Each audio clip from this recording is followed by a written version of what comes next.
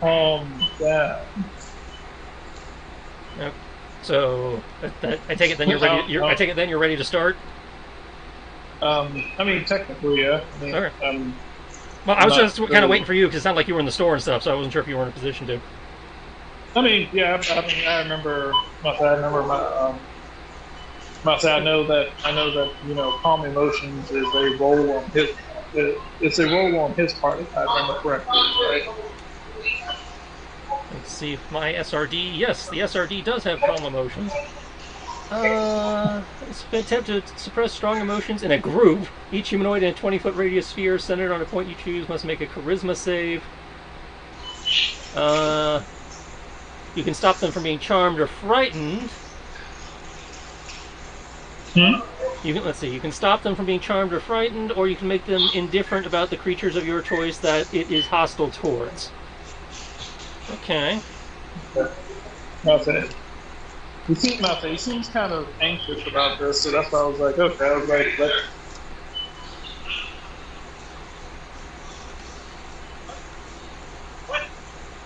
Well, let's see how he rolls, shall we?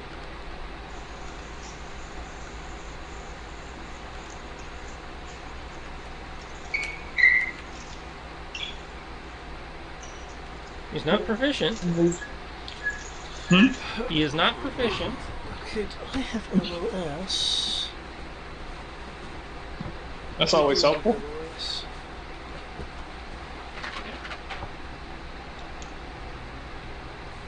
Thus, Tristan pulls a Tristan, which is usually the opposite of a David. By the way, that shit was crazy. Don't pull a David. Okay, one.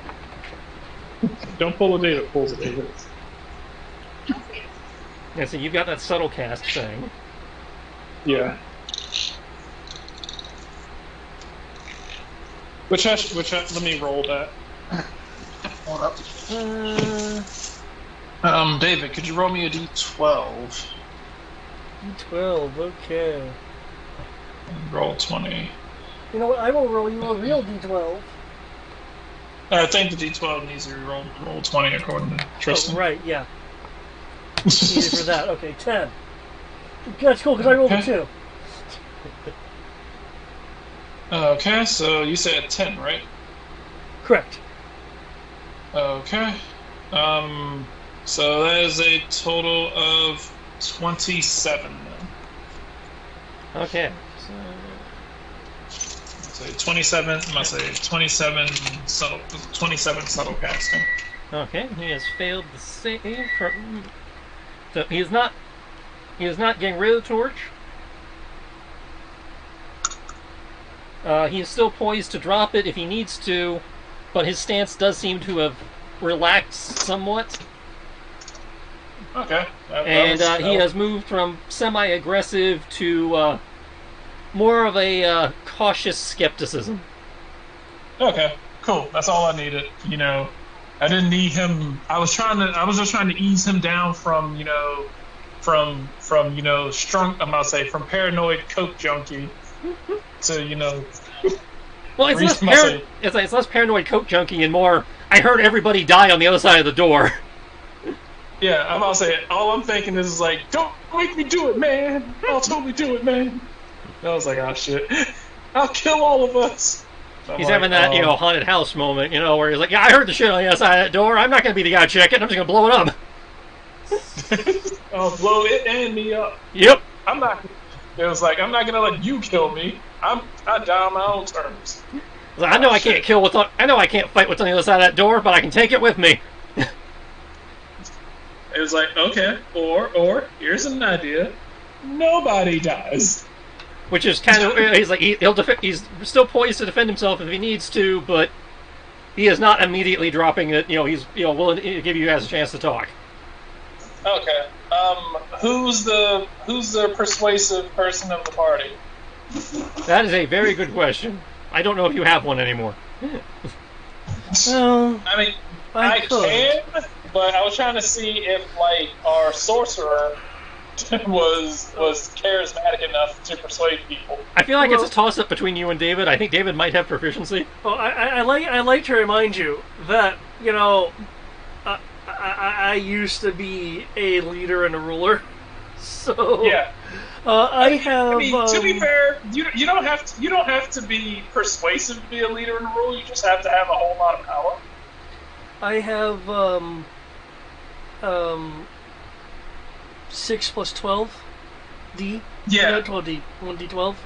6 plus I'm 1 also 6 plus 12D. Yeah, go for that. Yeah, go with that one. Sorry, six plus proficiency bonus. So. Yeah, you would be better than me. Yes. Okay. Well, while you figure out how you want to phrase this and what your role, and making your roll, I have to go check on the food because that should be pulling up momentarily.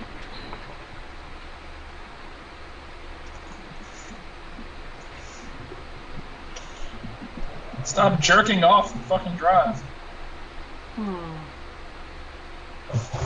Now, how do I want to do this? Half-price pizza, though.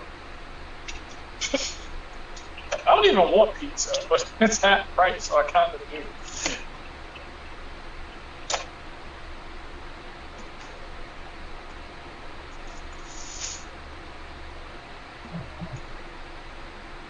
I'll take a look at it when I go. Is it? I don't know if you saw it, David, but is it like half off menu price, or is it just half off everything? For Domino's. Oh no, I didn't. I didn't see it. Trish was the one looking at his computer for it. Oh, okay. Now, for calming down this guy, you just use calm emotions, yeah? Yeah, I use calm emotions, which basically makes them, less hostile. They'll still protect themselves, but they will think more rationally. So they're more open. They're more open to talk. It basically takes a hostile person and makes them more open to conversation, as opposed to immediately shutting down every single last thing that you say. They're actually willing to talk and listen. Okay. So you can actually talk to him and try to make a valid point.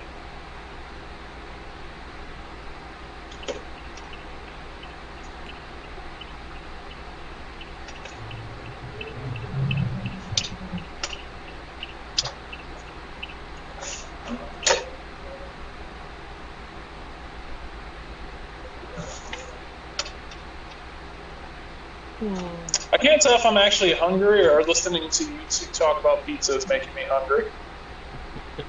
We'll go with that one.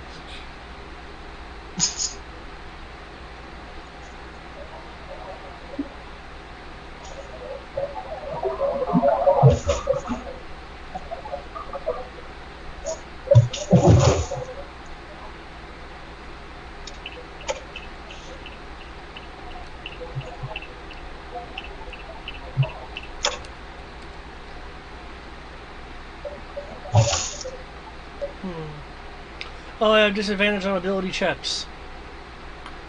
You said you have disadvantage on ability checks?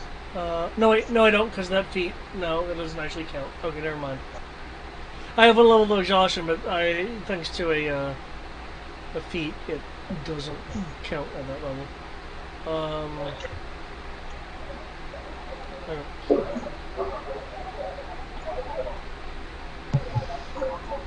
Okay. I don't want to lose this.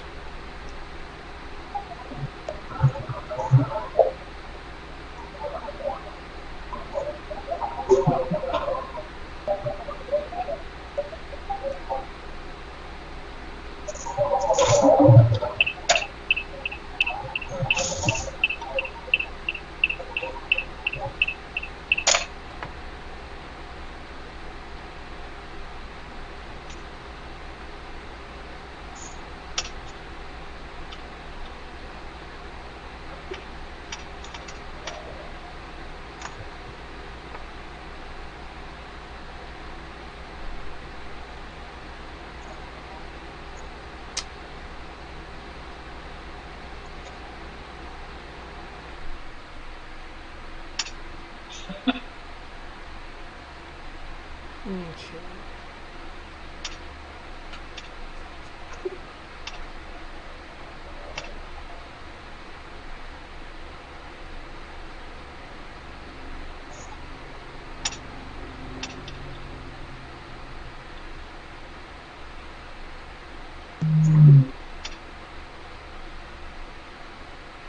Missed call from Eric.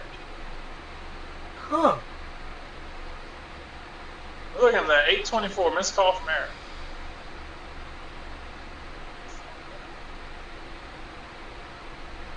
I'll say it's in chat at the same time that the first call started. So it makes me wonder. I was like, did Eric start a call, or is it saying that Eric didn't pick up, or what does it mean?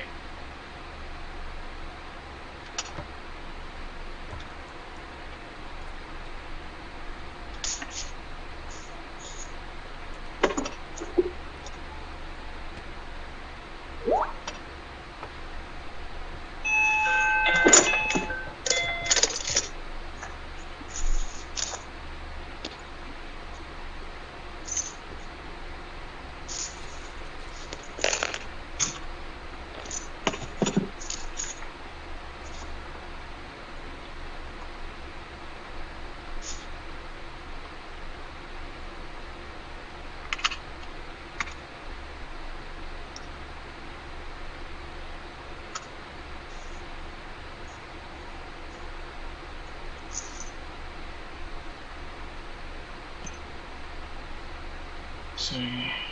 Hello. There you go. Got stuff. Let me see the house.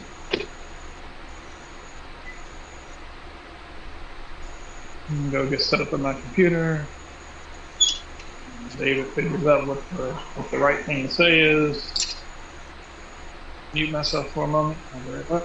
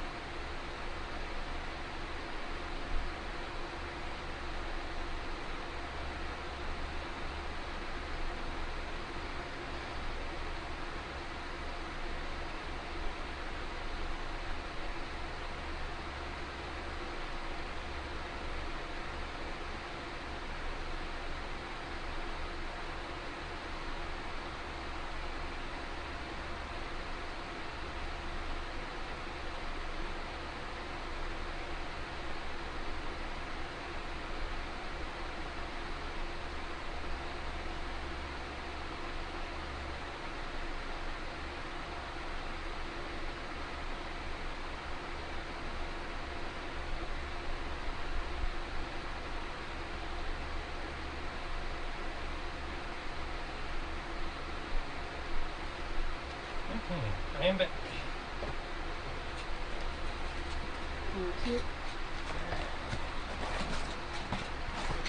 Try not to get it everywhere. Woo. Oh, wow. Yeah, super hot. Hot.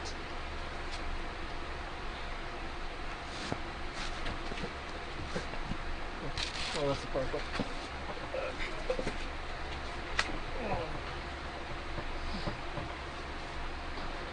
Okay. I will walk in with my damaged clothing and turn off my Foxfire, as I do not want it to. Even with Brian's calm emotions, he will ask you. He will like that. With a few steps within the doorway. He doesn't want you getting too close. Right.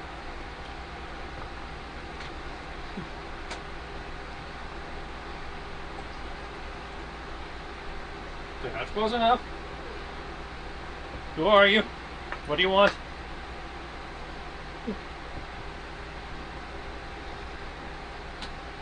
This level of stress is very unbecoming of you. Do you need some slices? Or? Yeah, I'll be getting mine in a second. Is very unbecoming of you. I'm sure that something has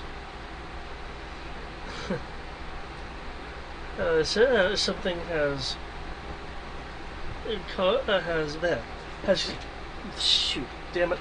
I'm sure that you must have heard or seen very uncomfortable things recently. And I imagine us as unfamiliar faces that you believe us the cause. As you stand here covered in the blood of the people from outside, yeah. Would I have blood on me since I never made physical contact with people? You're still in such close quarters between the two fights. Oh, okay. I kind of presumed that I was cut up but not blooded. I'm not talking about you. I'm talking about other. Oh, okay. I'd say you've got like a little bit, not as bad as like say Kriv, but there's a little bit of like arterial spray. And Okay. It's not your blood, but for once. No, but by all rights, I should be bleeding my own blood. I'd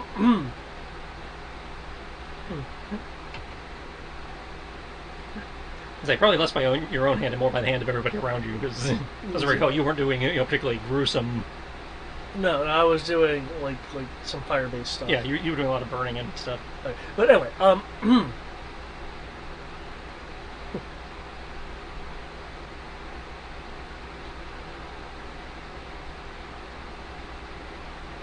well, you see, and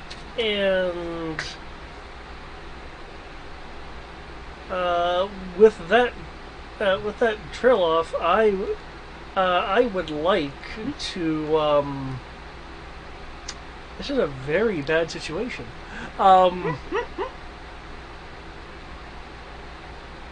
mean, he's not hostile like he was before, or scared, or necessarily as scared as he was before. But yeah, again, he still doesn't know you guys. But some random shady-ass looking motherfuckers have just kind of kicked in the door and started murdering people. Like that scene from Monty Python. Okay. Because to confirm, as far as we're aware, and judging by his reactions, he does not know who has done anything, just that things have happened. Right. Based on the fact that he's been in here the entire time, because you would have seen him if he stuck his head out. He would have heard the fighting outside, in the hallway there. And he knows you are not the guys that were stationed there. So he can presume you're the ones who killed them.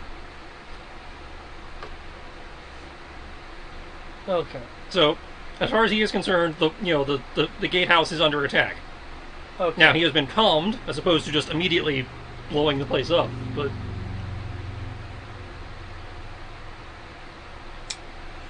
Okay, and I suppose weaving a... Well, this is the second level. There's no plausible reason for anyone other than guards to be here.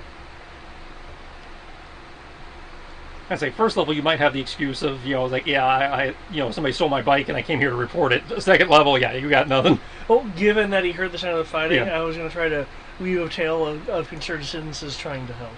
But this is the second level. Might fly, but definitely would require a higher deception check than some other approach might. Yeah. That said, I'm trying to think of something. passive perception will indicate to you that he is of the city guard / watch, not of the Inquisitors. Okay. As his uniform is very clearly. In which case, I may not need to weave a tale. Instead, I believe last phase of the adventure mission section. Well, no, he had confirmed that his only loyalist in here was that one dude. The only person that he actually, had, who was, part of his faction was the one dude. But Yeah. you have encountered other guardsmen that are just doing it because their job and they're required to, or because they don't have a better option. Or Okay. it's like most of the guard you have encountered is either doing it because it's required of them by duty or some personal sense of motivation, or Okay. In which case, I there do, have been, I do believe we were given I seem to think it was a whistle or something. That With signal. There was like a faction sign of office that we were given. that you were supposed to present to Mud. Yeah. I was even thinking before that with the cell block thing. Because for the cell block thing, you were supposed to present it to the guys guarding the cell block so they would let you pass. Yeah. But again, that was part of his faction specifically, because he had like a little cadre of people that he knew were loyal. Right. As opposed to guy on the street where it's a crapshoot. Yeah.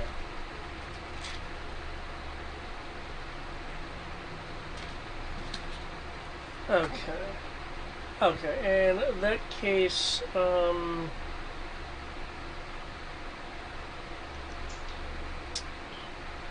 okay.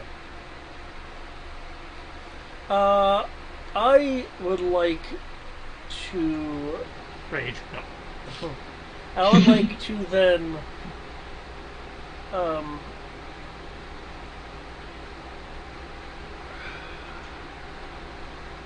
weave a tale, of,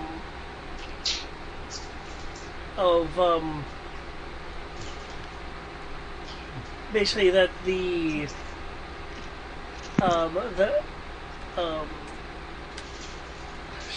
No, I'm overthinking this, is what I'm doing. Okay. Simplify it. Simplify it. Okay.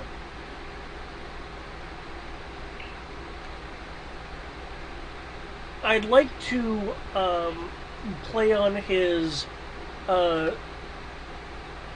duty of protection, and that how, you know, by doing anything like, say, dropping the torch, or getting involved in a lopsided fight would result in him being unable to protect anyone in the future. I'm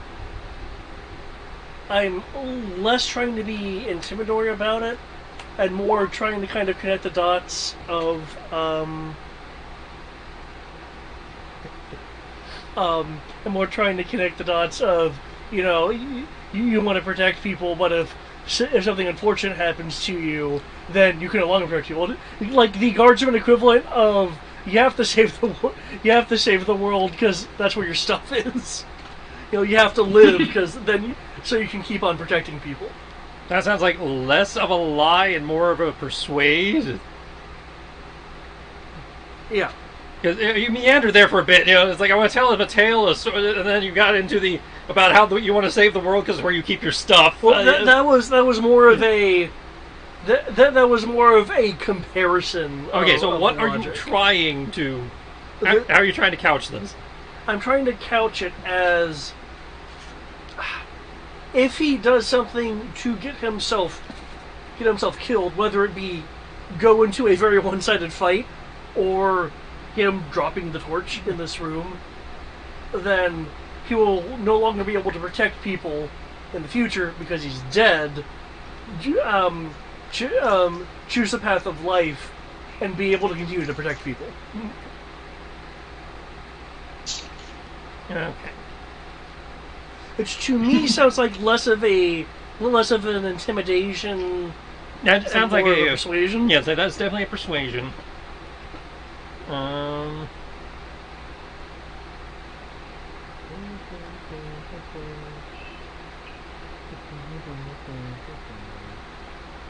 Wow, that's actually lame. Quickly change it, make it not lame. No. I was looking at the list of damage they had for if he blew up the room. I'm gonna guess 10d8. 8d6. Oh. Damage if you had blown up a single barrel.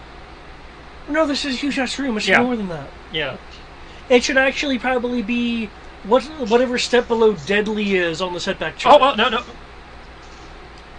Okay, that's fair. They have a minor caveat to that. Fratricide. The cannon bay will be utterly destroyed, and rubble will rain down into the north gate opening below as the floor gives way. The people down below take 8d6 damage. The people in the room and in the hallway just die.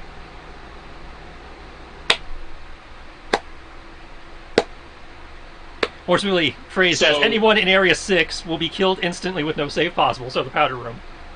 Anyone in Area 5 will take Dot, dot, dot. Who are we kidding? They'll be killed too. So no save, you just die. If you are in the room when it explodes, yes. I would argue. I remind you, this adventure was written for people a third your level, so you guys probably have enough hit points to. Okay. I'm not saying we wouldn't get we wouldn't possibly die. I'm not saying that at all. And we should have the risk of death for standing in this room. Right, I have to open the DMG and go, okay, how much is a powder? How much does it do when you have this much of it? I would think the deadly the deadly level of environmental damage or whatever that chart, that chart I'm talking about is? Yeah. I would think that'd be a simpler way to do it, but if you want to calculate it per barrel, go right ahead. I want to make sure I don't lowball it by doing that. Oh, okay. Because doing that would be, 24d10, that's nothing to sneeze at, but... That's potentially an entire character's hit points. Mm-hmm. But no, I see what you mean. Yeah. But anyway, so it was persuasion? Yes, that would be a persuasion. Okay. I'd probably be the main person to die from that. And I'm going to have him roll insight. Okay. For all the good that does him, because the template I chose for him doesn't have proficiency.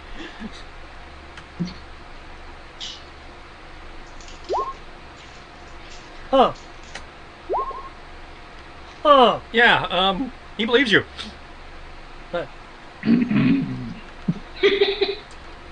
That you'll cautiously lower the torch from ready. I'm no friend of these guys, regardless. But it was, keep manning my post or die. So if you're going to give them what for, more power to you. Shit, you know what I should simplify it as? That what was it? That Quatmalot thing? Yeah. Oh, choose to Absolutely, live. choose to live. Choose to live. That probably would not have been the best approach. Okay, I see what you're talking about. 50% off all pizzas at menu price. Yeah. I thought it was just all pizzas. I was like, holy shit. Means I can get 2 pizzas for $6. It still came out cheaper doing it that way than the $6.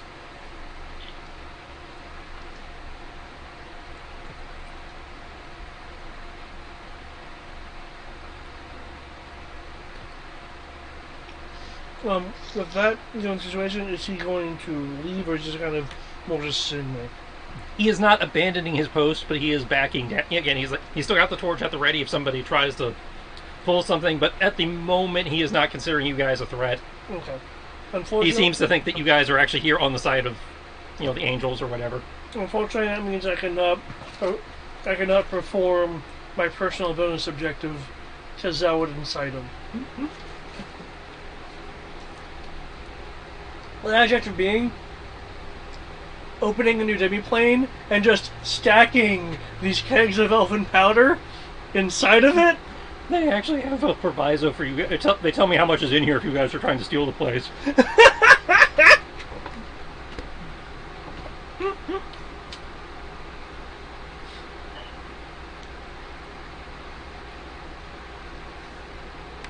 Technically, I could use some gunpowder. Well, gunpowder, or rather elven powder, has many different uses. Mm-hmm. I mean, most obvious one is just a big bomb, but there's other uses too. Is there anything I can do to help? Keep in mind, I'm just a gunner, so... I'm a master gunner, but still just a gunner.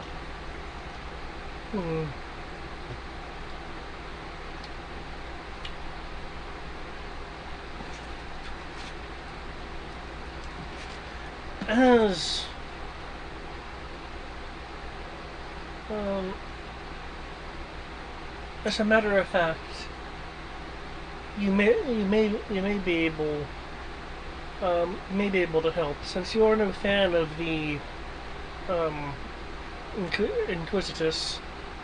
I assume then that they are effectively much like yourself. They're effectively forcing those guardsmen on the lower levels to, well, maintain their posts and work all kinds of hours. Well, they don't like leaving us alone, so it's a mixture of Inquisitors and us service types. Is there perhaps then some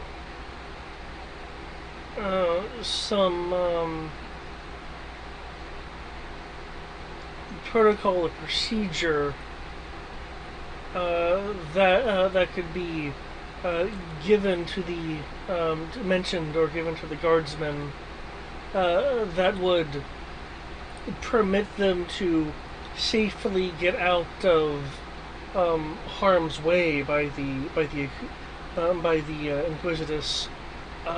Hopefully, nothing as devastating as request for a fire brigade. Well, hang on, let me read the adventure backwards again.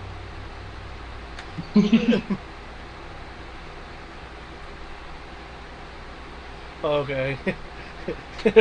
Sorry, I thought it was more of like a procedural policy question that I didn't think the stereo itself would actually cover. Well, I'm checking to see which side the guys downstairs are on. Okay. I went on my spell list for a reason. I do not recall what it was. Oh, I just remembered. Okay, yay.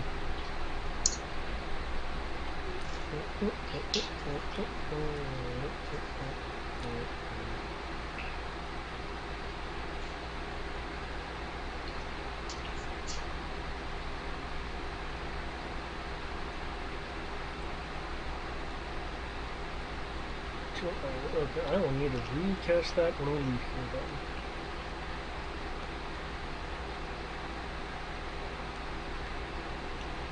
Now, let's see.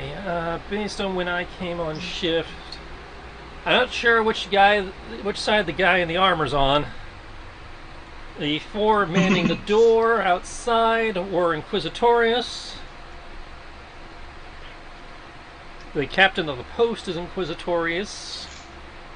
I think there's only two other old watch left.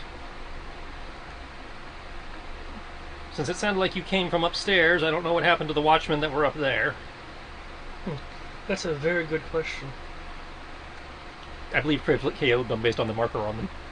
Yes, I just wanted to pretend like, oh, I don't know. Oh, damn, you can't use it on objects. There's three little things you can use on objects. And if I remember right, let's see, today's that. I think the ones on shift.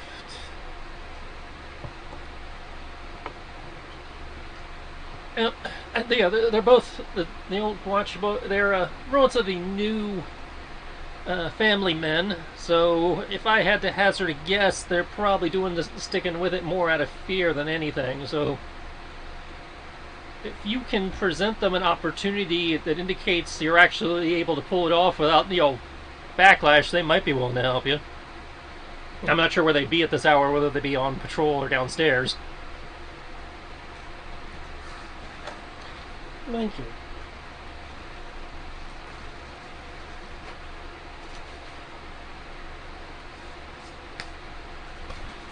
Not all of the watches turned, but enough have for it to be a problem. Oh yes, I can imagine.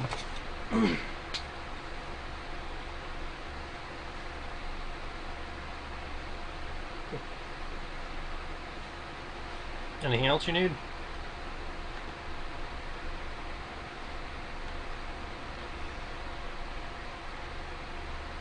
Well, do you happen to have any keys for locked doors that may be downstairs?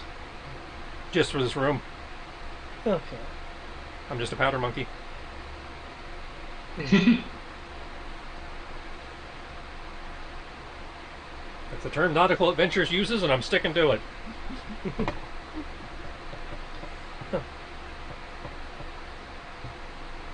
A dude in charge of gunpowder, aka powder monkey. Well, you enjoy the rest of your day then. Alright, that's all you need. Unless anyone else can think of some.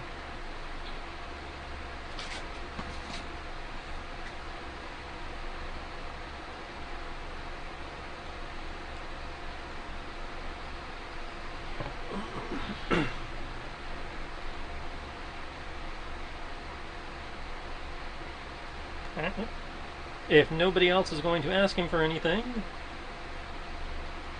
he is going to proceed to slip out into the hallway, take a look around at the situation, and begin trying to figure out what to do with the bodies.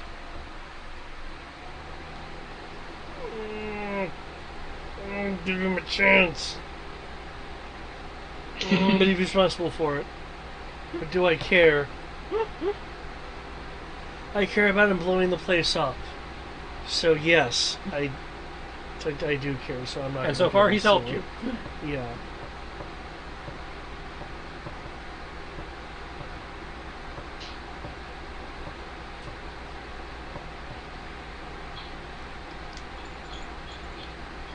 Well, it sounds like it's time for us to try to go downstairs. If I can go to the edge of this hallway here and look at.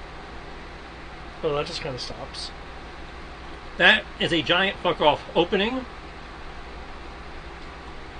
Based on its position relative to what you saw upstairs, that's probably where, part where they bring in the cannons via the crane. Okay. So that is just a loading dock, basically. Well, I'd imagine there's a way to get from level 1 to level 2. This is the only door you haven't checked. Oh shit, there's a door there.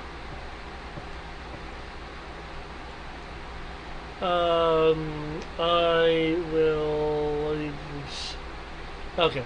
By all rights, it should not be trapped. You're free to believe that. That being said, do I see any magic coming from it? Nope. Okay.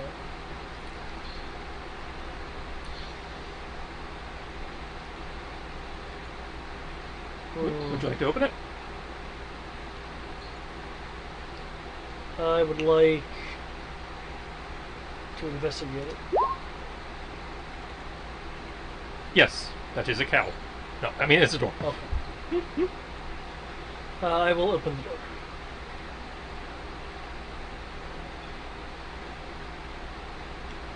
You see another spiral staircase leading down. Oh my! Or rather, a spiral staircase leading down. The other one wasn't spiral. I don't think. Was it? No, it was spiral. Okay, yeah. So yeah, another. Oh my! A descending stairwell. Wherever will it lead?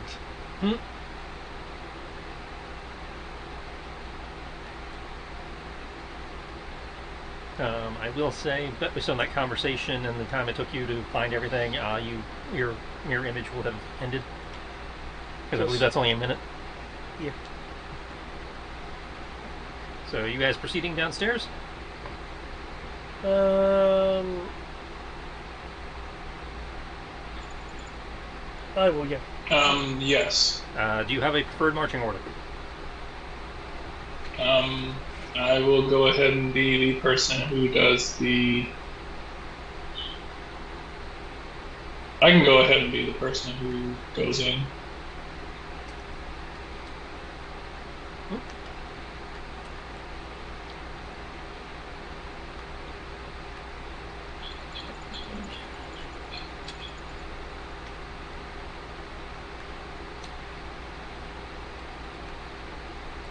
Okay, you guys should now be on the first floor.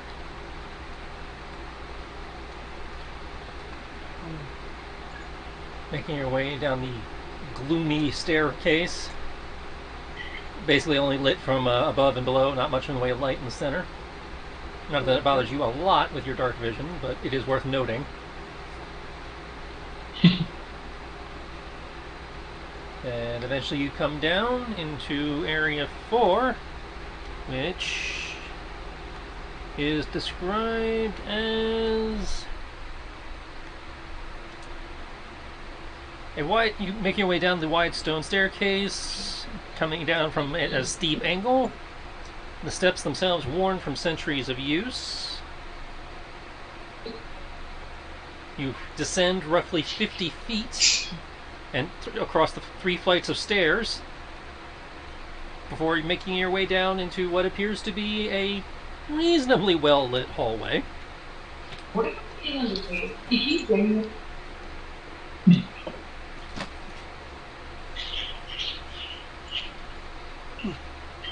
If you had to hazard a guess, this is probably the ground floor. Okay. do my... Go ahead and do my searching thing.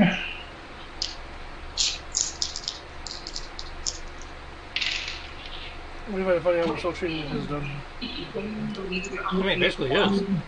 Mini dungeon. Well, I get that, but in my mind, I wouldn't think the guard's house would necessarily have the kinds of traps that a traditional dungeon would have.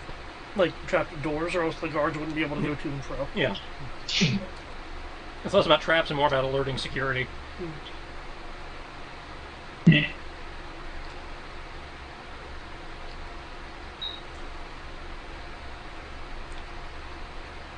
But who knows? Maybe I have some kind of weird Magitech crystal crossbow security camera minigun thing.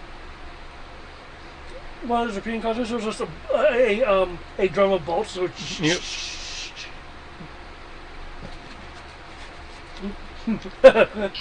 medieval Tommy gun. Piano wire laser grid. You're all going to die down here. The green is really like a fire elemental, like a small fire elemental.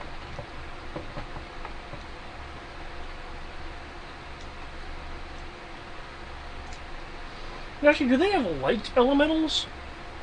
I think they had to do in third party. Okay.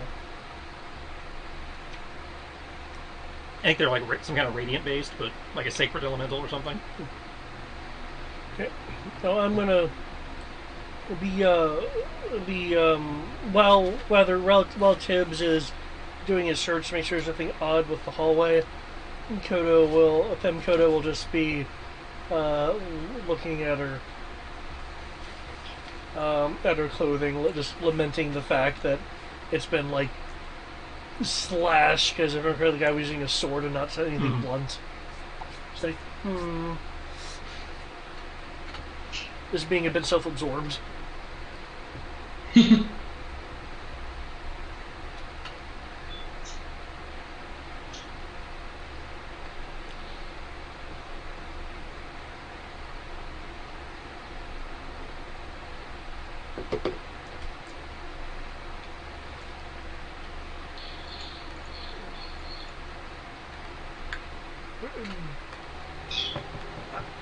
I guess Tibbs doesn't find anything. I mean, I don't see a roll, so. That's it. He said he was doing a search thing. I went for him to roll it. Yeah, I'm about to say, hold on, sorry. I figure you're busy, yeah. No, I mean, no, I wasn't. I was trying to look at my sheet to make sure I was doing the thing. Okay.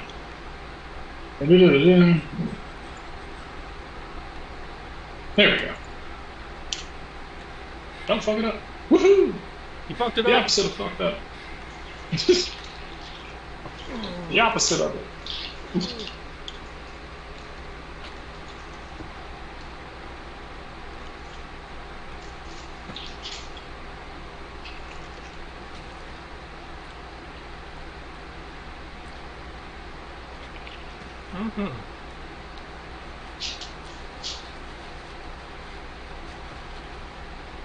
You do not see anything out of the ordinary for a hallway such as this.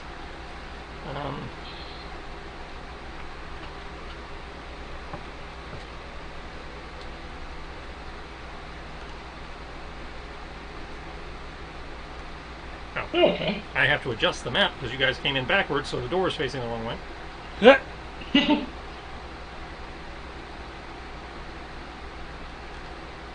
we go.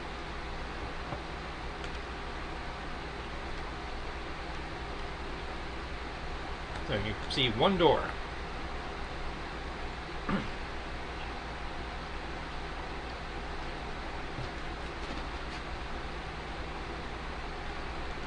Okay.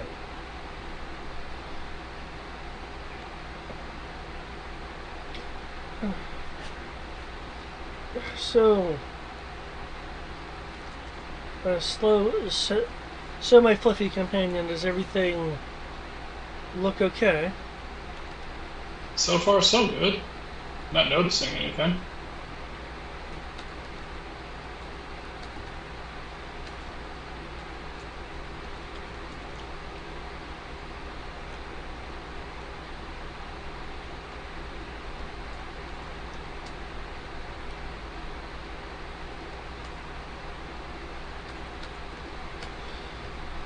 Okay.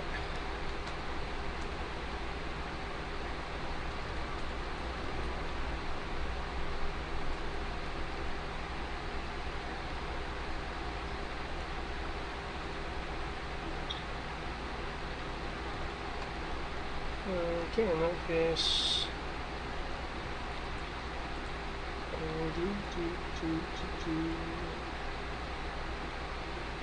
Yep.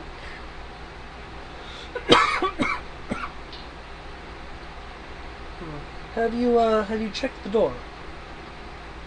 I was gonna try to. Okay. Might I suggest listening to it first? That sounds good. I do like that idea.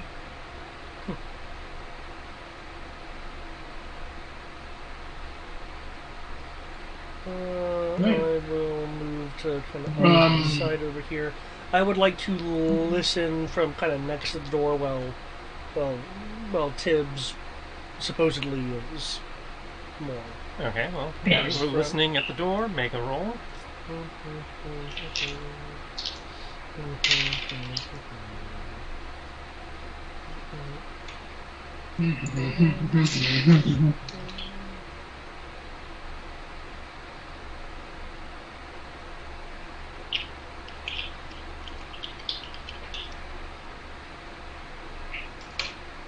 Oof.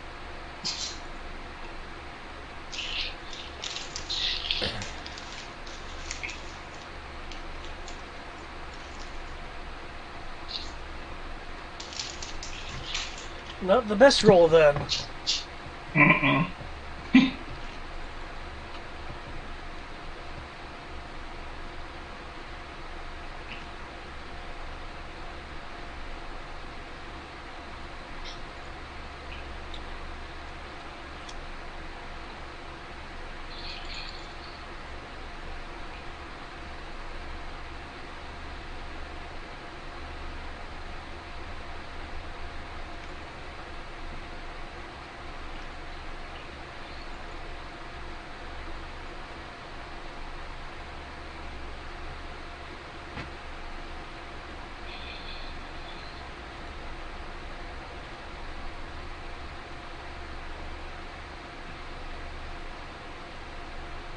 Okay.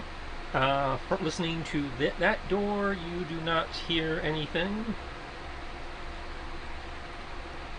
There's faint light coming from underneath it. Probably torch. Based on what you've seen in the rest of the facility.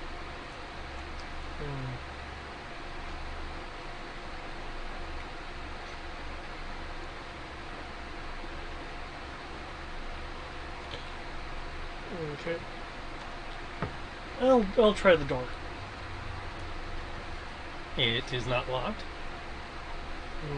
Okay. Open. Pops into the dynamic lighting layer, opens. There you go. You see a door to your right, a door to your left, and a door ahead of you. Based on your earlier observations and the appearance of said door before you, it is probably the one to the outside, as it is the sturdier of the three. These interior walls, since I've walked through a door on this level, how thick do the walls look? Extra thick. Reasonably thick. More specifically, can I gauge how sound dampening they are? Well, they're stone. Like you'd that. guess somewhere in the neighborhood of a foot and a half. Okay.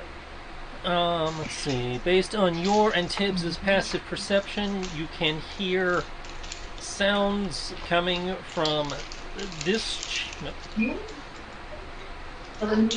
chamber that sound like muffled conversation from multiple voices.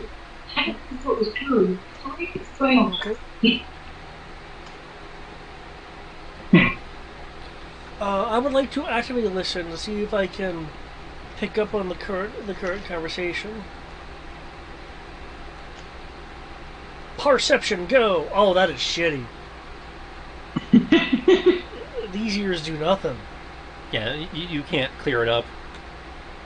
If anything, it got harder to hear now. Harder to understand what's being said now that you're actually straining. Tibbs, can you... Tibbs, go and make out what they're saying. If it's something we could use, perhaps we could cleverly outwit them instead of the more obvious. I certainly can't hear anything, which probably means it's nothing of importance.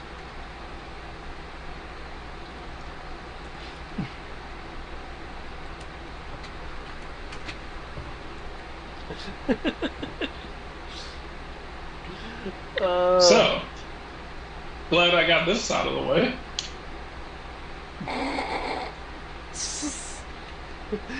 Damn doors!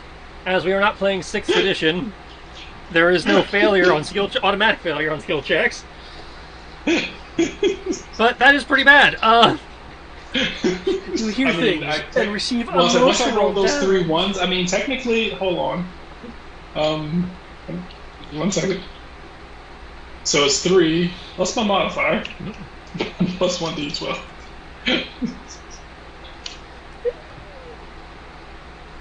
Oh damn! Okay, that's way better than me. Okay, let's see. That's a semi-thick floor. But it's not perfectly dead to the ground. You are lower to the ground, so it's probably... okay. It sounds like multiple voices, but the words are a little strange to you. There's something about playing a ballista in attack mode and being countered by a pit? Somebody's casting fireball to destroy an army of trolls? Is that perhaps being countered by a mystical typhoon? He's not sure. He's only getting like half the conversation.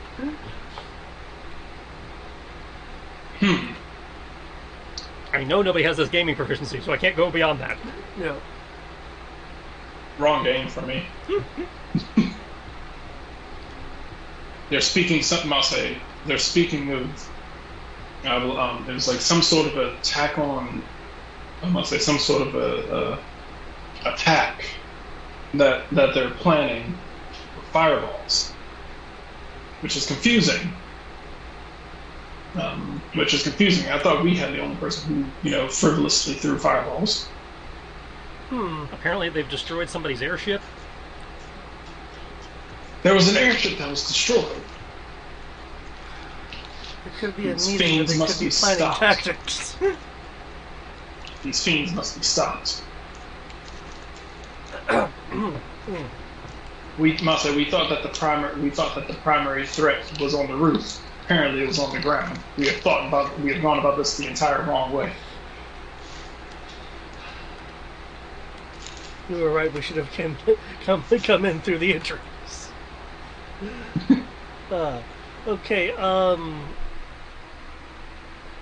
They obviously have the ability to silently bring down an airship. Okay. What I would like to do. Oh, that is cheap as hell.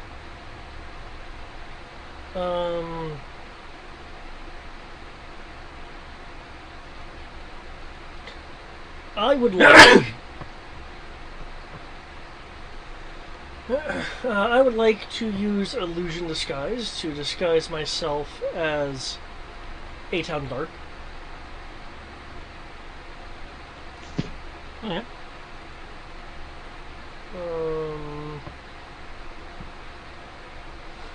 I guess I'll throw on a little dot.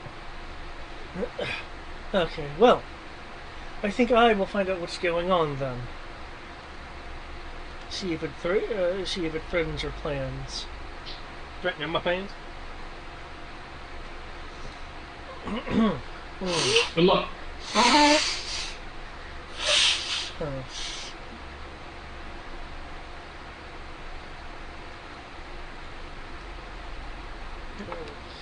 So you are entering the room?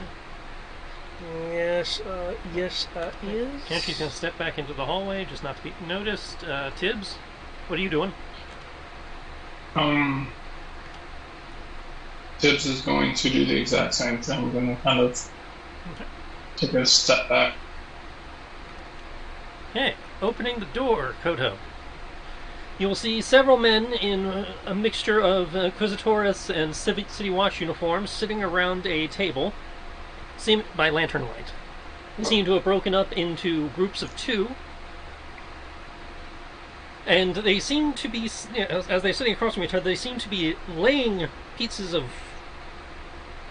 some kind of card or parchment on the table, and going on about, some of them are some of them are turned at a 90-degree angle, some of them are, vertical, and just listening to the dialogue going on between them, you can't tell if they're discussing military strategy or if they're in an active battle right now with how they're phrasing some of these things.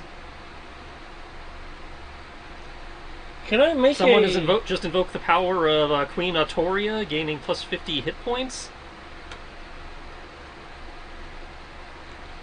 Okay. I want to first ask a question which may just forego a roll.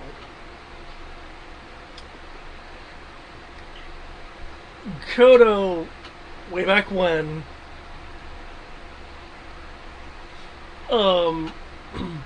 was a parrot, and presumably he allowed his kids to play games. This game, you can make me a history check, but I can guarantee you this game is not as old as you are. Oh, I'm wondering, is that enough to at least tell whether this is a game or some sort of, like, remote casting? Let's go with intelligence check, actually. Okay. I can also go with passive investigation, or active investigation, right? Okay, well, I already clicked intelligence. This is fine. Unfortunately, so it was a pretty good roll, though. On a 15, you're not familiar with this particular one, but it does appear to be some form of card game. Okay. I imagine you vaguely recall seeing it in a few of the taverns you guys have stopped at, or something similar. Okay. It's using that new hardened parchment. Okay. You recall one tavern in particular, there was an argument about whether Adamantine Isles was a valid faction. Okay.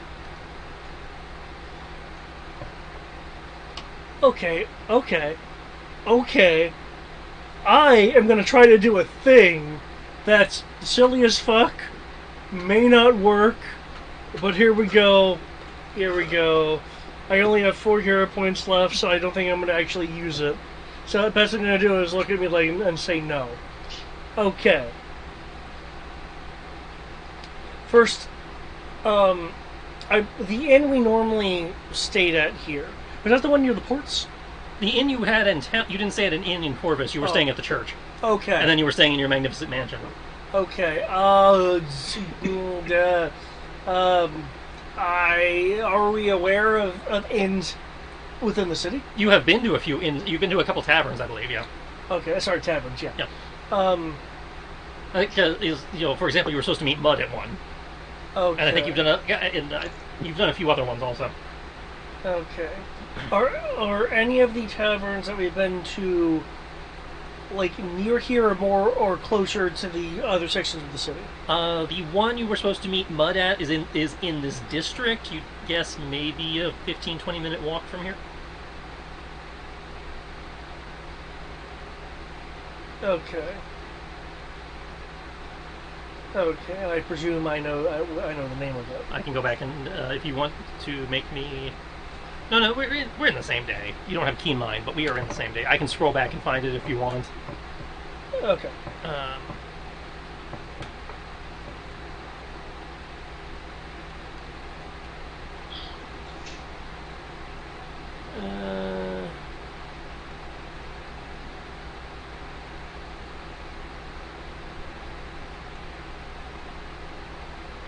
The Dancing Swine, which is... Oh, sorry. Yeah, a few minutes. So about... Okay, closer to 10, 15 maybe? For a few minutes. But yeah, Dancing Swine was the tavern you were supposed to meet Mud. Okay.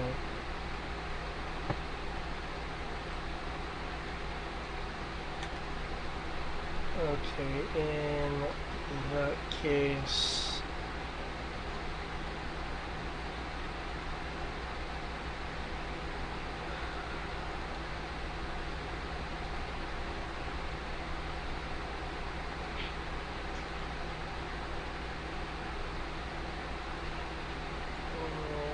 okay.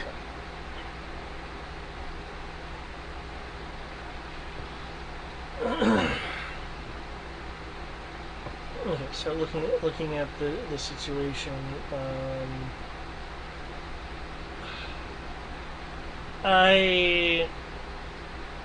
would it be a performance check to kind of look like that I've dashed from somewhere?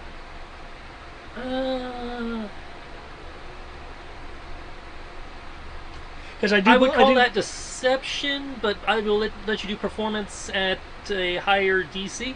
Okay, because I got it wrong, but performance does cover acting, which is why I was asking. I'll double check because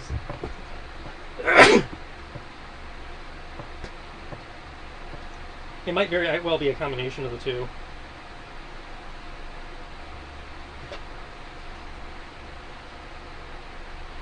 Performance determines how well you can delight or entertain an audience with music, dance, acting, storytelling, or some other form of entertainment. Okay, that is very specific. Okay. Which is why it's like, I'll let you do it at disadvantage and a slightly higher DC, but you can do it. Or you can go with deception. I'm just as good at deception. I just thought of it more as like a professional skill versus how they have it. Well, that they are treating it as a professional skill. Specifically, they are treating it as the performing of the profession before a crowd. Okay. I just kind of thought you could, like, take elements of it and use it in different ways. But okay, I can do. Yeah, like I said, I was open to that idea. I was just telling you it was going to be a different DC. Oh no! It's just, if deception's easier, one, I'm just as good as that, at that. Okay. Okay, in which case it's going to probably be a multi-deception roll then. Well, what are you trying to accomplish? Let's start with that. Okay. I am wanting to look like that I've rushed in here, and it was the swine, the dancing swine. The dancing swine. And proclaim that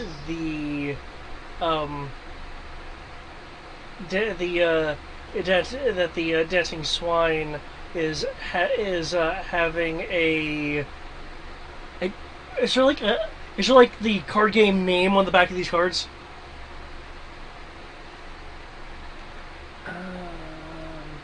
You can make me a perception check to see if you can, or investigation. I'll allow either one for this.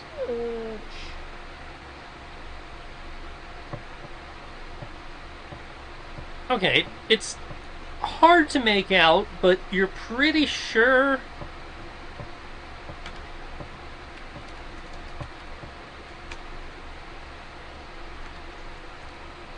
Dungeons and Dice monsters. The fuck is that?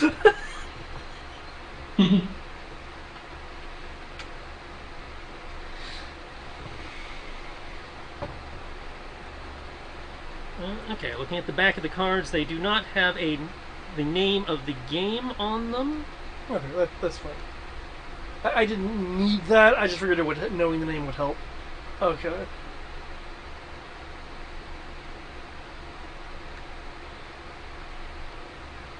Now, the backs of the cards appear to have faction crests. You recognize the heraldry for both the Republic and on the Guardsmen seem to be playing a Republic deck, and the Inquisitorus seems to be playing a deck using the crest of the God King and the Inquisitorium by extension. Okay. Shit. Dancing Swan? Dancing Swan. Dancing Swan. Okay. So, look like I'll rush in and, like, proclaim that the Dancing Swan is having and, like, gesture towards the card game tournament. at the last second, a few teams dropped out, so they're leaving an opening. It's said that the first prize is a scimitar of speed, and the second prize is 50 platinum.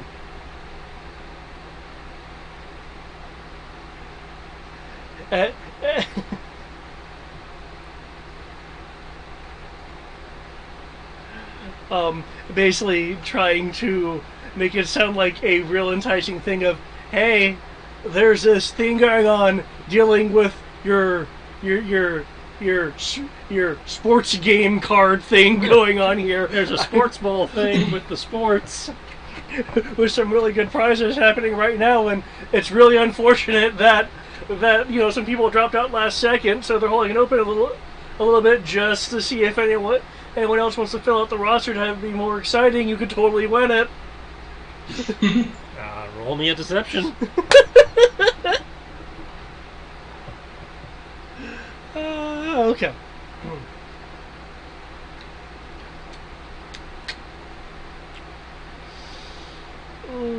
Don't fuck me, Gil.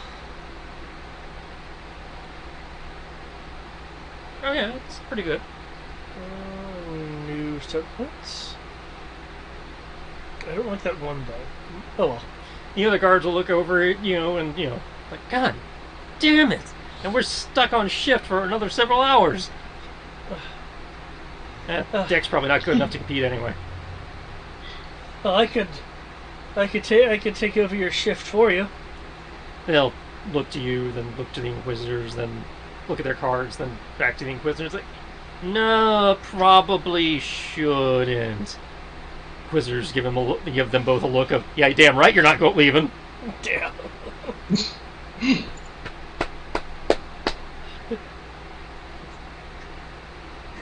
I hear they're having card games on Writing Birds. Okay, I'm not actually say that. That'd be a bit much. That would have been something announced, and not going on during an occupation. Okay. Card games on motorcycles.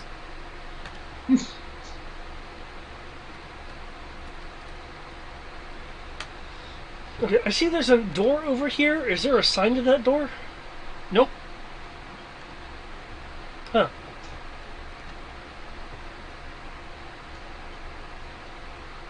It's just a average-looking wooden door.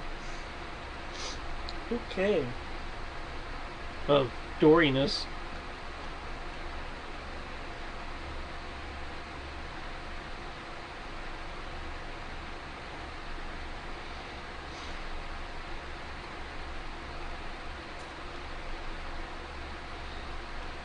Okay.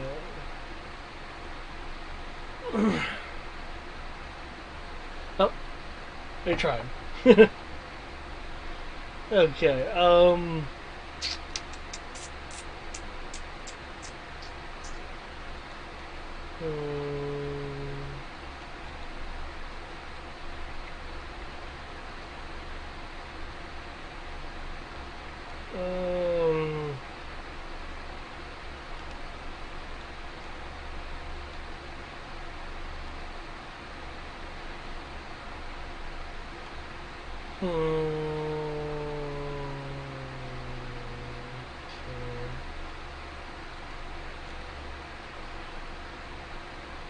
Is there another chair at the table? Yeah, there's a fifth chair. Right. I will take a seat then. Okay, so you are watching them play card games. Yep. For the moment, they seem distracted enough by the game to not question who the fuck this new guard is that, they by all rights should recognize as not belonging at this post, given how small a post it is. Oh yeah, but they're also the city guard, so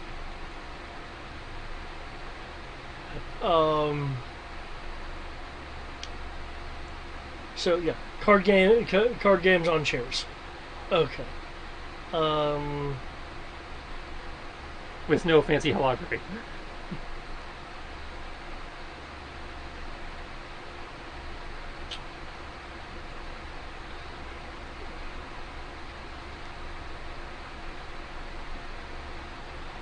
Damn.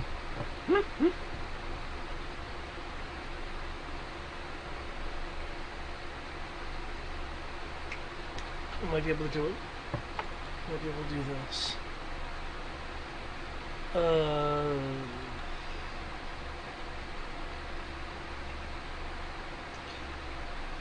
Did we get the telepathic bond on?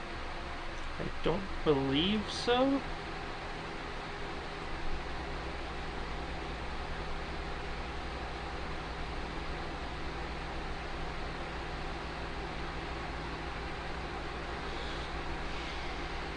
Okay.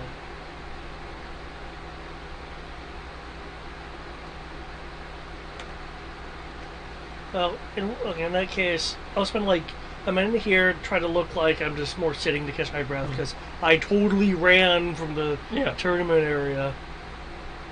And then I will get up and leave, closing the door behind me. Approach the group. Well, they're playing cards, and my attempt to drag them away with an enticing sports cards game did not work. But I am thinking I could silence the room and we could dispatch them.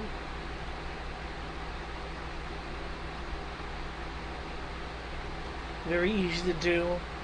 Unless someone does something to vibrate the entire room, it should be quite unknown. And assuming that the door is closed.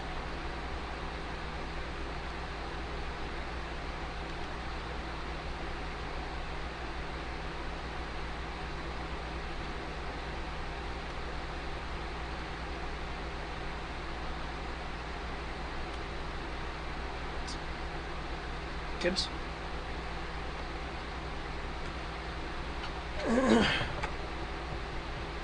Alright. Yeah. He's talking to you. Oh, I didn't know he was speaking to me.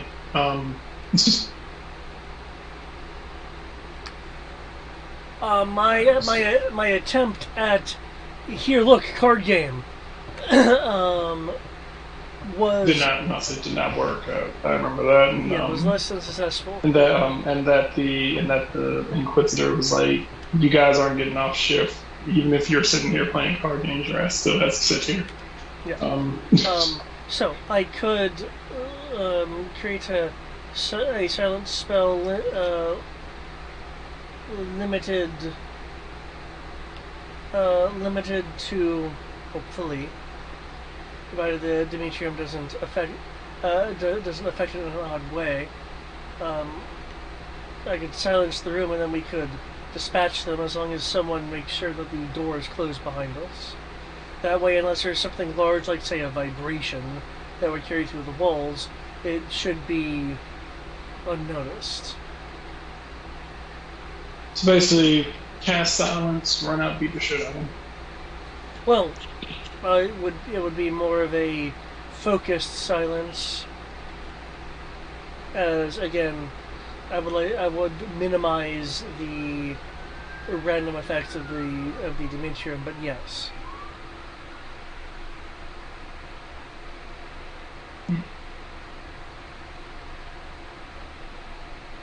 Yeah, give me 6 seconds, and then. Oh, yeah. Yeah, give me a few moments, and you can. The two of you can come in and assist in rendering them a non-threat. Do you think you need me? I could keep an eye on the front door, just make sure no reinforcements blunder in. That does seem useful.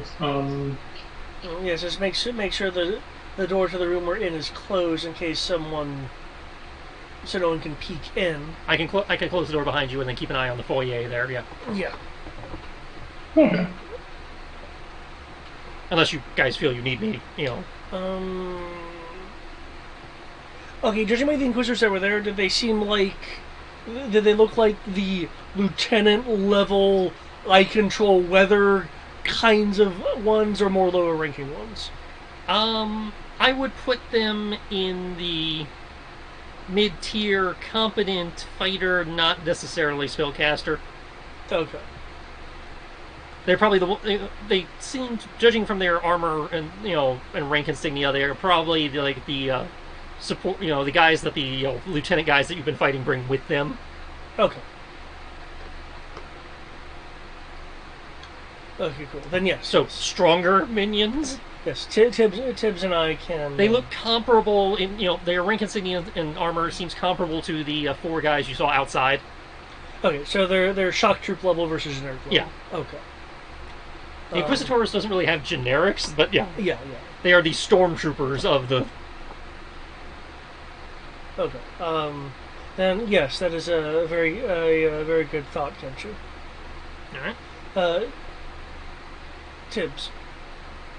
Mm-hmm.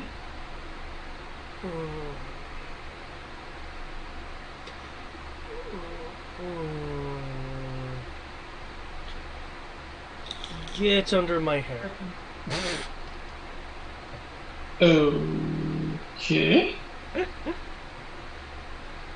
That'd be like a stealth? I will count that as a stealth, sure. And I'd like to kind of slightly. I'll give you advantage because Kodo is sort of assisting. That works because I already have stuff for hiding and for to hide in partially obscured areas. So yeah. It's like Kodo has a lot of hair, so. From what we have seen so far, at least, all the yokai do. Yay, redemption.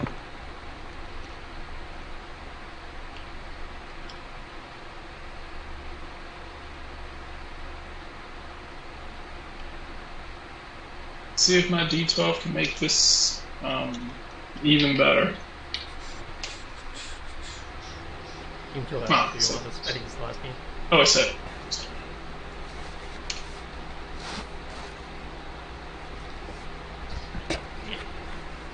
Alright, 30 stealth. Okay, you are super hidden. Alright. Okay.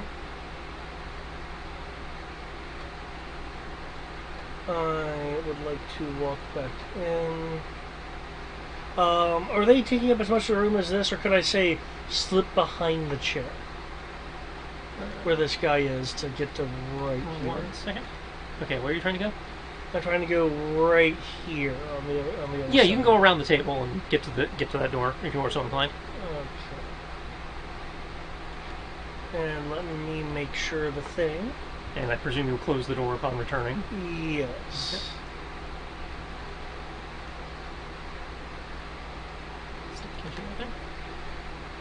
Okay. It's level 2, which should be 3 mana. The thing I want to do is going to be 4. Okay.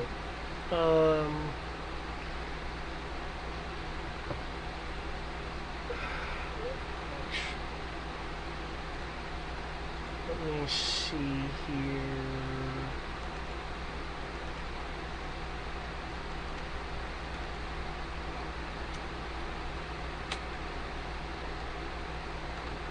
Okay, that would not function the way I want it to, which means my other idea is probably going to be closer to what I need to.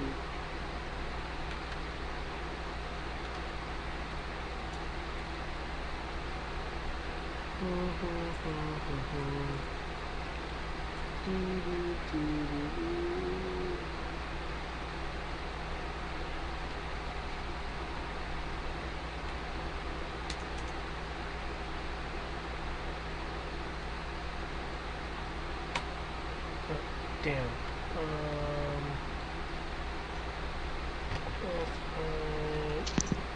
Those of you who are intending to do some shit, please roll your initiative. Oh, I can technically do that. That's right. I will have my gun drawn from inside of his hair. Get this little predator turret coming out. And you know what makes this even better?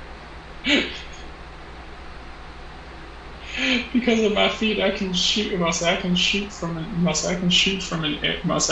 while concealed. And if I miss, they don't know where it came from.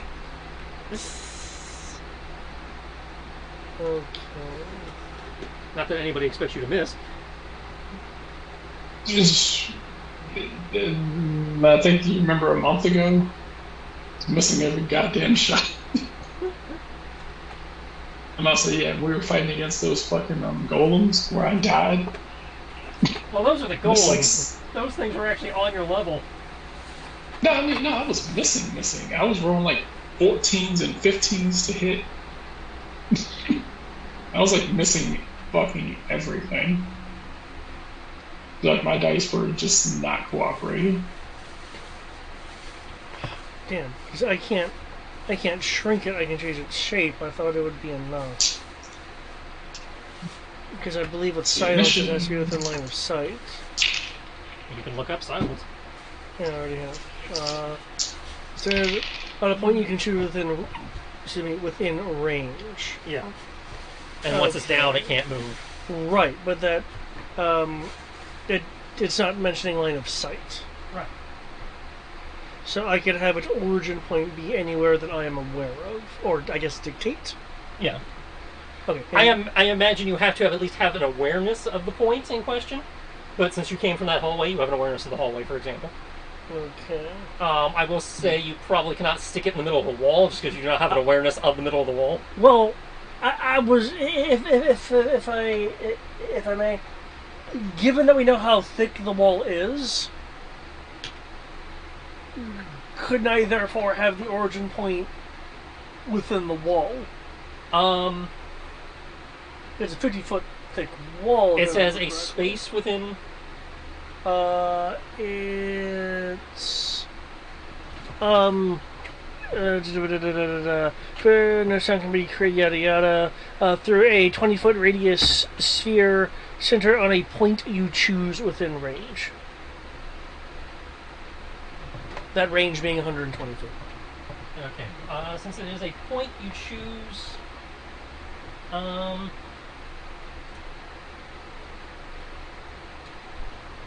let's call it, if you are trying to put it in the wall for your origin point. Yeah. Which you are just barely doing there. I'll call that an intelligence check to guesstimate where to blind, since you're doing it blindly.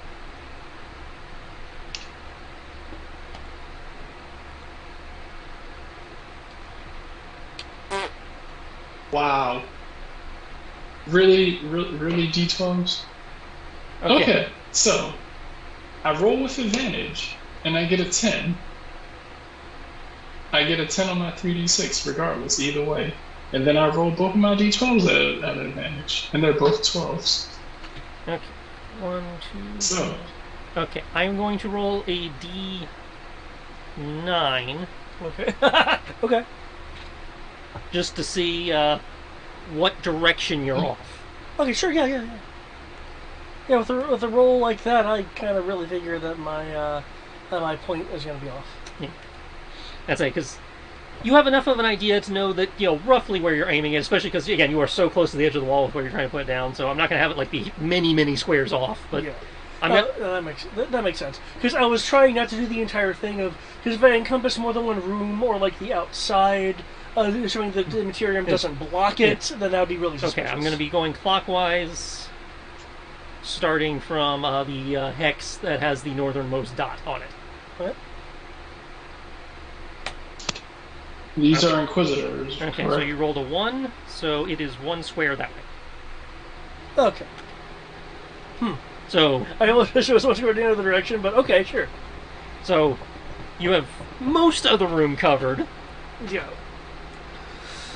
But if you back up towards the wall, so, where you and Tibbs are, you still have audio, but they... Cool.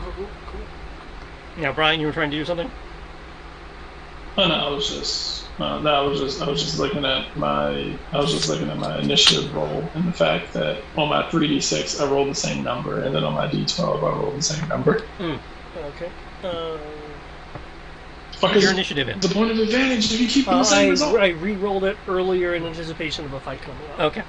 So, you will have a round of surprise as, somebody's really dramatic, as, one of the guards is dramatically slamming his card down on the table. You can't, really see because, his hands, and he's, like, shouting, like, he seems to think he's, landed his trump card that, like, has won him the game as he sets down, like, 5 cards in one. Oh, damn! Then he blinks for a second, like, looks around, like, looks at the other guy, then, starts making, like, frantic gestures. Alright. Blasting, I'm just kidding. So, the initiatives are in. I will sort. Tibbs, you have the surprise round. Let me double check what that surprise does. I know they don't get what the surprise condition does, rather.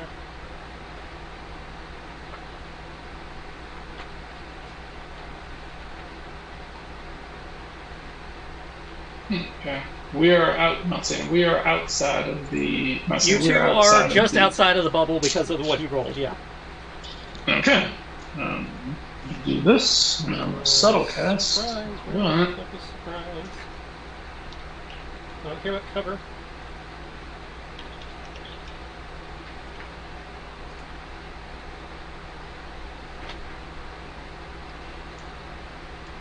Don't fuck me.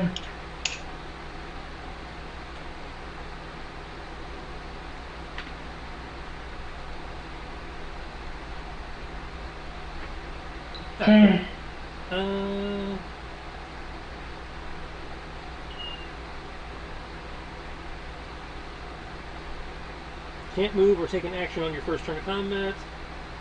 No reaction. Okay.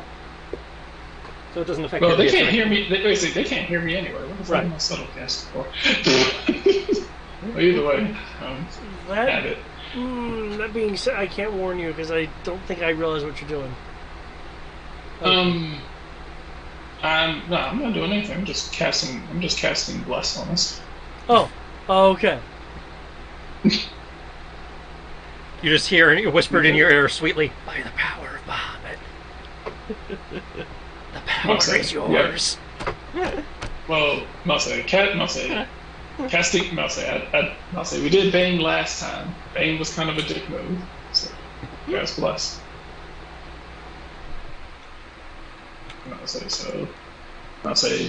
Lowering Tristan's ability to actually whack us. Dick move. I mean, it's valid. I can only complain so much. It is a valid move. What? It is, but lowering my ability to hit. Ah. I was like, that is kind of a dick move, especially when you were having problems to hit us in the first place. That reminds me, I also need you guys to roll your ACs. I did. Ooh, really? Oh yeah, I see it. Okay. Fucking amazing. Yeah, my AC's garbage. That's why I'm glad I didn't. It's not a guarantee, but it helps, And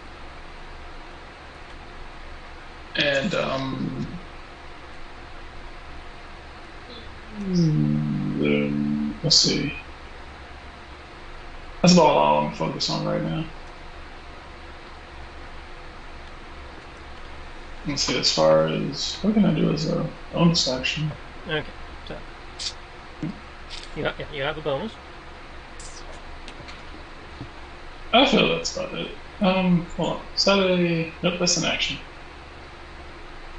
I'm gonna see what his goal is to do, but I'm playing support for right now.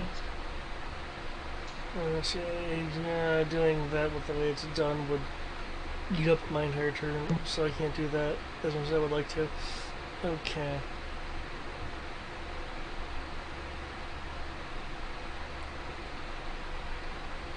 Okay.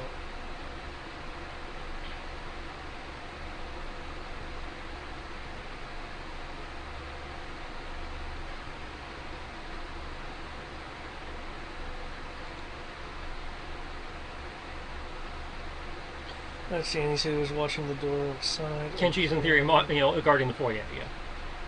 Okay.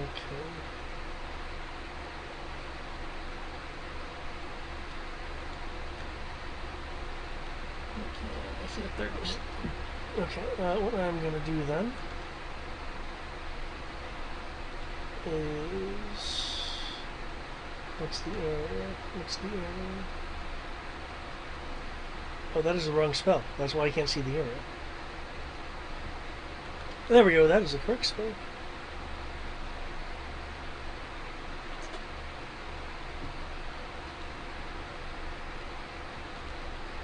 Oh man.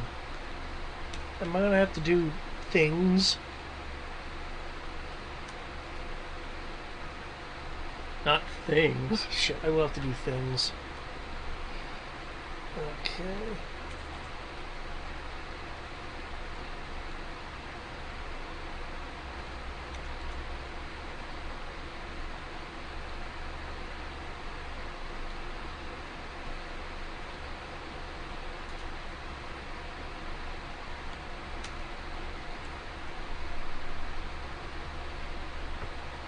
Okay, so presumably I'm actually in that corner. So my origin point could be right here. No, that would hit it. Damn it! The AoE of these spells, I can't compress them. I can reshape them, but I can't compress them. Yeah, I don't think they have a meta magic for that. Damn! Because if I do that, I would be that theoretically said, affecting out there. Shit, okay. That said, Yep. given how your spellcasting works, what are you trying to do? I am trying to shrink a 20-foot area into an area that would encompass just this room. Okay, well this room is 15 feet by 10 feet. So you're trying to take... So you're effectively trying to have it. So I will let you reshape it under the principle of the reshape spell meta magic, Right. but increase the level cost by 1 tier. So if you're the casting spell it, itself. yeah. So if you're casting it at third, keep counted as casting it fourth. Okay.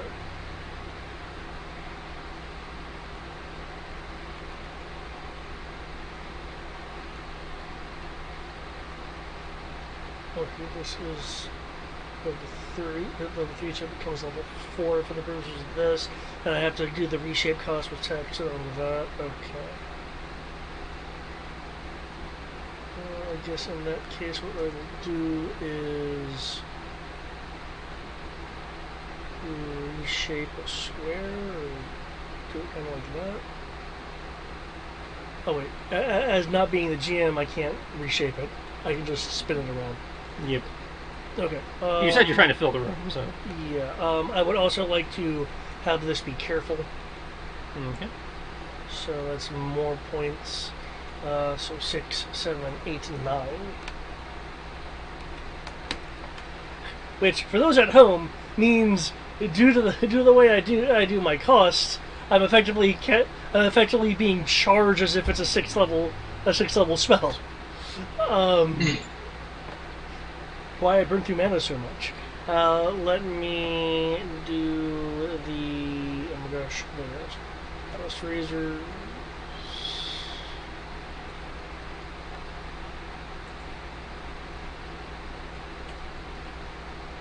Oh, freaking out. Here's the description.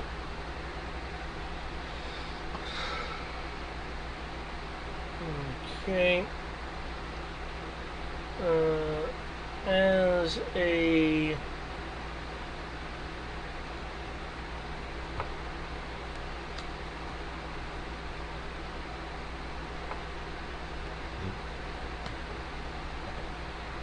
Okay, and doing a bonus action quick cast. I'm sorry, from earlier I just want to confirm the Inquisitors, do they appear to overtly be casters? Okay. Again, they are dressed as the other ones you have seen are soldier types. Okay. Okay, I was wondering if there's like a wand or something that was on the belt. Okay. So I cannot assume they're casters.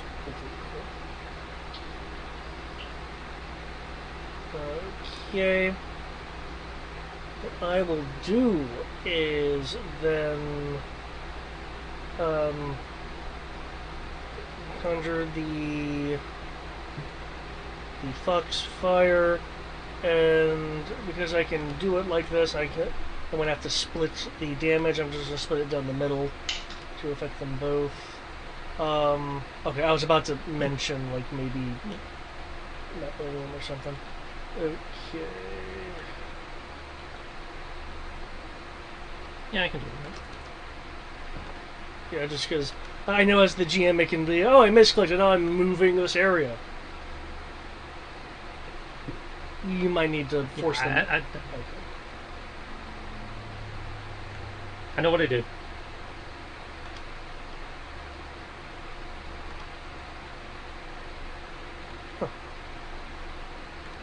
Did it not do my thing? Like your frozen razors? I see it. No,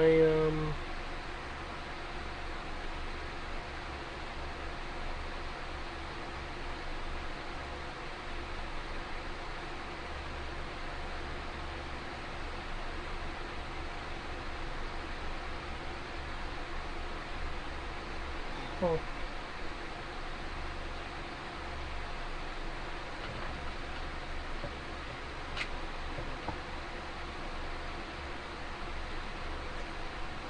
Okay, that was weird. I need to fix that.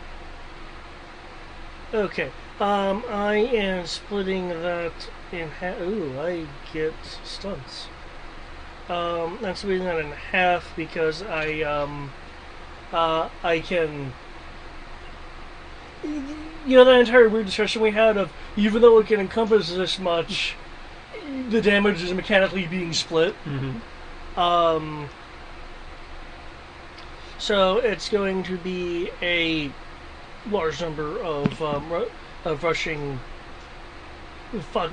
foxfires as I refluff it as instead of a sphere. And so it would be 7. Actually, no, I have adept, so it would go up by 2, so that's total of 16. So it would be 8/8, provided that hits. You're putting it between the two groups?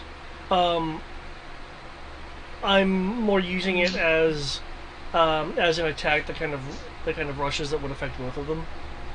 So they are both taking 8 damage from what you just said? They're both taking 8 damage.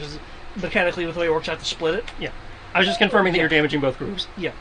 And I need to look at the. I don't often get stunts on spells. I don't think many of us do actually. I've used lots of No, safe we spells. normally don't. I say, yeah, you guys usually are making me roll saves. Yeah. I don't have that many targeted spells to begin with. I think Kodo does, but he just never was lucky enough.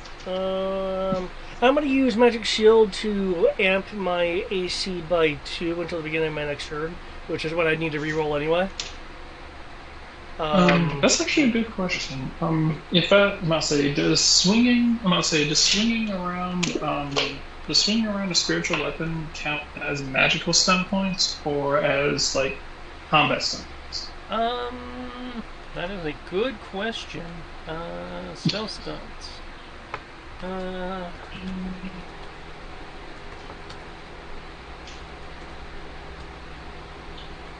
No, so it's just so I can know because that and I say that and guiding bolt are pretty much the only 2 spells I can think of that actively hit like one person that don't involve a spell stage.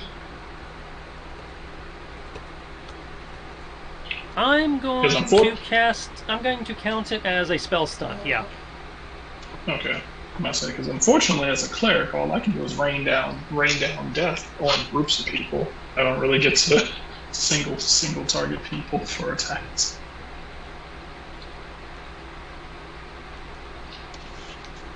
Downside of being the mass death character. Like one-on-one with a cleric, it's not fun. Did I put this in? I did not.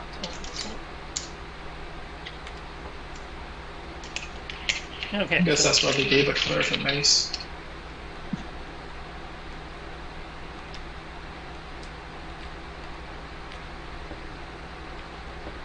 They're flailing and patting and in comedic silence. What? Okay, that brings us around.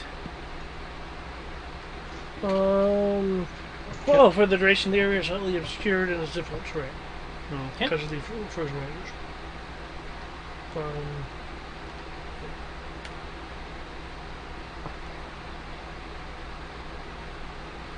All right, top of the round, Tibbs. Okay. Yeah. I cast Bless. So, guess the next thing I should do. We're flailing around.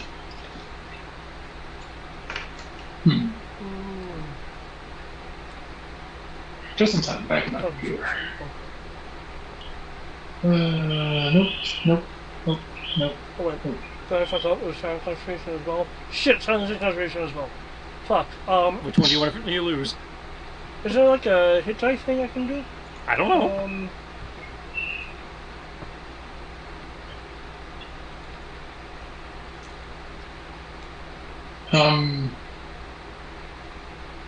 You said they're on fire right now? They are, mildly burning from Kodo's foxfires. Yeah.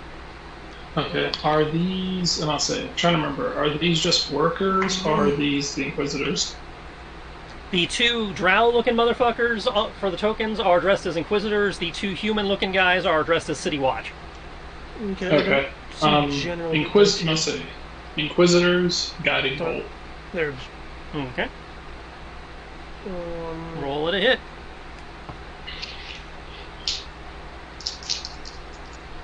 I'm choosing to have it originate from the point of impact.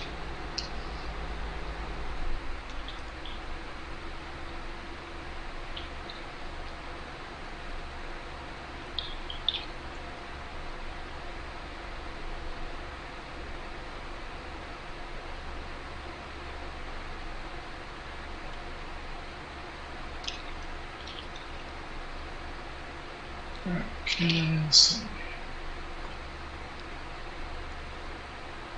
Look, yeah, I will lose the razor.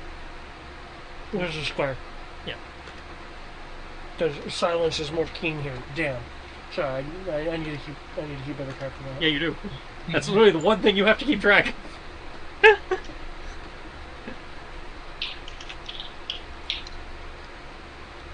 You've got one job in this game. It's stupid. What word is here? Okay, 31 most definitely hits.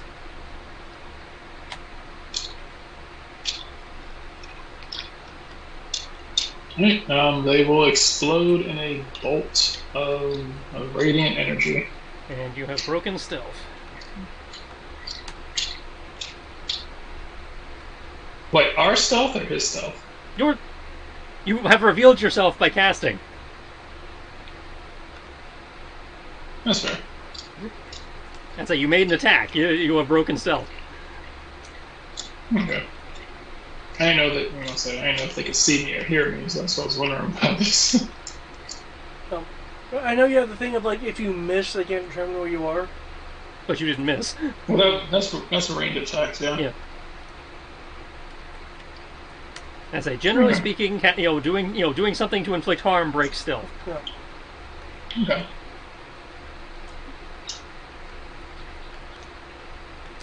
So, now that's not to say you can't go back into stealth, but until you do, you are.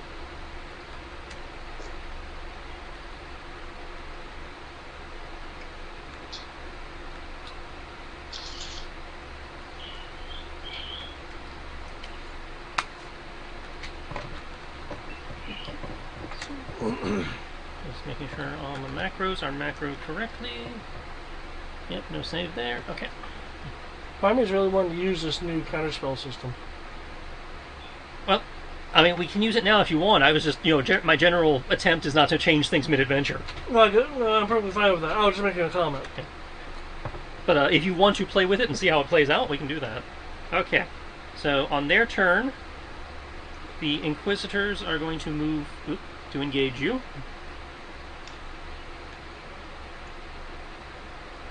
As they are doing that, the guards here will flip the table Oh shit, they're flipping shit. and get down behind it as they each come up with a musket carbine. Okay. Oh, no, that's Tibbs, and we click on me. So, Koto, you have an Inquisitor stabbing at you with a short sword that they are drawing as they are approaching, as well as a musket ball firing your way. Tibbs, as the Inquisitor closes with Koto, the other Inquisitor kind of slides out of formation, kind of like, Asuna and Kirito with the switch maneuver, as he's coming into Koto's hair with the short sword, trying to strike where you have cast from. Now, I will grant you the benefit of cover. You better be Asuna levels of accurate. Don't cut my hair. It's a short sword, so it's a thrusting weapon, so even if it does cut your hair, it's not going to cut a lot of it. So checking cover. You don't cut a yogai's hair. The first attack, my AC is 18. Yeah, is just the first attack your AC is 18? Yeah, I had stun points, so I just added +2 AC to first attack made against and I'm going to count Koto's hair as 3/4 cover, so that's a +5. Right, so 30, 23. So 24 for the first, 21 for the... Of course. No, 20. It's 23 for... No, I mean, your AC for the first attack is 23, and then 21 for the second attack. Yeah. Okay.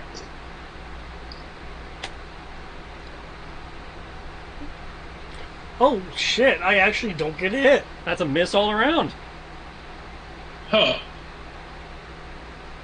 And after they fire, Okay. you'll see the guardsmen duck back down behind the table, and hear, no, well, actually, you won't hear. You can presume they are reloading, but you cannot hear the sounds that would normally be associated with reloading.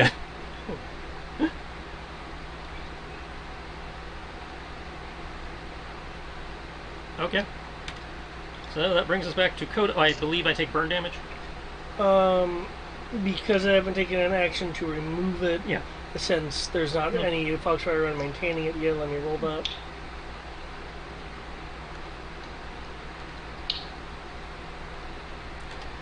You see the Inquisitors wince in pain. You can presume the guards are doing the same, but again, they're behind a table, so...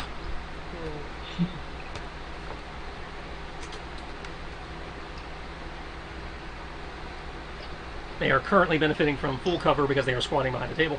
Okay. Oh, cool. It worked that time. It was the Inquisitors that, One Inquisitor tried to stab you, and one guardsman tried to shoot you. Okay, yeah. I will launch a barrage of the Foxfire at them. I'm not sure if the 19 hits though. That is 18, kind of 19 beats their AC by 1. Oh, okay. So that is 21 damage. Oh, One of them is looking, is a little burned and singed, and there's some blood coming from the impact site. There's the up-level cast below that. Oh. Plus, and you just attacked the Inquisitor, right? Just the Inquisitors. Okay, yeah, your fox dropped one.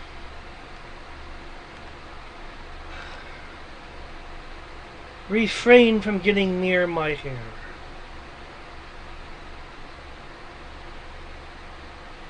They'll just, glare at you and like tap their ear.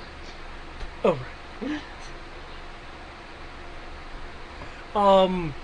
Point to hair, make snipping motion, and then shake my head. No.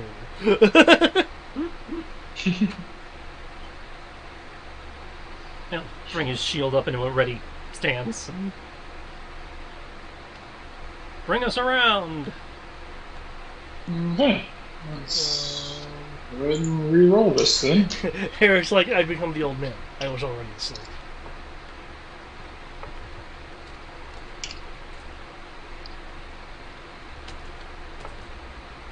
Let's see. 3d6, not ED6. Also, I need new ACs from people when you get a chance. Work in progress.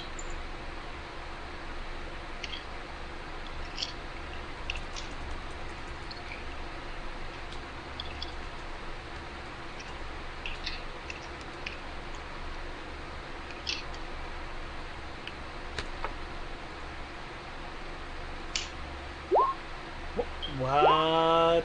Jesus, Kodo. I cannot escape the AC. Yeah, well, this time at least you don't have the +2.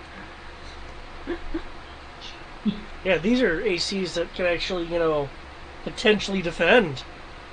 It's amazing. And let's see. No, you switch.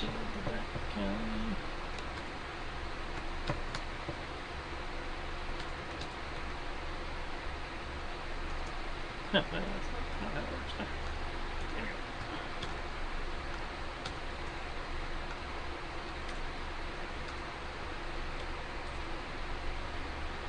go. Alright, so I am being attacked. Who are you attacking with a 31? No, that was my new initiative. Oh, And it's my new initiative and my new AC. okay. Well, it is definitely still your turn.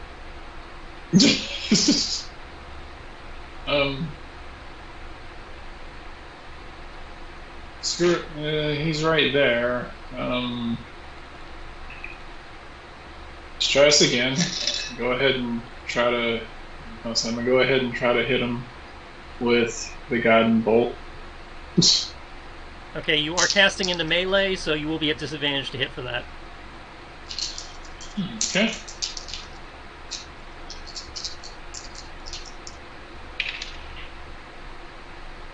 Okay. But you are still blessed, so. Oh yeah, that's right. Fuck. Okay. So that is the 14 for. Son of a bitch. Fuck you. Whoa. You guys were worried about trying to take the guardhouse. Oh, just lost a crit.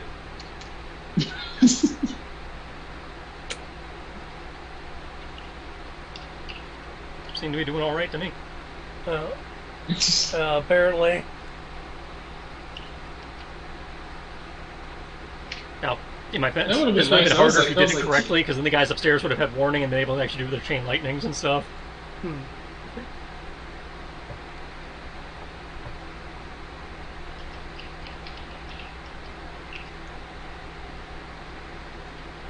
I said that was I would have. I must. I was like, man, I could almost have used spell stunt points. No. Well, that's what you get for using a ranged spell in CQC. Oh no, you 24. You only beat him by a mile. I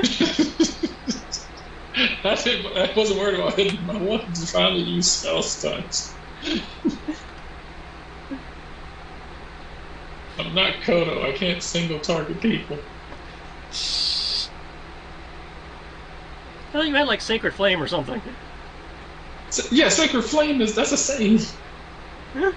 Oh, right, because you want to use the Everything's spell at- stunts. Yeah, so you got Spiritual Weapon or Guiding Bolt. That's about it. Yeah, I'm like, pretty much that everything else is save versus AoE death. And it's only going to get worse in the next edition from what they're saying. They're getting rid of spell attacks altogether. Yeah, I must say the wrath of God does not target one person. It targets the entire flock. Okay, so I have marked off the damage. You got anything else?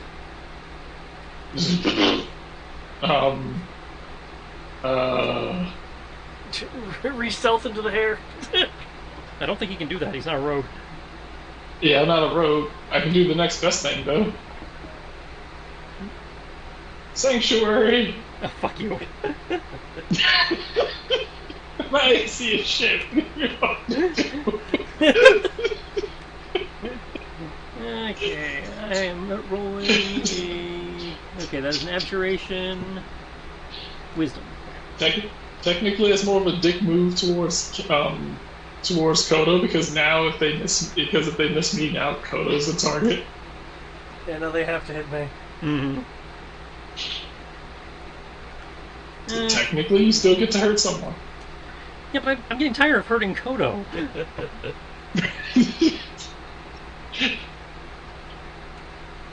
Really, I thought he had become the official punching bag of the adventure. That's my point. I'm trying to spread the wealth here. I don't want him to feel picked on, because I'm not trying to pick on him. And I'll say, you can point it towards me. I have effectively forced your hand to click on him. Yeah. Okay, so those are my wisdom rolls, just in case. Okay. Which I believe, I must say, beating my roll to actually stop it. Isn't that bad? Spell save DC of 19? Yeah. Oh yeah, I can totally beat a 19 reliably on 3d6 plus 2. Okay, sorry. I keep hearing Inquisitor, and all I can think of is the first Inquisitor we ever faced, and that's still stuck in my mind. That's the lieutenant and boss level ones, not the generic stormtroopers. Right. Well, I keep forgetting that Inquisitor comes in diet. Well, I'm glad I made such an impression when I did that guy in the city. I'm sorry, Trish. I really left an impression. Yeah, that's once again the only things they remember is the stuff you do. Okay, there we go. Oh look, I failed my whizzes. Okay, so that's 4 attacks to Kodo, Okay. of which looks like 2 hit. Yep, 19 is exact. So you take 1 bullet for 12 damage, and 20 damage, combination of piercing and poison. And I have stunt points. So 12 and 20. Okay. Yep.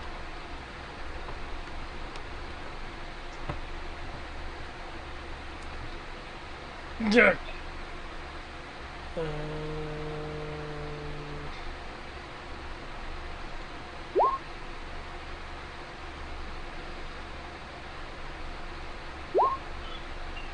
Okay, I maintain concentration. Yeah. Jesus Christ. Oh, sorry, that's rolling a d20. Shit. That's because of probably what I had programmed in the macro. Let me roll it. Let me roll it proper. Okay, I'm going to up. They're going to try and hit Tibbs again via lightning attack.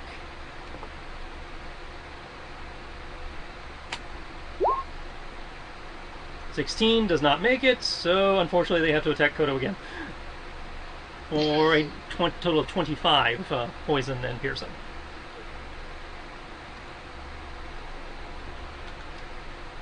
Apologize, Kodo. Fix it.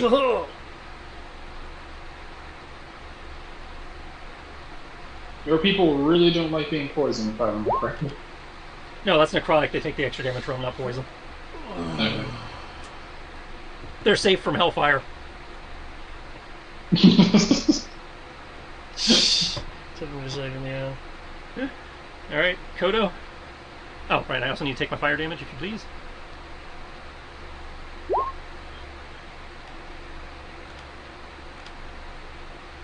It's that random burst of flame effect, just out of nowhere. Like, ah! Okay, twin cast. The Inquisitor, the guards have full cover. I don't know if that prevents you from... Oh, if there's full cover. They are, because they are squatting behind the table, I'm giving them full cover. Okay. In that case, then no twin cast. That's like, I did say that a couple times. Okay. Alright, so 14 cold, looks like. Yep. And you get some meta magic or whatever back. Provided they make don't. I don't know if they make the save or not. Let's save. I seriously doubt they will make it, but yep, nope. So that Inquisitor is definitely looking super rough.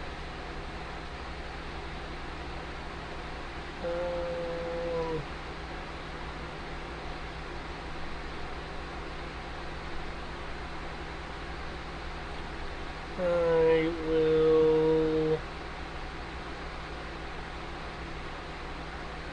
do the thing. Do the thing. However, you're looking super rough too, it looks like, so yeah, they are not deterred.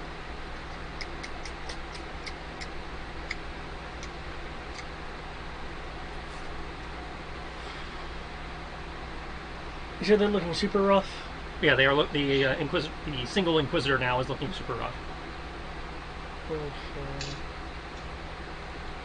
So I guess I'll quick cast some more. Fuck, since I was to do that, that would be that much mana.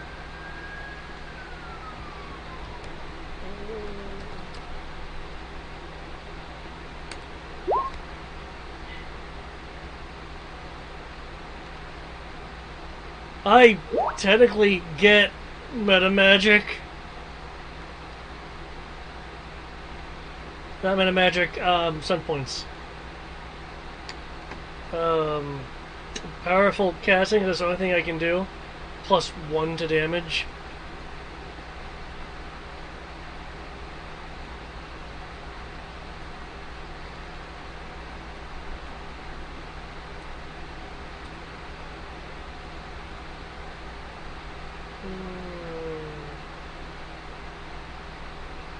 I'll make this a bit more noticeable.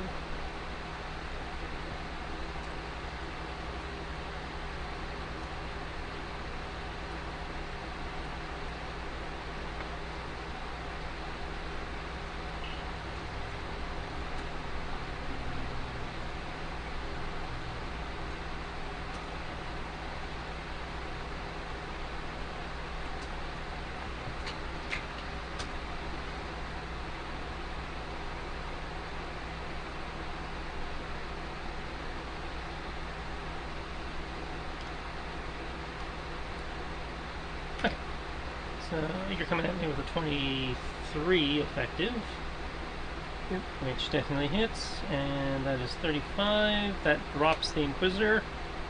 Yeah,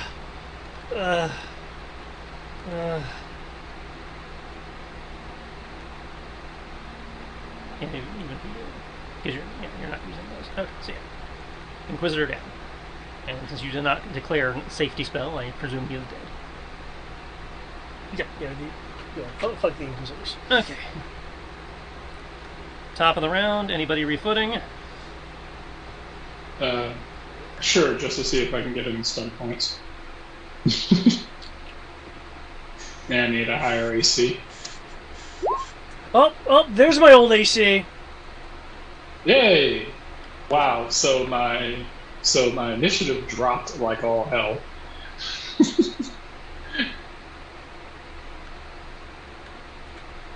Holy shit. Pinchy's before me. He's not even here.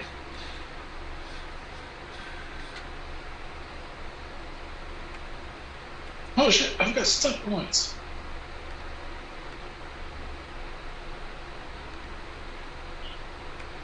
Alright, initiative stun points. 3.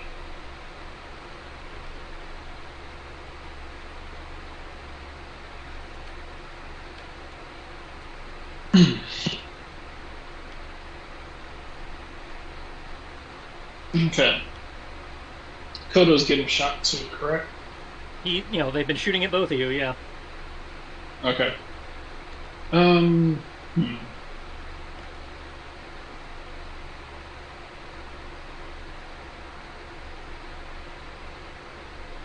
shall do my part. I'm going to use my 3 stun points to stand in. Okay. My HP is so low. And that's normal stand-in, so you will take the damage, I believe. Yes. Wait a second. Brian, Yes. you're being my Nomi right now. Is this what a Nomi is like?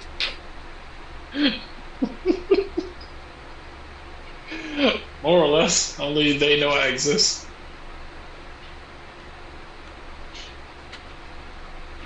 Alright.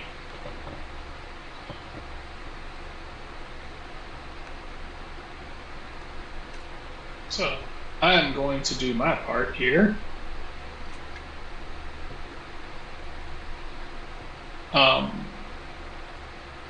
They're behind the table, correct? They are currently hiding behind the table with full cover, yeah. Okay.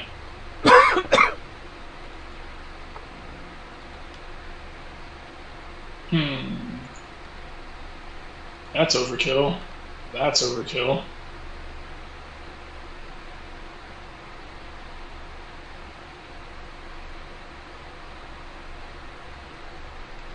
Hmm. Keep in mind, these are the City Watch. They are not the Inquisitors. Yeah, they are, and I can't kill them because they're just normies. I mean, you can. I'm just, making sure that Brian remembers.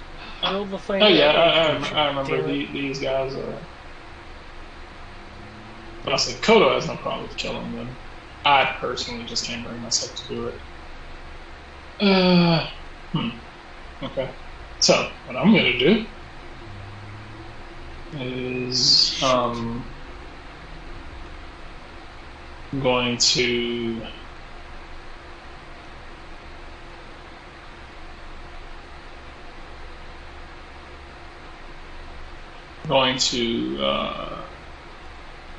cure wounds Kodo.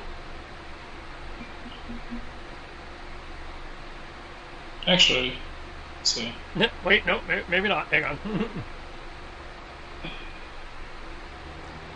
Is it worth healing Kodo? Yes. No, it totally is. Yeah, I'm a cure wounds Kodo. Cure wounds Kodo, and I'm going to cast Sanctuary on him.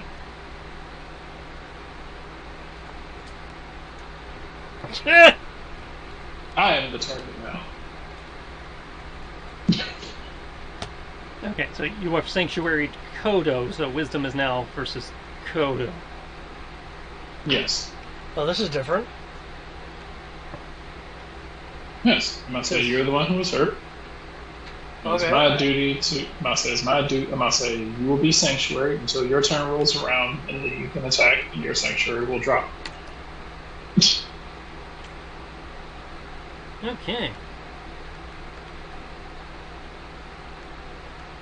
That it?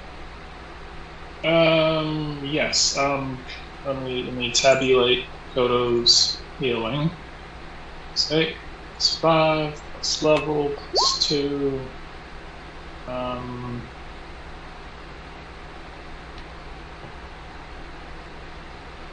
More misses. 8 plus 5 plus level plus 2. Seeing plus 5 Right. from. All see 23 plus 5. 3/4 Must say covered. recover. Okay. Must say recover 15. Me? Go ahead. You recover 15, and because of Sanctuary, they miss you, and by extension, miss Tibbs. And I take my burning damage now.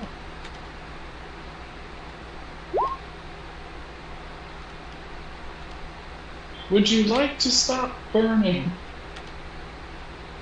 You can't see their reaction because they're behind the table, but given that they are still in the science bubble, you're pretty sure they didn't hear you. Oh, okay. Probably like screaming in pain. Just like, aw.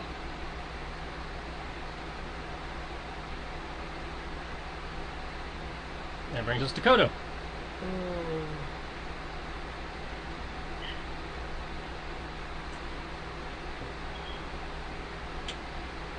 Okay.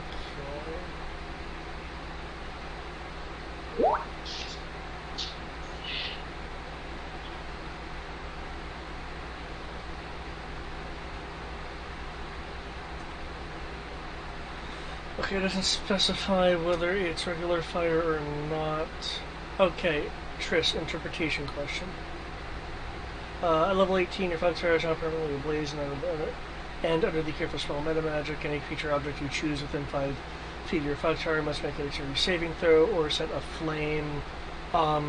Is the flame Fire damage, yeah. Yeah, but is it natural fire or is it fox fire? Okay, it's magical fire?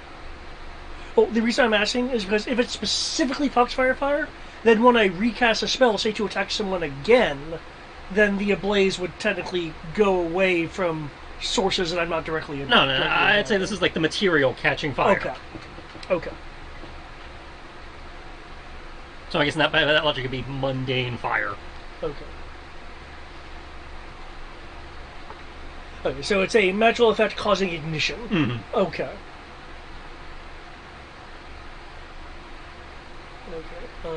In that case, I would like to wind lash the table. Okay, that's certainly enough to hit the table. Because I believe it says target. Make melee spell against the target. Okay. So I can't attack a thing with it. Object hit points. I'll count that as a medium.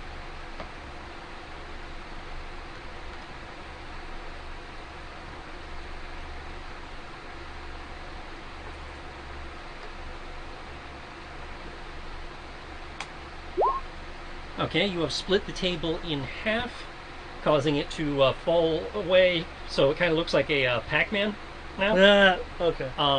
So you have downgraded their cover because they are so squatting there. I'm going to count that as half cover now until they move to adjust. I take it if I want to do that as a. No, they can't hear me. You guys have not dropped the silence, so they have no idea. So I can't intimidate them in that way. Okay. I take it that they look pretty healthy. One of them looks pretty healthy. The other one looks pretty banged up. Okay.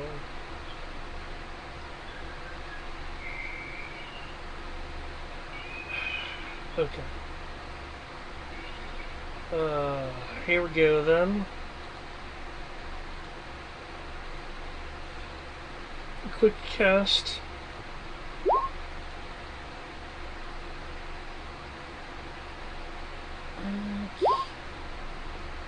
Quick cast. 30, you upgraded that to 90. Okay, that is enough. Really? Like sleep almost never works. Well, 90's a lot of hit points. Is this a save? How's this work? No, save. Just start whacking hit points until I run out of hit points. Okay.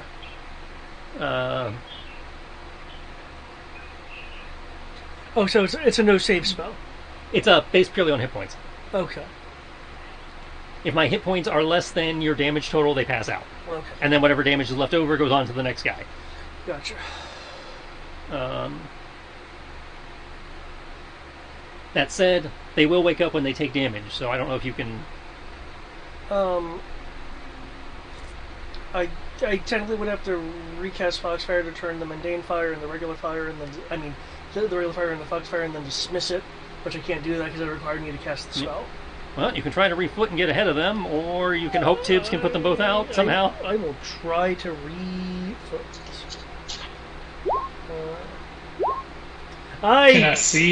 Can I see what's your dex? What, my dex? What's your dex, yeah? Oh, my dex is 2. Sorry, plus 2. Which is a plus 14 or 15. Oh, okay. So you're literally winning my dex score. Yeah. Okay. Can I see that they're it's on a full fire? Yeah, you've seen that they were on fire when they were popping up. Okay, so you are a fraction slower than them. Ah! That you see they have passed out from whatever Kodo did, and you see that they are still burning. Okay. However you want to handle that is up to you. AC 15. Okay, so they are on fire. Putting them out is an action, correct? Unless you can think of a way to, under normal, to pat them out or whatever takes an action. But if you have some other option in your belt that might work, I'm listening. Okay. Let's see. How does this work? Let me see. I think there's anything as a cleric that you can do. Hold That on. you've done before. I see my Okay. Lord. Welcome. Hello. Alright, one moment. I will be able to. Here you go. Alright. I'll just roll everything. Well, depending on what Brian does, you may not have to roll because Brian may be ending ending this round of combat. Okay. They're asleep and burning to death. Okay. Yep. Tibbs is gonna be like, I apologize in advance, Coda. Going to usher a quick prayer as a small rain cloud appears in the top of the room. Oh, their decks are ruined. Create or destroy water. I was thinking about taking their decks too. That's okay. And you can always dry them out. I mean, hell, what are you worried about? You can rewind time on them. You create up to 10 gallons of clean water within range within an open container, or it falls as range. I'm getting there. Falls as a 30-foot cube within range, extinguishing exposed flames. Okay, so the lantern will survive, but the fire is out. The only other thing I could think of, I didn't have enough time to do it. That would be to get my jug of, my jug of whatever the fuck I want it to be. Okay. But I would assume that pouring water over top of both of them would be more than one action. Yep. The sleeping the sleeping city watch are no longer burning. Woo!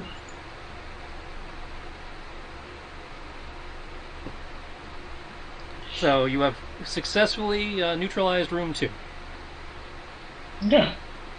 I say, this is good. The Inquisitors are dead, and the citizens are alive. We did it. Good.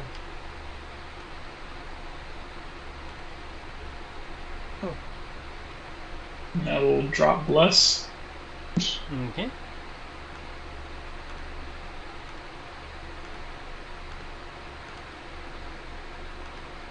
Don't we still have the first outside to deal with? You know, the giant mech? You still have the 4 guards outside and the giant mech at minimum. You have not finished checking this floor.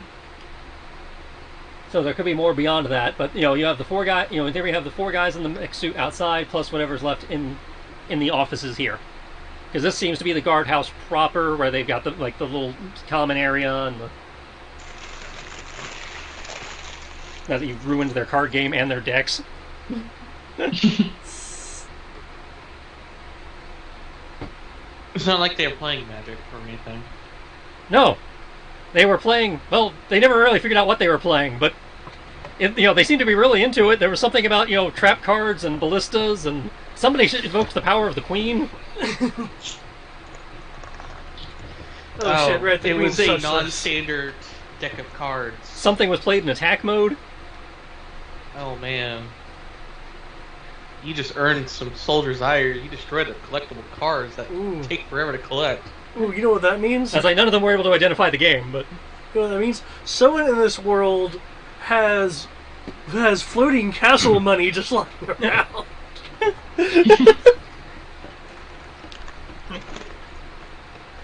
Well, you haven't met the villain for Gaiden yet. Okay, I will drop the silence. Okay. Right. Can't go to the next one. As soon as silence is gone, I will admonish Kodo. What's to admonish? You guys came up with that as a plan in the hallway. Oh. His health. Oh. Well. Yeah, Kodo, how dare you get shot by bullets several times? Well, Kriv, they cut up my outfit, so at the very least I get to destroy their cards. I don't even care about the cards. I'm admonishing you for being shot. You should have seen my defenses earlier. I evaded several of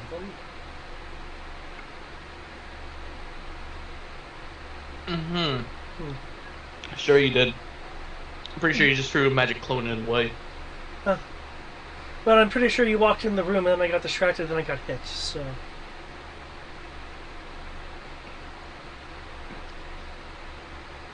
Isn't that right, Tibbs?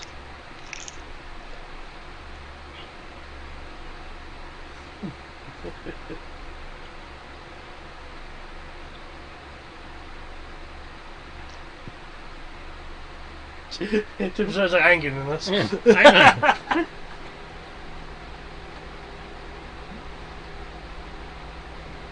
Also, no, I guess I'll keep my illusion disguise at the moment. Tibbs is still trying to figure out the children's card game. He must know! Technically, I could unsoggy them if you really care about it that much.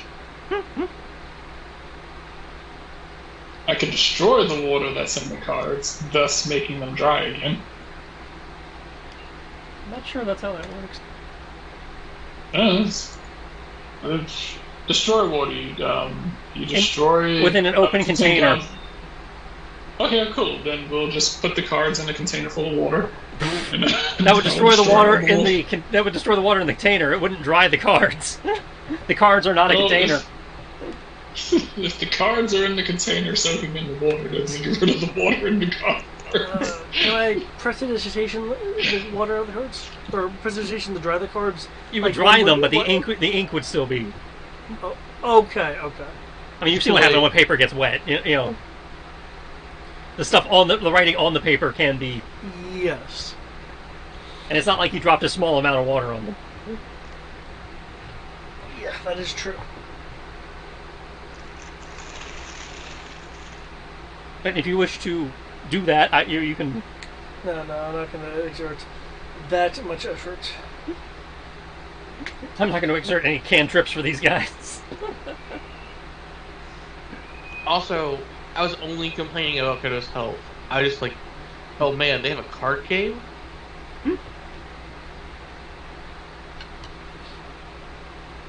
Anyways, I supposedly see.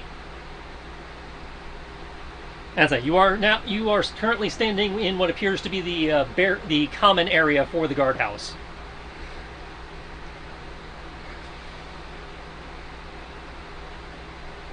Cool.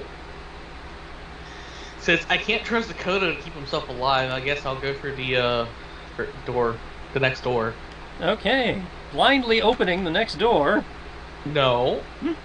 No. Is everyone else ready before I decide to open this door? Well, I am a guardsman right now.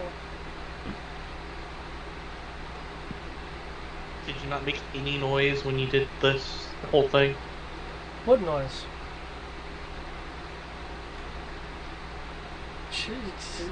Femcoda will grin. You know what? I feel like letting you be the bearer with your consequences. Go ahead and open the door, Joe. Certainly. I will open the door. Okay. Opening the door, as the light from the lamp that had been on the table begins to pour in, reveals a door made of iron bars, indicating that this windowless room you have just revealed would be the jail cell. Inside the cell is nothing but a pile of damp straw and a chamber pot. Is there a door beyond? No, the door beyond. This door right here is the cell. Okay. Oh, this door is the cell. Oh. The door you opened is revealing the room where the cell is located. This space on the other side of the door is where the watchman would sit and keep an eye on the guy in the holding tank. Kriv, the consequences are grave indeed. It's a chamber pot. Don't make me stick your head in it for your sarcasm. Is there anyone in the room? Not that I could. Is there anyone in the room? As I said, the space is unoccupied. There's nobody. Not that I can see. Okay. I guess that leaves one last room in the corner over here. Yep. Which I will open. Okay. Oh, okay. Opening the door. Are you sure? You want to open it, Kodo? Given the situation, yes. Okay. I guess I'll sit to the side of the door where they can't just see me immediately. If people will kindly position themselves accordingly. Okay.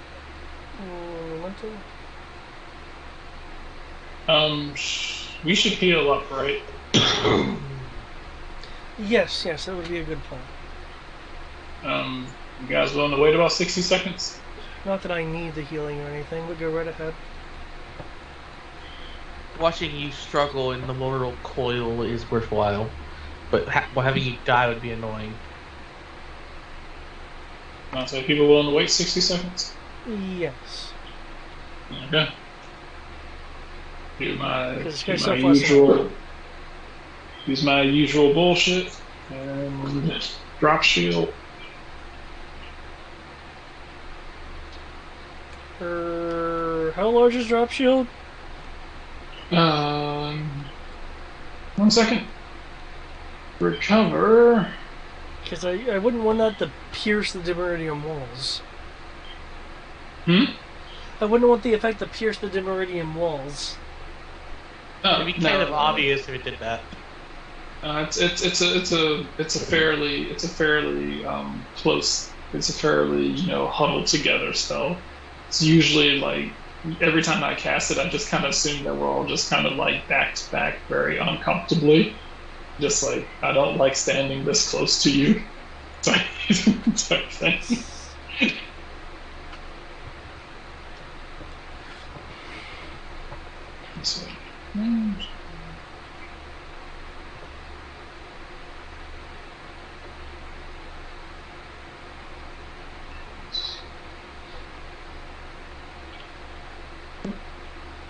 What level is it? That is level 4? That is level 4. Yeah.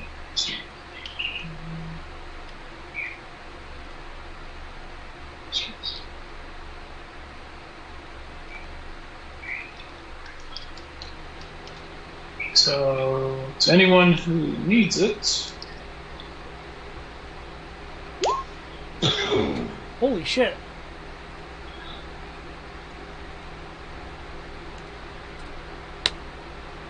That's terrific. That's not time full, for but it. that's terrific. I have the time for it. I can heal anything.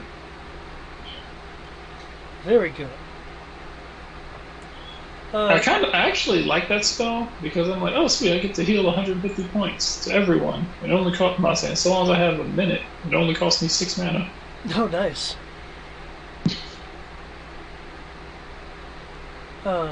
Life domain's broken.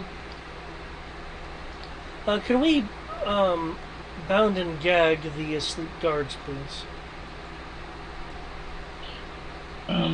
Sure. I believe I have rope. I'll check. A lot of things. Yes, I have 50 feet of hemp rope. Yeah, a lot more hemp before we're through. Right. Someone who has more than, paw pads could do this. That'd be great. Tying them up will be a sleight of hand check, according to Xanathar's. Oh, never mind. I'm really good at that. I'll do it myself. Most of one of those cats actually has an opposable thumb. Apparently, I sleight imagine of it hand. looks Why? 11111. No. The exact opposite. The sign of the beast! Why the fuck? Why does this require a crit? Fuck it, I will Boy Scout time them up, I guess. I mean, fuck. Let me see if the D12 decides to be a complete dick.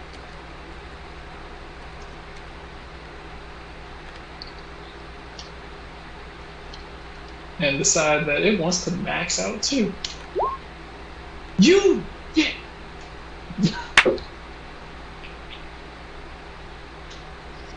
maximum slight.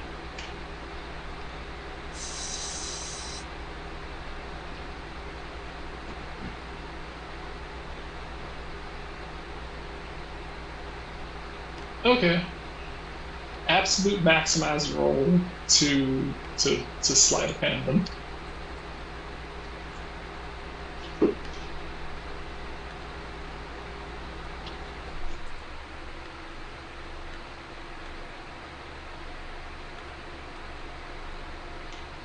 Okay, so you feel you're pretty sure they're tied.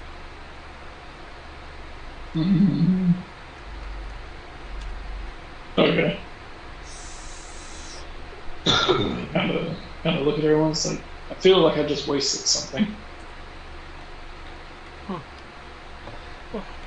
I feel that you've done a rather good job. Now, if I could open this door here. I'll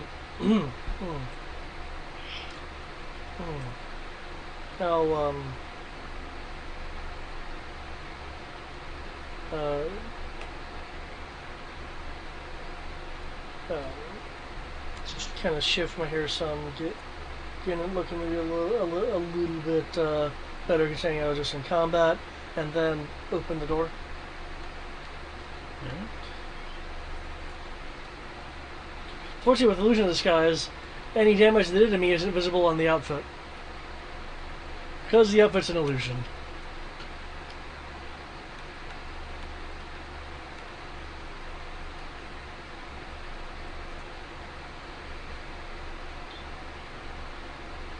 By the way, excellent sleight of hand roll. Okay. Perfect. Opening the door. Please be playing a card game. Please be playing a card game. A massive desk takes up the far corner of this stuffy office. A burly man wearing heavy armor with a giant maul at his side sits at the desk with a quill in hand and a sheaf of papers on the desk before him. Without even initially looking up, he just mutters, "I told you I was not to be disturbed." He trails off as he looks up, hand going for his maul, as he shouts, "Guards!"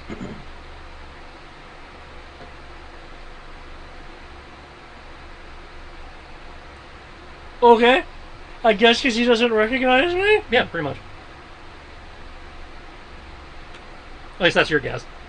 Either doesn't recognize you, or the fact that you're a city watch daring to disturb the Inquisitor in charge of the building. Oh, the Inquisitor. Okay, well... This is full-on Inquisitor Commander plate and maul. Okay, very similar to the getup of the guy you fought on the dock. Okay, he deserves no mercy. I will need initiatives and ACs. My initiative will have no mercy. Please have no mercy. Ah, shit, it had mercy. How about my AC? My AC has no mercy! Let's see.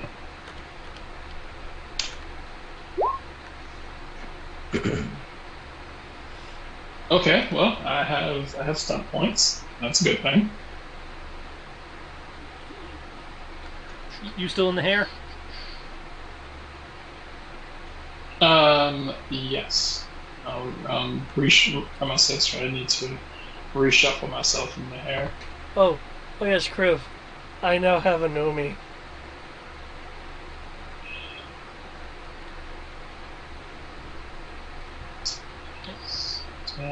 Kriv, if you are intending to participate, I will need initiative and AC. Oh, I get the roll. New one, and my old one gets ignored now? New fight! It didn't help. Alright, 25 stealth. Let's see. What can I do? Hold with up. 4 stun? I have 6 stun points. Oh boy. Shame it's initiative. I can't just seize the initiative. Nope. Not that it matters, the guy's going ass last, but...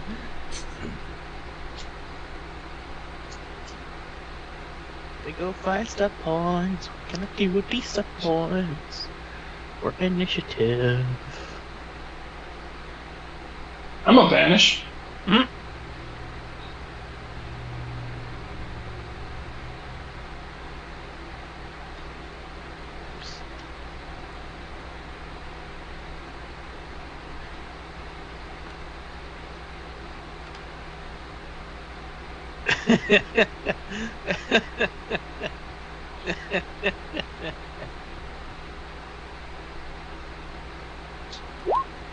I'm gonna do blazing action.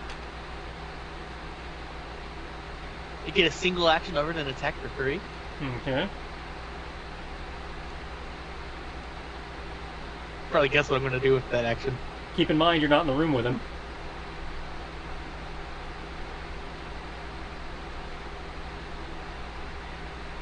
I can't attack him with it.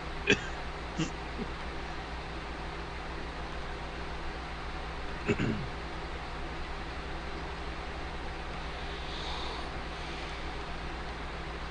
which case, I have no idea what you're doing. I'll be casting haste with it, but it doesn't happen before combat. Okay.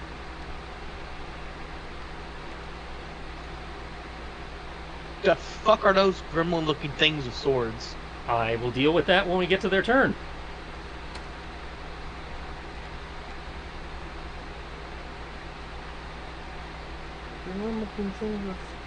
Oh, okay. Like I said, I will deal with that when I get to their turn. I just wasn't sure what you were talking about for a second.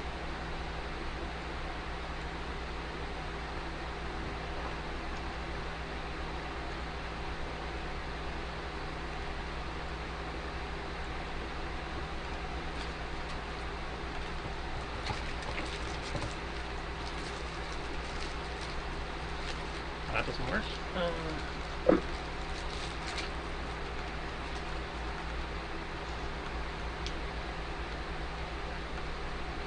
Yeah, that kind of makes it seeable. Are they not stealth drones? No.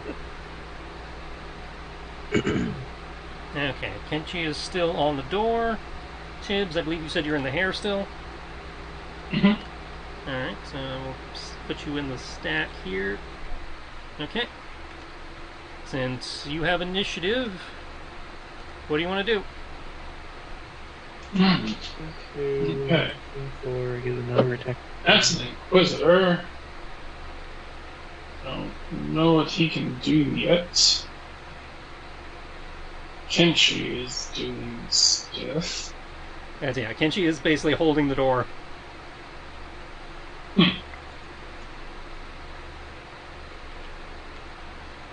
As you told him to do. Hold the door! Nice.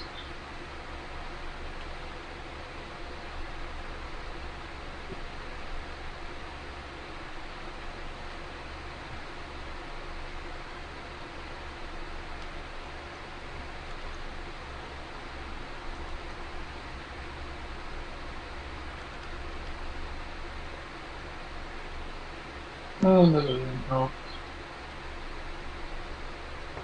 Help either.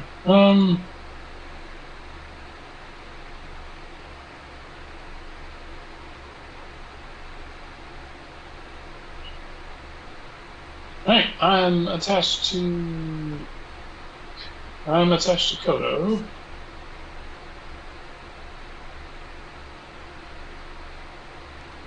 Okay. Oh. I'm going to since I'm sitting, I'll say time to be a true Nomi.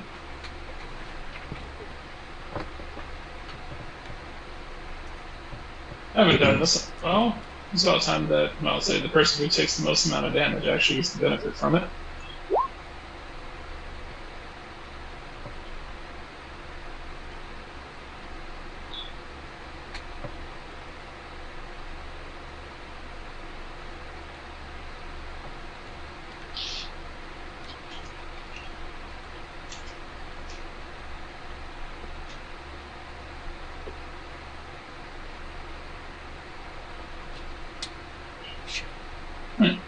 There you go, I'll say there you go, Koda.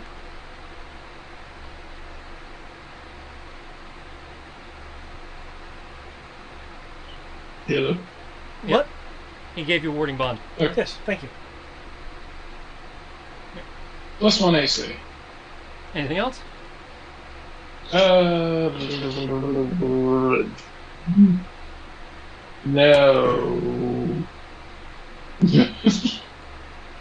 Okay. Kriv? Kriv, be awesome. I see this thing, right? No, that's not there yet. That was the placeholder I put down. Oh, it's a placeholder? Okay.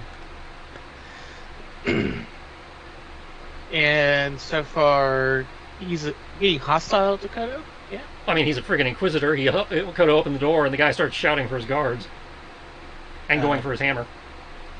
Okay. I guess I'll step through the door. Not that it matters to you. Moving through Kodo will be difficult terrain. Dad, you're so big! Oh, you're like big dragon guy. I'm like in the door, like, grr.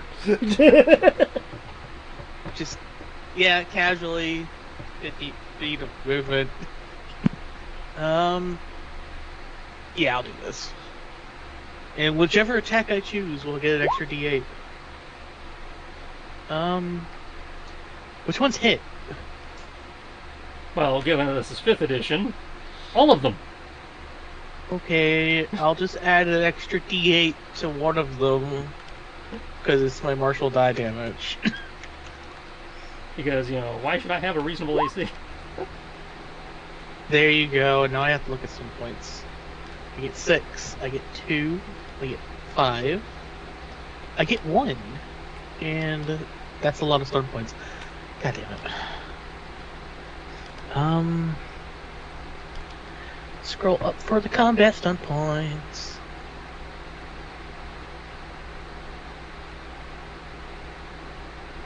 Let's see, I have 6 for the first attack.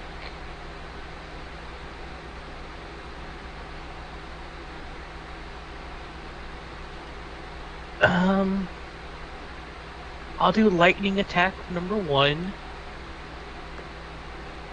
I'll get 2 lightning attacks to make things simple. For 5 and 2, so I still have 3 stun points. I will do setup with the remaining 3 for the first attack. So Kodo can actually have a chance to hit this guy. So he can get a +2 for the next attack. 42 points. I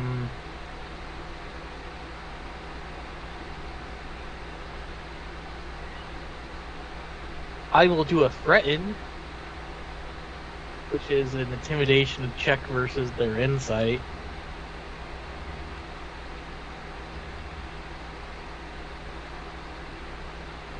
I'll also do defensive stance to increase my AC by 2. And I don't know what I'm going to do with 1 point. 1 AC, 1 stun point, so I can just sit there and do nothing. Oh, wrong thing. Alright. And then my intimidation is that. 6 plus 1 is 12 plus 4. Yep. So he must now attack you in some form. Oh, That is the plan. Doesn't say he can't attack other people, it just says one of them must be yours.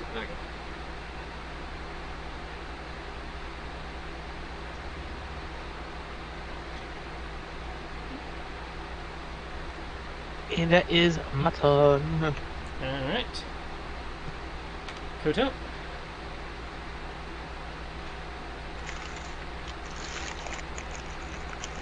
Fear me. I am a hasted monk.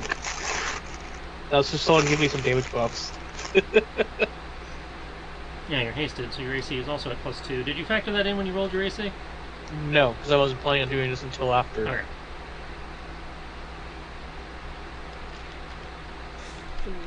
Okay. So my AC is at a +4 in total. Yep.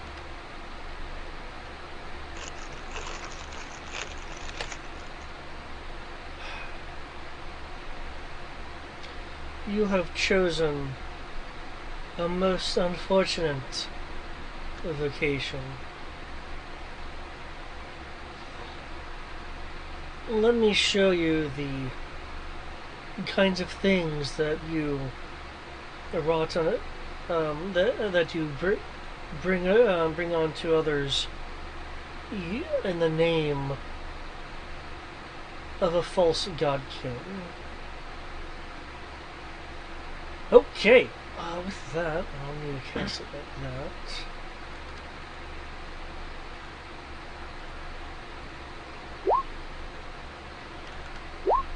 I'm metamagging that to be a hide spell, so they're at they're at disadvantage on the first saving throw made against the spell. Wisdom saving throw. He's always get a +2 to his DC. I do. I believe so. Friend does. I don't think setup helps with spell casting. I think it does. Setup on their next attack or ability check. Yeah. Dang. You just have to choose the one thing that I can't help you with. Well, I figured imposing disadvantage would make them fail a 20, a higher chance of failing a 20. Wisdom saving throw. Just because they're afraid doesn't mean they can't attack people. Doesn't mean they can't get closer to me, as I recall. Mm-hmm.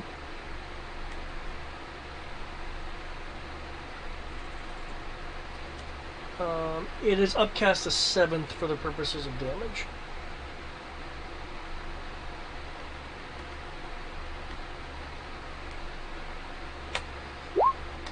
Fuck you, my dude. Okay. He just shrugs it off. It's like, you don't scare me more than the Queen does. Get those parlor tricks out of my office. I thought my mind actually went out of my house. I was kind of expecting that one as well. You done? I cannot bonus cast anymore. It's a bonus to quaff a potion, yeah? Yeah. Okay. I will. Oh no, we lost Brian. I will check my inventory to see if it's outside of my bag of holding. But if possible, all I'm going to do is quaff a mana potion, so you can carry on while I see if I have one available to me. I do have one available to me. Actually, I have 7 available to me. Now I have one less. Let's see if I can get there.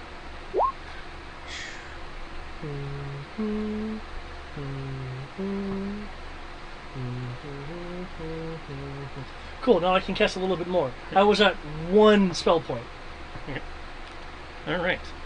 With that, as he's moving to get up, he swings his hammer, striking the desk, launching it at the group of you in a flurry of splinters and metal shards, momentarily disorienting you as he takes a 5-foot step to charge you guys.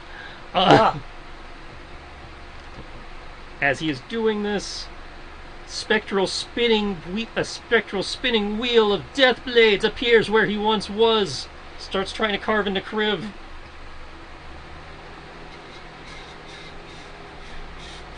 As he is basically going into a full spin with the hammer, trying to hit everybody.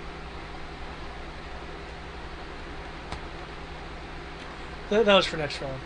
But if he's trying to hit everybody, mine is... Oh, okay, that hits me. Hammer here. Oh, shit. What kind of damage is that? That is... Fuck me damage? Okay. I did already factor in the bonus. Okay. As his hammer impacts those you it impacts, not only do you feel the ridiculous kinetic force crushing into your side, you also feel it pulling some of the life energy from you. A momentary flare-up of black veins and pallor from the impact. Okay, I've got no stunt points on Koto, no stunt points on Kriv, and the spiritual weapon misses Kriv, but the hammer does hit. So that is 58 to Koto and 64 to Kriv. And I take it this move doesn't have knockback to it? It'll knock you like in your square, but Oh, it will not move you out of the square. Alright, so Coda, that is your damage, I guess totaled and then halved. Yeah, so yeah, you have the damage because of warding bonds. So Tibbs takes the other half. Okay. So that was 58 becomes 29 Tibbs. Okay. Also, See, doesn't it hurt less when you have friends? As he brandishes his hammer aloft. By the power of the God King! Oh. Oh, don't invoke my name. You dick. Now, Kriv, he did attack other people, so you can attack back. I believe that's what your sentinel does. Yes, and I also forgot to give you the 2 lightning attacks, so I'll just give you all 3 in one go. I'm gonna kind of look at Kodo and be like, "You hear that? He's invoking your name. I know. That's not cool." 1, 2, 3. Delete these 2 attacks. I kind of was hoping that he would have hit me so I could vanish it, but he had to miss. I tried! I really tried! I know. Okay, I was like, oh shit, I'm 27. Only Awesome. the 29 hits? Awesome. Only the 29? Yep. Lame. I like I like that he was like 27. Yeah, 28. Yeah. Oh, it's a kitty. 21. You see, the kitty was at the beginning of his spin. He hadn't quite gotten the momentum up yet. Okay. He wasn't quite at full Beyblade. Okay. Anybody refooting? Also, new ACs, obviously. Woohoo! My new ACs are That's the AC I like. First I'm going to, because I'm at a 3d6 plus 6 now, until my turn.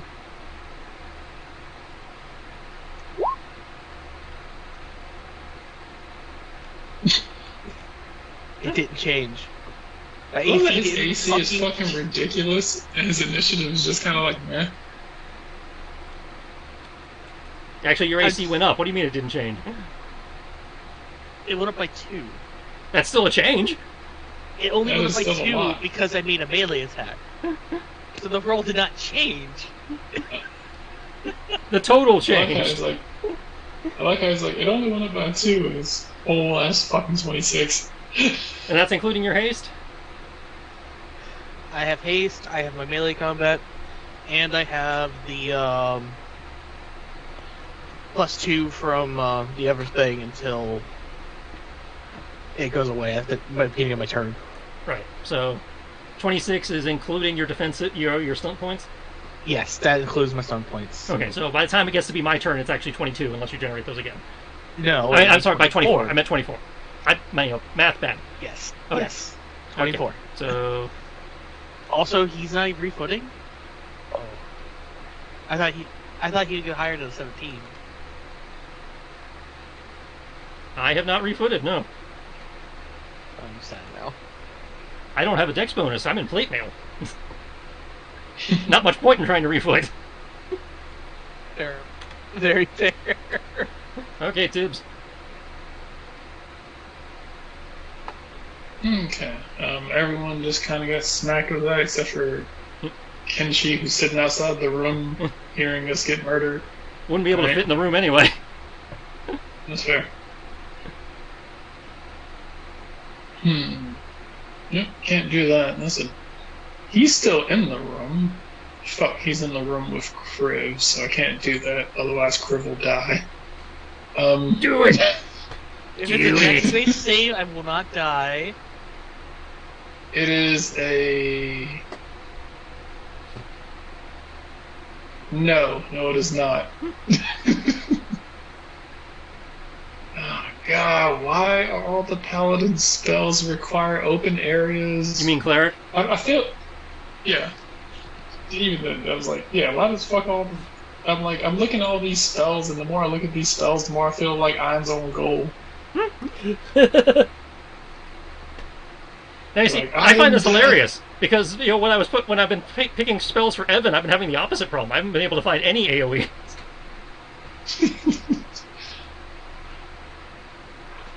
Almost everything's fucking AoE. What the hell? Murder, AoE, murder, save.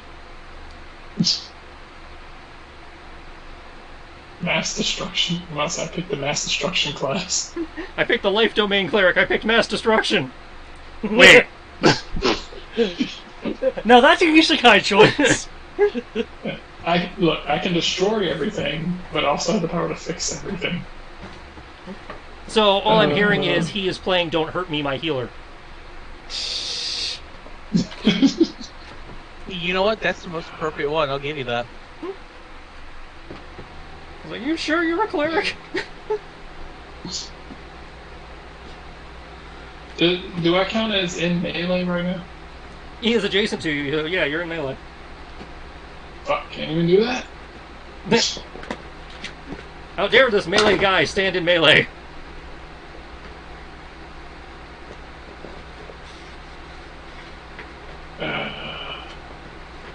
You know what? Fuck it. Hawks on him and his Want to turn. do melee? Want to do melee? Oh, We're you gonna do did the melee. mass attack to everyone again? No, he hasn't had a turn yet. Oh, okay. So I saw the thing We're up gonna do over melee? there, and I'm like, We're gonna what? do melee. No, Brian's taking forever. Okay, because I've been planning Spiritual what I'm weapon. going to do next. Oh god, we're having a spiritual weapon off. That's not what I would have called it, but okay. Well, you see, I want to one day get monetized, so I can't say the other thing. I'll say since he's an inquisitor, I'm going to attempt.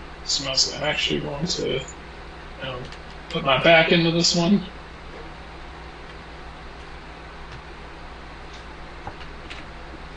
I'll say seventh tier meta magic.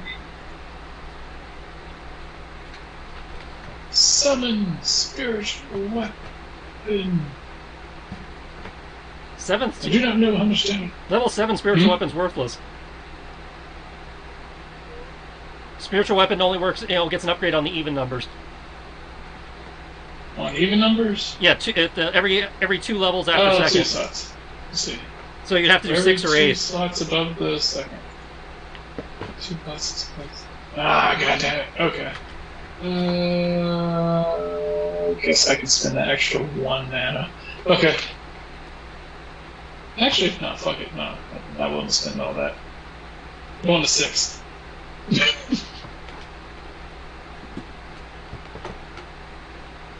1 to 6 level.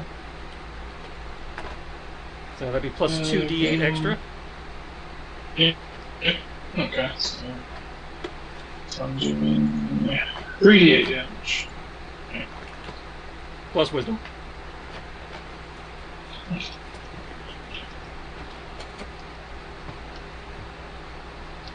Let's see if I can actually generate stunt points on this. Well, 26 Oh my hits. god, I did! I did! Yay! It's a thing! I did it! Woo! Where's the fucking magic? Where's the magic? Where's the goddamn magic?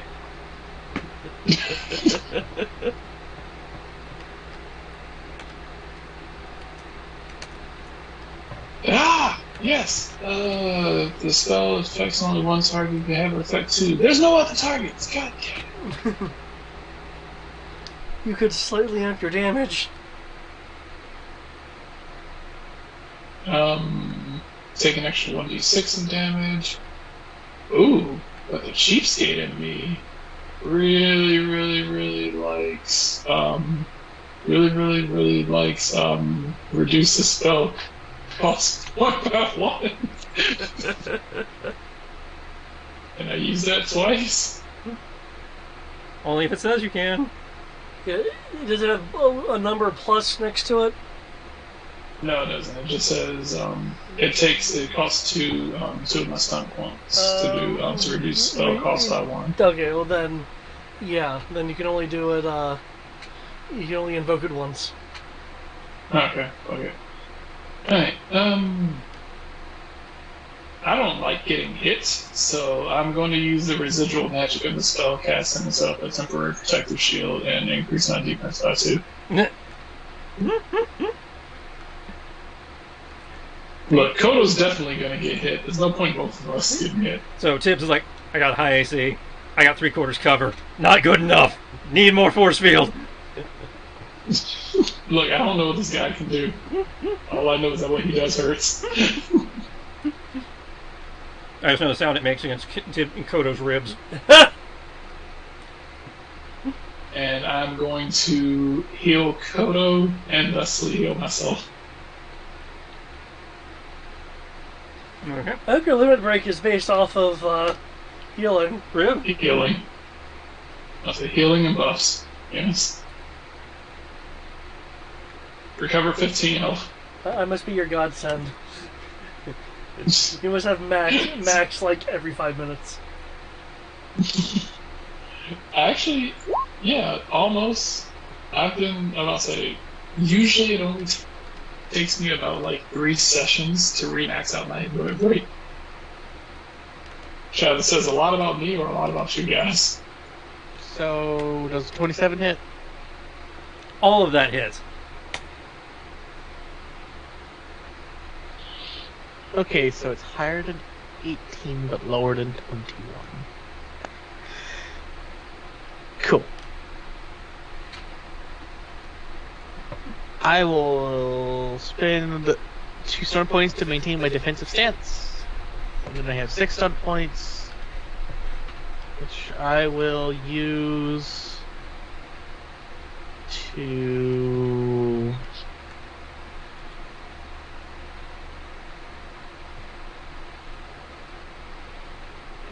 I'll just increase my damage by 2d6.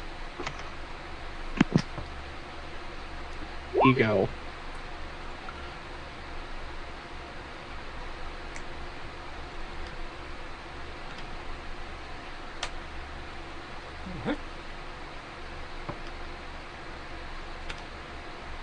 Good. Okay.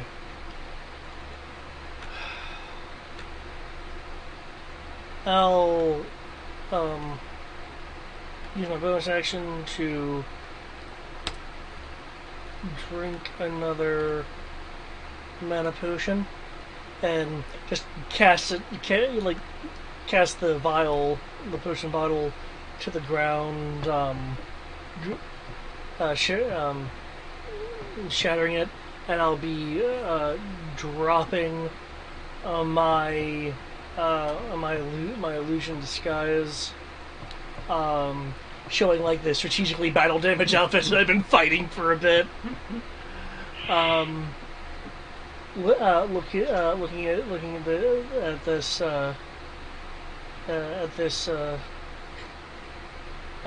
Inquisitor.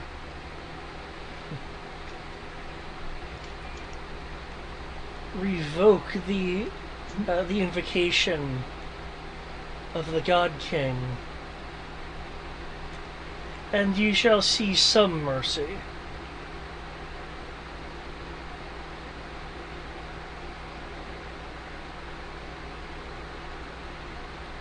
I'm not making an intimidation roll or anything, it's just a Thing you're saying. a thing I am saying.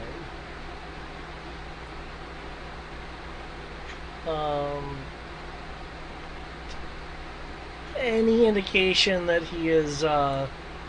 Nope. Okay. In which case, It's our because turn. I used my bonus action, I should be able to do a ready with my action and reaction, yeah? Mm-hmm. Okay. I will ready a reshaped Umbral Storm. Mhm. It's reshaped because I don't want to hit anyone else. Bringing my mana pool down to 0. The condition, of course, is him doing anything other than rescinding his invocation of the God King. All right. Now your turn. Yes, it is my turn. As you say that, he narrows his eyes, glares at you before stomping his foot and letting out a shout. What's this? As his hammer seems to flare with more, dark power. Like Novikin? Okay. Hooah!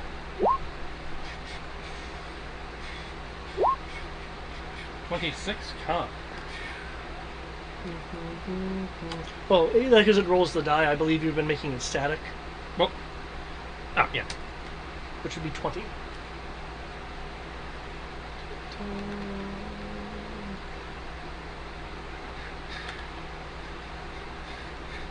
I think it's reshaped to okay. Hoo! Oh, shoot. Go. Sphere 20 feet. Okay. So I guess it would be. I can't. I can't manipulate that. Okay. So he made the save. Which means, oh shoot! I didn't mean to move you. Hmm. I'm trying to move my wall. There we go.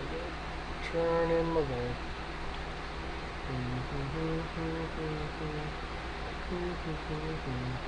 Okay, in which case he takes half of that 25 and does not gain exhaustion. Unless he's immune to necrotic. Yeah. 25, 13.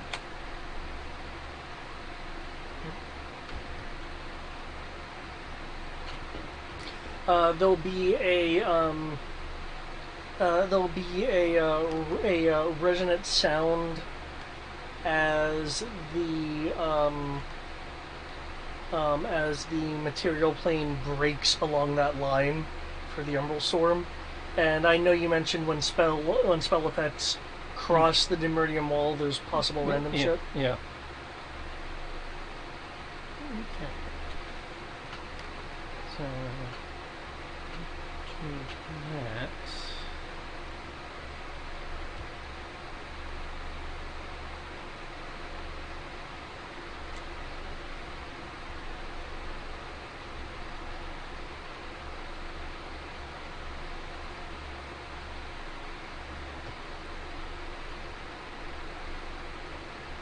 Making me redo my damage.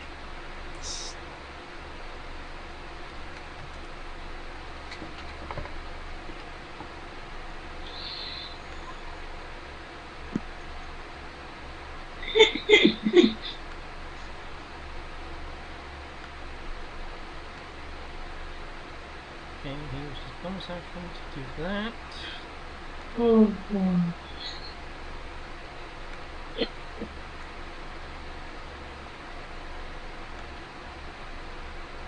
And Koto is forcing him to use his action.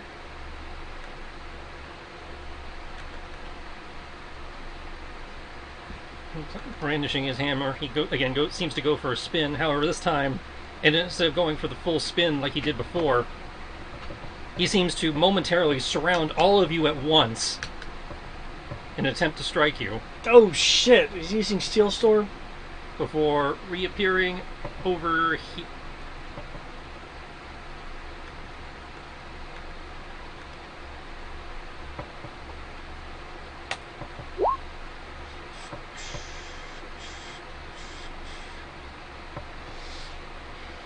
So it is a whiff on Kriv, thanks to defensive stance. That is definitely a whiff on Tibbs. Hint on Kodo, but no stunt points, so 34 force, so 17 to you, 17 to Tibbs.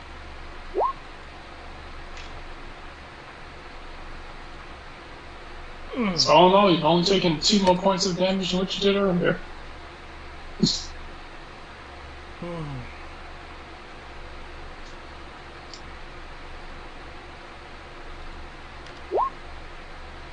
Anybody refooting? And obviously new ACs. Yep, I am refooting.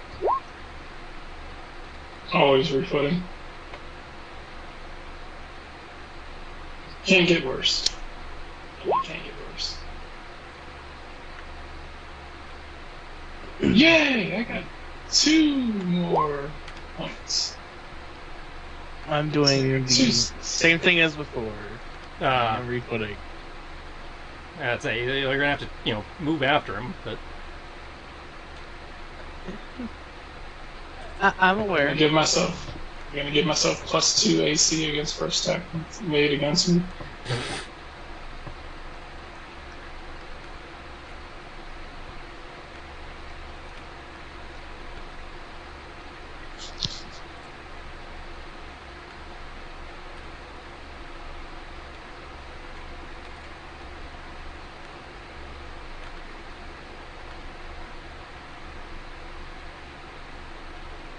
Fucker just maneuver out of the room. he teleported. Just realized it. Yep. Bastard face. Okay, your turn. Mm.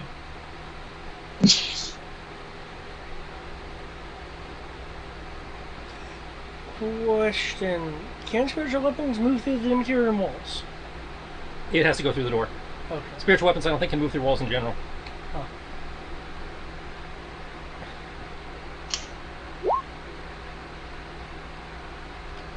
$23 hits. Oh my god, I got stun points. Oh my god, I got 5 of them. Holy shit. Man. Really wish I had done this early.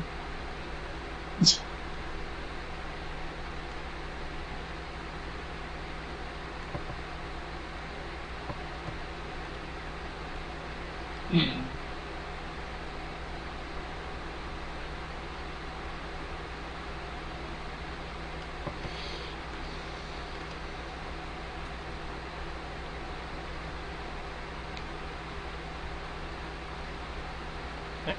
You got anything else?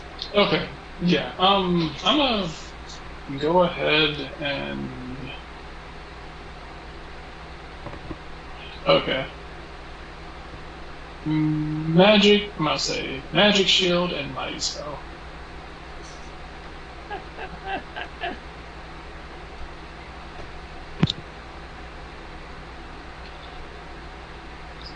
Extra 1d6 damage.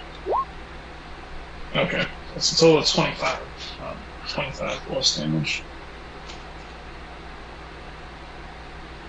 AC is now 24? 24. 24 plus 5 from cover. Ah, fuck, that's right. I keep forgetting about that part. Okay, I feel safe at least. Get him, Kodo. Okay. There will be a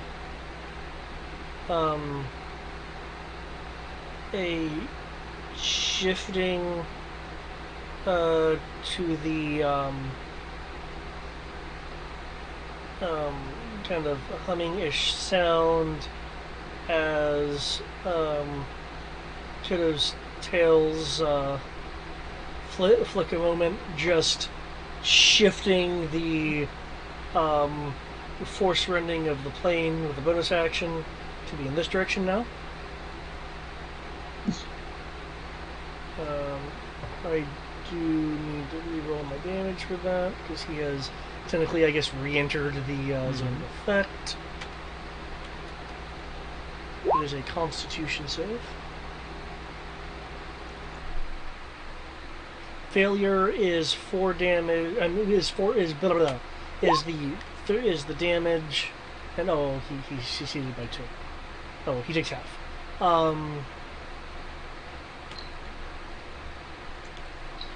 And I will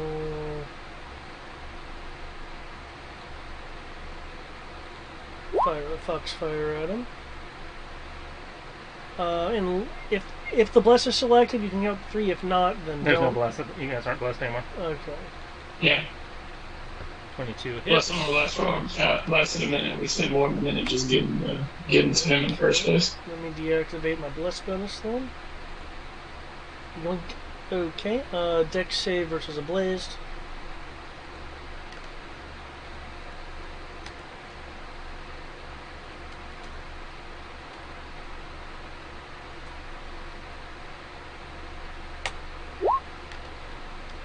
Okay, he is a blazed. Yep.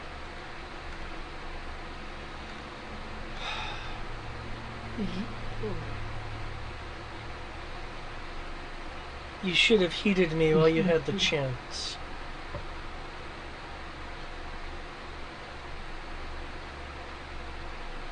That's my bonus, that's my action. I'm good. Okay. Riv? Due to current positioning, the only way you can reach him is if you have a reach weapon. Does it have that he has a door With a right? reach weapon when I wanted to. That's it, because you cannot move into melee range with him. Because, due to him blocking the door and Kodo being in the way.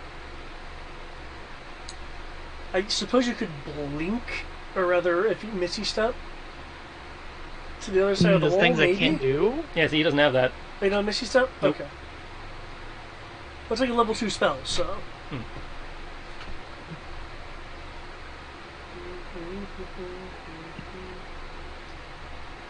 And everything's Demeterium, so I probably can't Dimension Door, which would be a waste Well, of mana anyways. he was shown to teleport, so.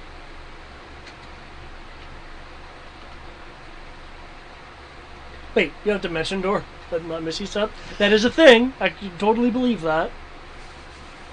500 feet of movement over the monk who can move 50 feet at a turn. One's more useful than the other. That's a bonus action 30-foot teleport, or he can bonus action dash for double his actual. Oh, I didn't think Dimension Door was bonus action. Dimension Door is not, Right. but he has bonus action dash as a monk, which covers more ground than Misty Step. Exactly. Misty Step is nice for the teleport, but I can literally move faster than you can teleport. yeah. People say that. I don't think they realize how instant a teleportation is. We go on. So I was thinking about the old FTL versus teleportation argument. So yeah. I'm talking about the argument of I'm just faster than you. Yeah. So what are you trying to do? Further. I'm pretty sure I can make an acrobatics roll to go through his hex. Yeah. You can attempt an acrobatics roll to move through his hex, yes. Right? Yeah, that's the thing. But you will also be moving through Kodo's spell if you do that. Yeah. And what is Kodo's spell? You'll have to make a Constitution save or take a crap ton of necrotic damage and a point of exhaustion. If you fail. Yeah. Because I have forced a sliver of the anti-life equation into this realm. Success negates the exhaustion and you take half damage. God damn it, Kodo. Why'd you have to do this?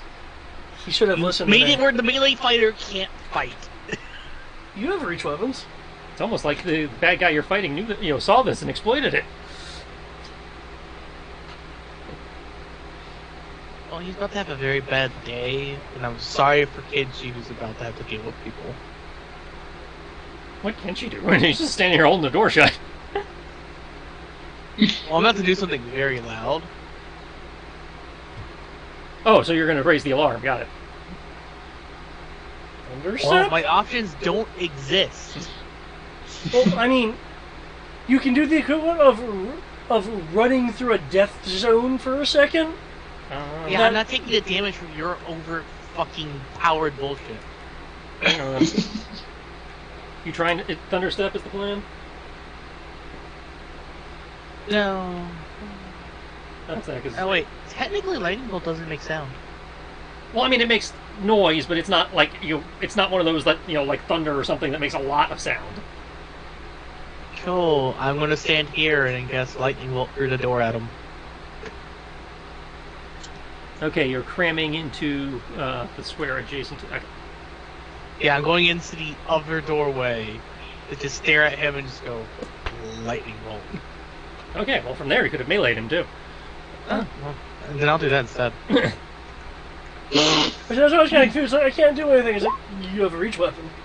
Well, from there he doesn't need a reach weapon. He's next to I him. was about to say, I'm like, yeah, but now you know. You can just stab through And all of that hits.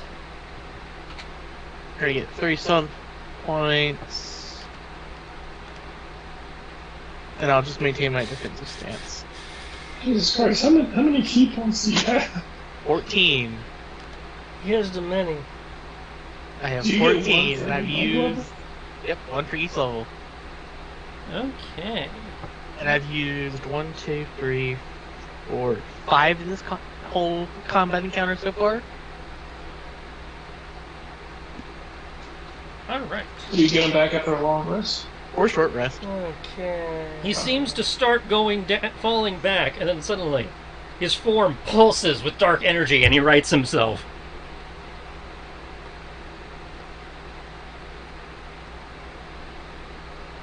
What's wrong with it?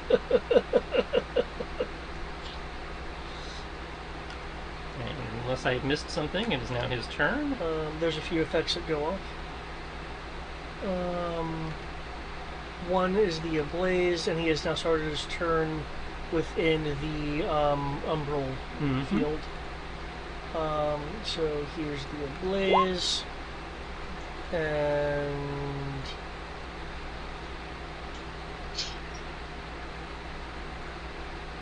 There's the Umbral Storm. He still needs to make a save. Mm-hmm.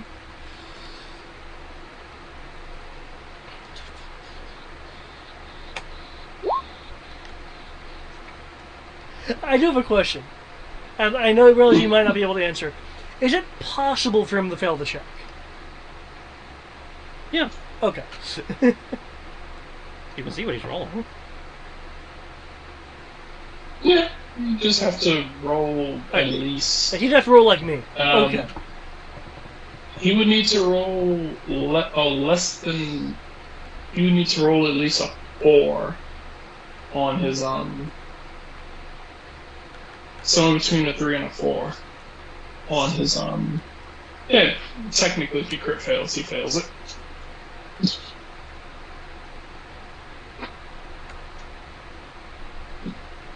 Technically, depending on that D4, he could roll all ones and still make it. And plants his feet. Takes swings.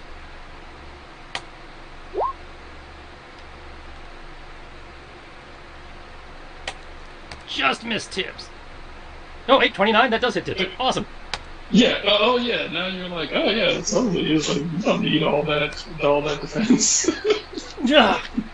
Based on what he's been rolling before that?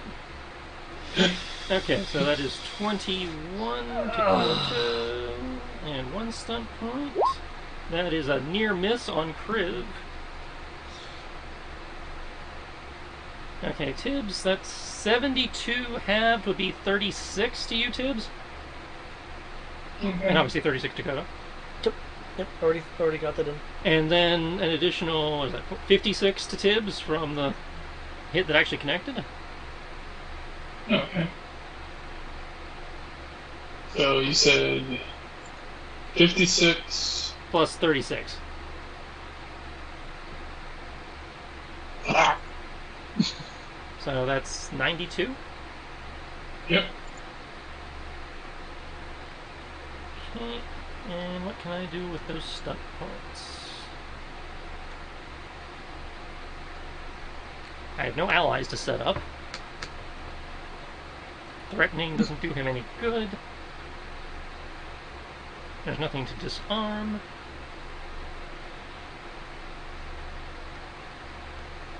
You can move 5 feet. Mm-hmm. With what you got against Conan. He could move 5 feet, which would get him out of the death cone.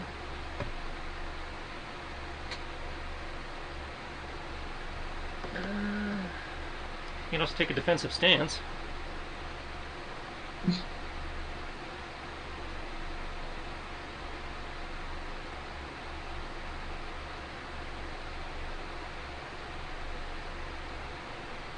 Or I could take another swing at Riv.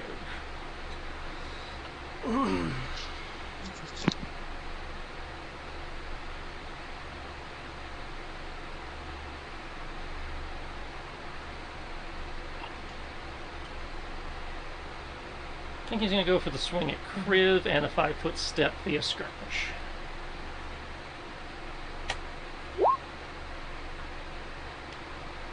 Rolled the same thing again. Oh, well. You still get the 5-foot step. Oh, he's hitting me again? No, he was swinging at Kriv again. Oh. But he missed.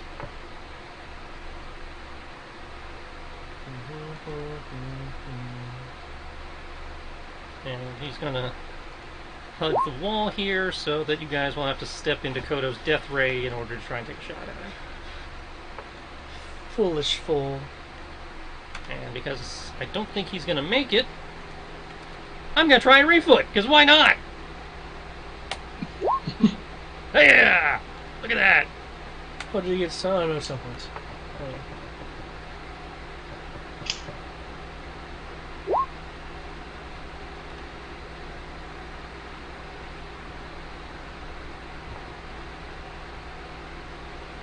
Yeah, 36.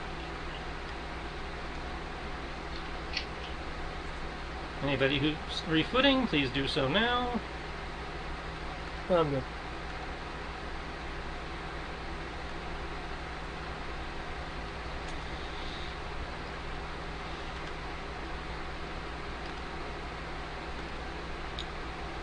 Just waiting on Crib's AC. Oh, that dropped. I can't. Ooh, did I get anything? Oh, I got 4 stun points on initiative. Oh my god.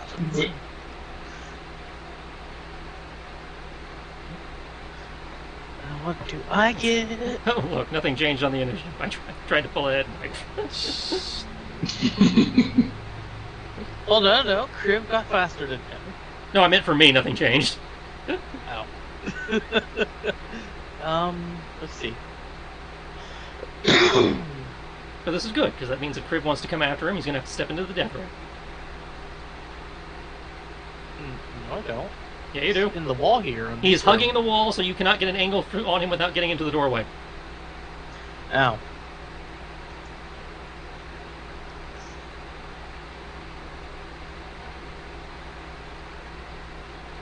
He is trying to fight smart. Don't worry, Kriv. I can use his intelligence against him. So far, he's using your lack of intelligence. Using cone weapons in a tiny area. Oh, excuse me for not invoking it in a large radius and not having the ability to protect my allies. I appreciate it. Look, there's literally a wall of death between me and him now. And I'm supposed to be that wall of death. Hear that, Inquisitor? I'm gonna kill you! We'll see which he values more, attacking us or surviving. I guess I'll take Vanish. Or, I have nothing I can do with it, it's just on points. Fucking Remember, you can't vanish spells. Oh, I know. But so far, the only attack spell he's dropped is Spiritual Weapon, which you can vanish. Steal one strike? I thought that's what he did. Yeah, but he has to see you for that, which requires him to step into the death ray. I know. And I'm going to use that against him. You made your concentration for that, right? When he hit you with the hammer? Is that for the 19 plus 11? I don't know. That would have been the 20. That would have been, yeah, the 26 plus 46. That was 72 half to 36. Yeah, half of 36. Yeah. 19 plus 11. Okay, yeah, I see it. Yeah.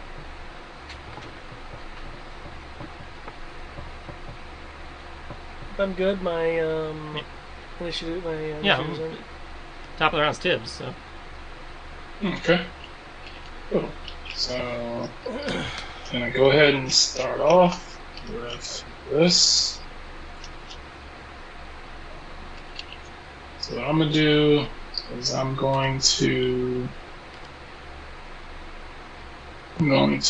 slap it. I'm gonna put a bandage on my boo boo.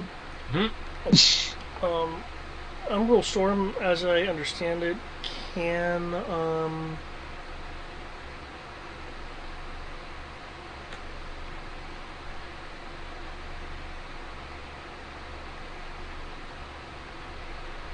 oh, sorry, I thought it could affect objects. I might be thinking of something else.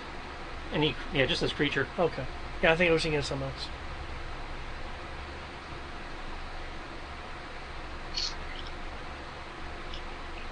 And say, keep in mind, Tibbs, that Spiritual Weapon doesn't need line of sight. So yeah, you're good. Yeah. Okay. I can't see him anyway, so my Spiritual Weapon's just gonna hover there. Well, apparently, Spiritual Weapon doesn't need line of sight, as we learned on Sunday. Wait, so I don't even need line of sight in order to go swinging at him? How the fuck am I even supposed to know where he is to swing? It says you can make a melee spell attack against a creature within 5 feet of the weapon. As a bonus action, you can move... And as a bonus action, you can move it 20 feet and repeat the attack against a creature within 5 feet of it. That being said, I suppose you should be able to kind of guess what 5-foot area radius he's in, basically. My presumption would be if you're attacking somebody you can't actually see when you do it, that you're at disadvantage, as per normal. Okay. So But you it doesn't even say that. The spiritual weapon does not, but the combat system says if you can't see the guy you're swinging at, you're at disadvantage. Okay. Because that's how you fight invisible people. Alright. Cool. Alright. Kodo recovered 22. Terrific.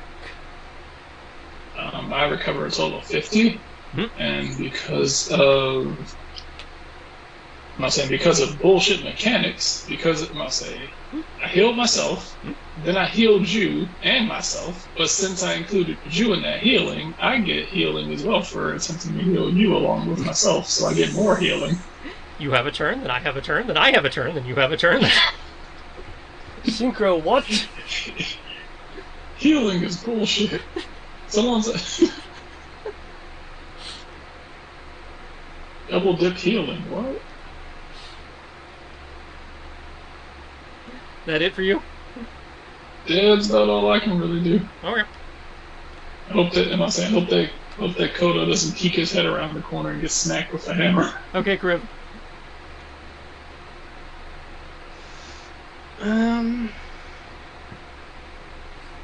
I know this is supposed to sound like really epic and awesome, but all I can imagine is the guy just kind of like hugging the wall and like Crib just sticking a Naginata around the corner, just kind of poking in random directions. Like the spiritual weapon just spikes out. Yeah, there wasn't any like sage advice or errata to clarify that, was there? No. Again, which is why I figured it just defaults to the if you can't see your target, you're at disadvantage. The quote indirect fire rule. Yeah. You know what? Just because I can be that douchebag and do this? Wait, he's on fire right now, isn't he? He is currently on fire. Somehow his plate mail caught fire, yeah. Yep. It's magic, I don't have to explain it. Oh, it doesn't put out the fire, so it doesn't matter. I will cast Ice Knife at level 5 Okay, you and throw it against the wall next to him. At one creature within range. But whether it hits or misses. Yeah. You make a ranged spell attack against the target. You make a ranged spell attack against one creature within range. No. First sentence. Create a shard of ice. If I can still see his fucking ass anyways. Okay. Yeah, he's got a partial on him. So yeah, you're good. It's like, I'll just start conjuring knives to throw at your ass. Okay, on a hit, the target takes 1d10 piercing damage, then the shard explodes. The target and each creature within 5 feet of it must make a dex save or take 2d6 cold. Okay. And I believe it has a means to be increased with bow. No, it doesn't. Okay, so what's your I just wanna save? double-check What's your that. DC?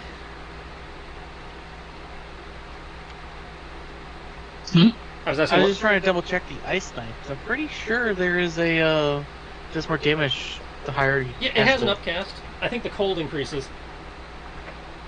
Yeah, it's just for some reason it's not there. I can't find it in the compendium. Well, that's because I don't have the paid compendium, so I don't have the cool stuff in there. Yeah, when you cast this spell using a slot second level or higher, damage increases by 1d6. Cool. So you the up attack. to the 5th, so that would be plus 4d6. So 1d10 plus 4d6. And your DC is what? So the DC is based on dexterity saving throw or take the beats. DC? No, your spell save DC. I was reading it just to make sure. So Spell save DC would just be 14 plus your charisma. 14 plus my charisma, and my charisma is currently 18, so 18. Okay, DC 18, so he failed. So the attack itself is 3d6 plus. I'd say you're doing 1d10 plus 4d6. I mean, plus 6d6. The 1d10 actually requires me to hit him with the knife. Ah. So you have to roll versus AC for that. For that part of it, yeah. So it's 3d6 plus 1d12 plus 4. Because that'd be based on your charisma. And I'm also going to cast the level 2 version of it. Okay, I thought you said 5th. I'm casting both. Oh, you're twin casting it? Yeah. Okay. It's a level 1 spell. So I can upcast it second level. Well, yeah, I Okay. was just confirming. Make sure to mark off the mana. Yep. I was like, because you'd only mentioned the first one, so I want to make sure I hadn't misheard that. Sadly, I can't do this with spells. But I'm going to throw knives at him. He's 18. Dex. I'm going to make a second dex save. 1d10 plus. It's 1d6 per spell level, so it goes from 2d6 to 66. I say first one's 66, second one's 3d6.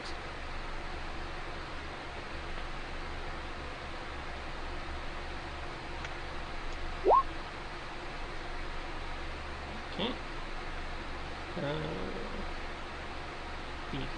The second one, it misses the AC. So 3d6 is 11. yeah. Alright, but the first attack is enough to put him down. How do you want to do this? It's a spell attack. And? So I can't knock him out with it. Nope, you can't declare non-lethal unless you take that meta magic. Which I didn't. So I am going. Crap, I can't remember the name of the movie. I'm gonna throw this knife in a curve and bend it around the corner of the door to hit him in the eye. Okay. So you go to hurl the knife, putting a little, kind of like a half-ass boomerang spin on it as it comes around the corner, passing through the field of necrotic energy, losing some of its mass and becoming less of a knife and more of like a stiletto point as it goes spiraling through the air. The boomerang point catching him right in the neck as it detonates, looking like a shotgun blast caught him in the face as he crumples to the floor.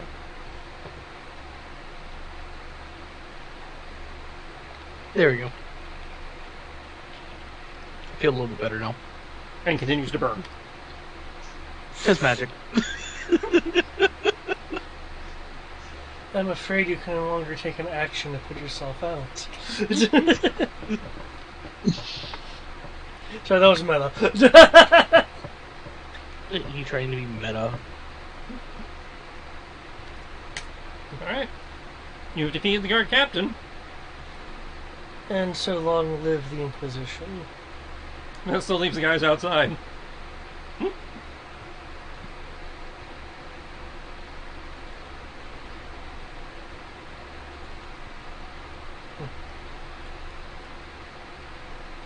How's the And door, whatever Kenshi? and whatever clues may or may not be in his office.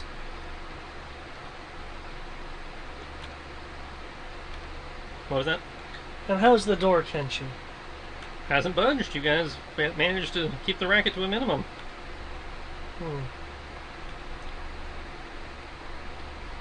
I would have thought a shout of guards would have reached them.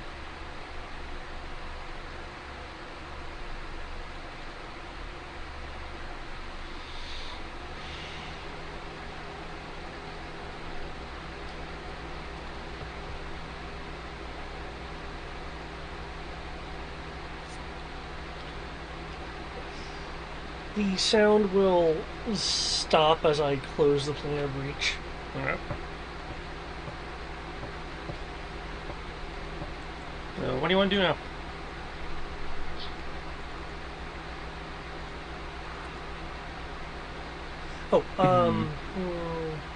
I'm gonna drink some potions.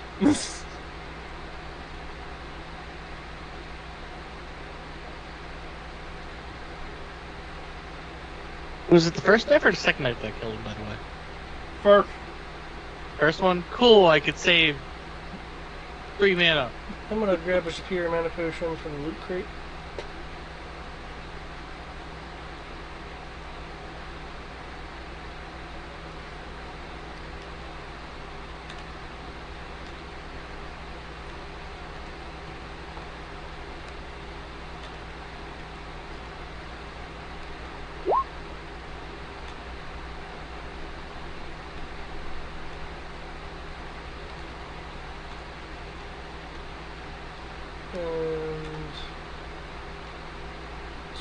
graders.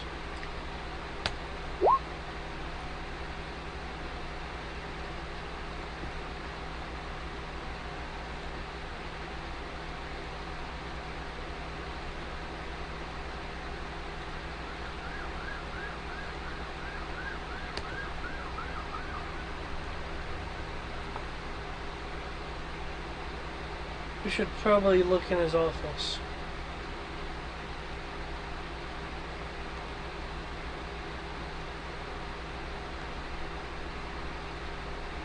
Yeah, that'd probably be a smart thing to do.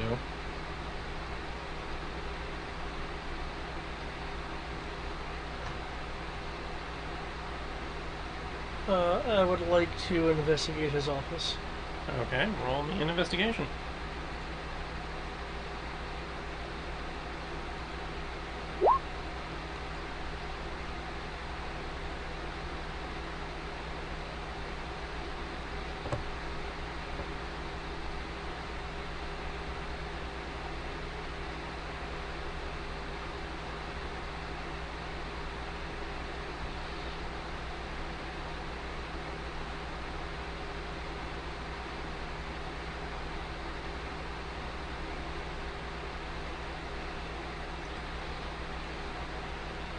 Yeah, investigation.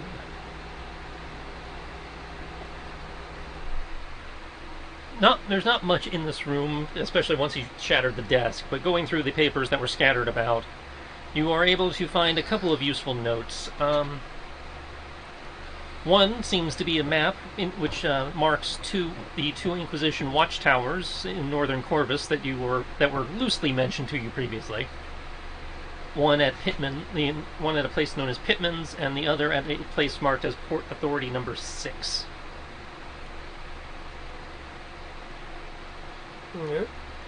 Yeah. In addition, you find another note with 4 cryptic lines written on it.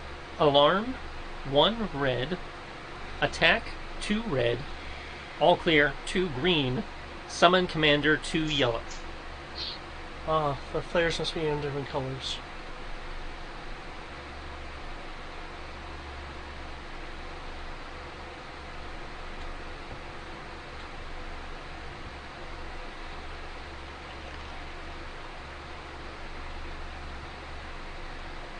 You will also find a additional note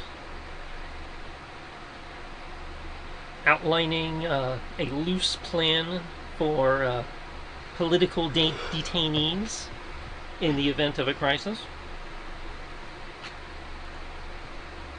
Alright.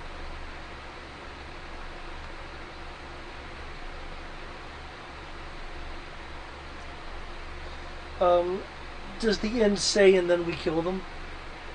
No, it's like a plan for moving them. Oh, okay.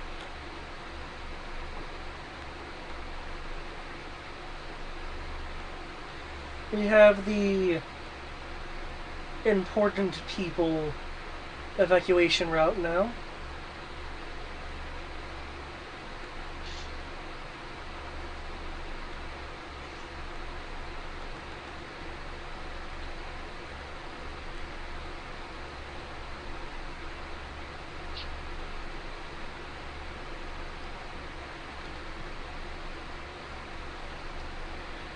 Alright, well, I guess that just leaves outside then, doesn't it?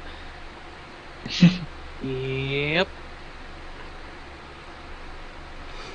And y'all were worried that would be the hard part. Well, again, our worry was flares.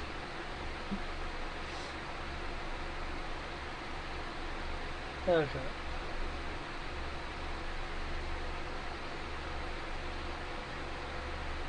Well then, let's deal with this, shall we? Anybody have any ideas, or are we just swinging the door open and, Surprise!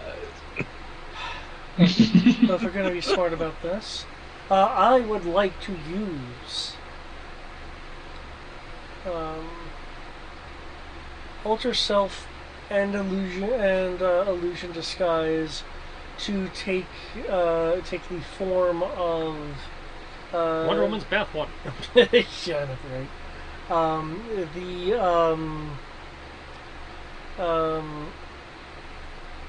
Commander Inquisitus.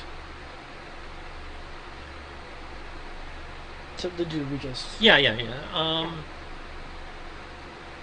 I'm okay with that in concept. Just for the sake of laughs, let's see how well you actually remember so you can pull this off, since there's not much base left at this point. Intelligence check for memory? Okay, that's good enough. Damn. Okay. It may not be perfect, but it's passable. Definitely very passable. Okay. I wasn't sure that. I got it +2. I wasn't expecting that. Okay. If you had the actor feat or something, that would have affected it. But yeah,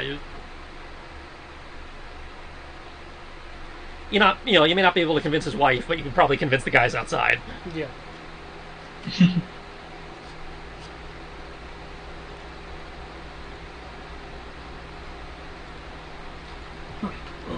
Now you've stolen his face. Well, it's time. It looks like it's time for me to do what I do and command people. Sure. Would you prefer to do this? I don't have an opinion either way. I just find it funny that you were commanding people. Well, you did used to be a leader, so it makes sense. One that people rebelled against. People always rebel eventually.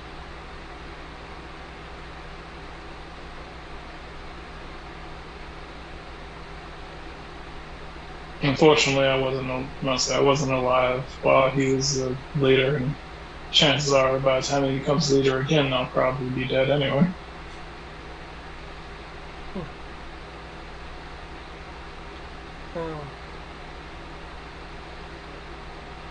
Unfortunately, the Fool doesn't have that level of ambition. But if you'll excuse me... Koto Man renewing his throne, coming this fall. Is world conquest worth it after all?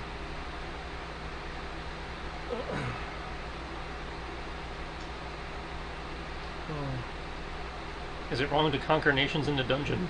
Chapters 1 through 6.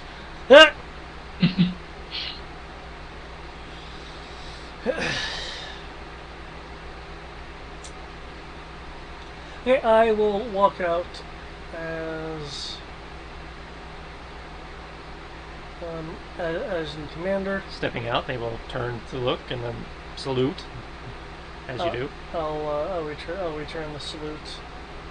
Ah, there wasn't a door there. I don't remember deleting that one. Okay. Look at those doors on the map. No, I mean in terms of the blocking. Ah. I went to the dynamic layer because, like, how'd you get outside? It's like, oh, apparently there's not a door there. I wonder when I deleted that one.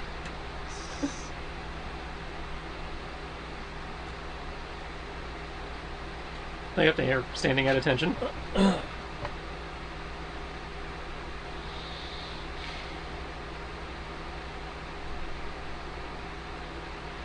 The 5 of you are currently relieved of your shift early.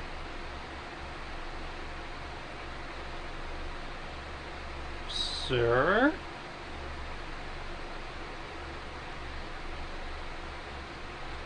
I don't sit at the desk in there reading fiction. I've been reviewing notes and plans, and I am revising the current deployment format. Are you intending on questioning that? No, sir. Would you prefer some kind of roll? No, you're okay. fine. I mean, I'm gonna, there will be a roll okay. in a moment. I'm trying to set the DC based on what you're trying to pull. Like, wouldn't you rather we stayed on shift until relief or whatever arrives then, sir?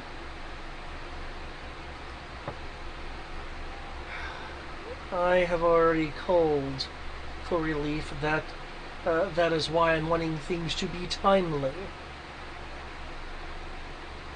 All the more reason we should stick around till it arrives.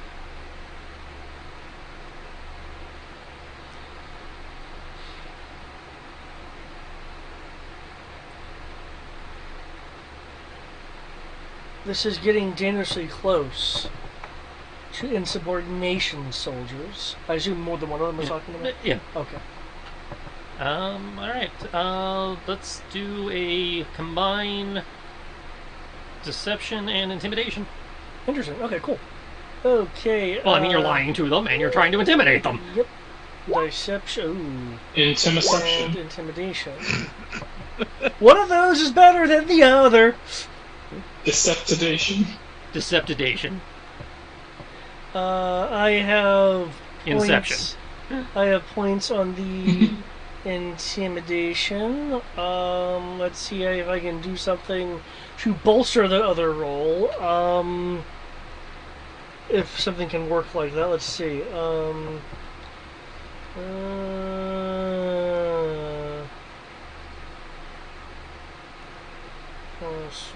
Good, no.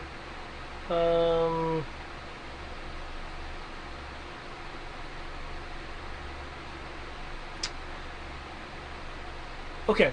Can I utilize stunned silence from the idea of giving myself on the look to do something if it looks like this catastrophically fails and they take hostile actions towards me? Give me a moment to look that one up. Just to be on the safe side, I am open to the concept.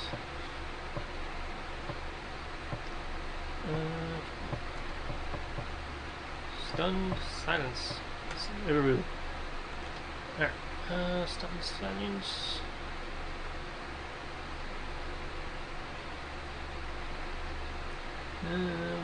Just jump out and able to speak for the last full round. Yeah, okay. That'd be fine. Okay, so 16 deception, 20 intimidation.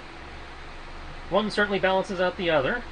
Not the other was, if it was a failure, it was not a total failure. I won't tell you which category that fell into. Yeah.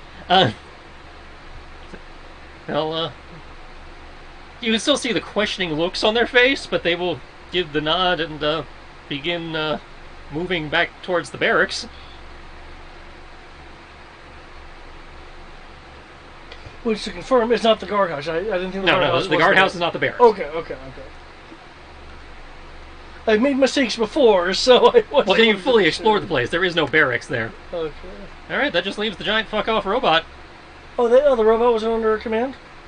Well, you said you talked to the 4 guards outside. Oh, door. I believe I said the 5 of you.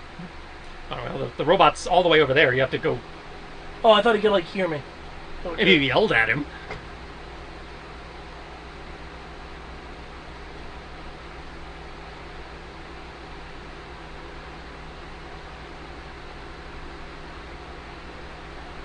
Okay, I know. He is far enough away that he is a separate, quote, engagement for the purposes of what you're trying to pull. If you guys attacked, then he'd be part of the same... Okay. Yeah, I'm making you work for it a little bit. Okay,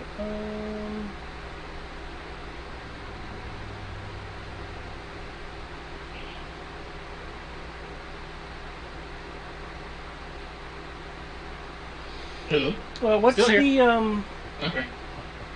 Okay, because these are more traditional units, they don't have, ASA, PSA kind of things. No, it has, good old-fashioned Mark 1 eyeball. Okay, It has a slit in the visor.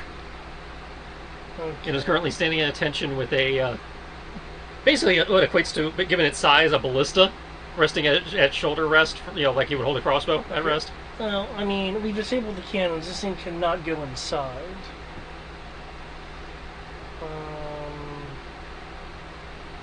I say you could just leave it and see what happens. Yeah, that's what I'm considering. Or you can duck back inside and discuss with your party. That's what they're there for.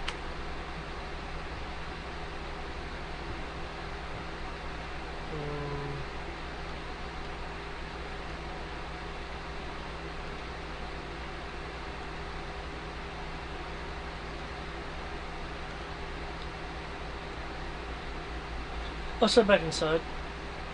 You do that. Well, the guards at the door have been relieved. The unit, considering where it is, shouldn't be able to see us leaving. Now, we can of course make it disappear.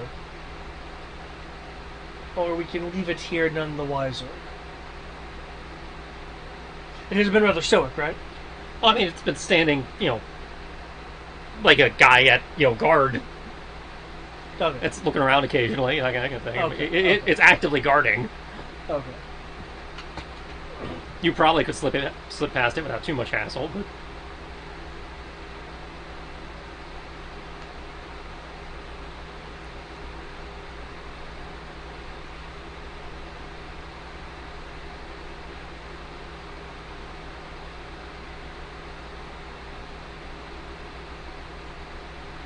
This is great back and forth. I'm loving this party feedback. I know, right? I mean, I don't disagree with the logic of it. Oh, I mean, I'm trying to think of something. I'm trying to think if there's anything better. we leave. I really can't think of anything better besides to just pull the pilot out of it and then intimidate the crap out of him. Or dispose of him. And I'd choose the non-lethal route by default, so... If we can just get him to walk away, then I don't see a problem as long as we disable the guns. Sorry, go on. We can disable the mech. Like, if we attack the mech, the pilot won't per se die. Will he? In theory, not. I mean, I can't outright veto that until we see how you just disable it, but... Okay. Like, I mean, if you pull a David and melt the mech around him, there's a good chance he might not make it. Like, let's say, I'm using my guns and just, shooting the fuck out of the legs or something like that, and it just runs out of hit points. Yeah, if you just shoot the fuck out of the mech and run out of hit points, the pilot might be knocked out, but they will not be dead. Okay.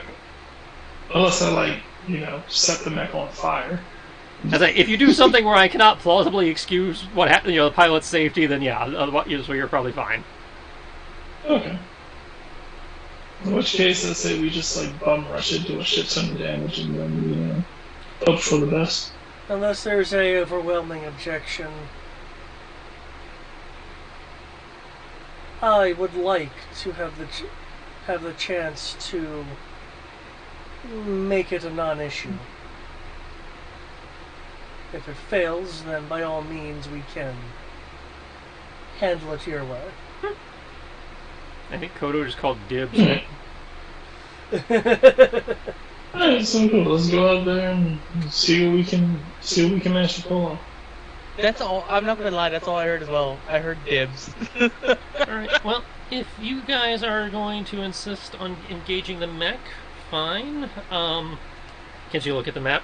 If you like, while you guys are doing that, Cortana and I can start making our way over for the listening post at the port, since that's the further away one, and then you guys can engage the other one on your way to meet us. This sounds like a plan to me. Sure. Alright. Okay. And thus I've explained why the NPC and the mark mode are not in this scene, and Oh yeah.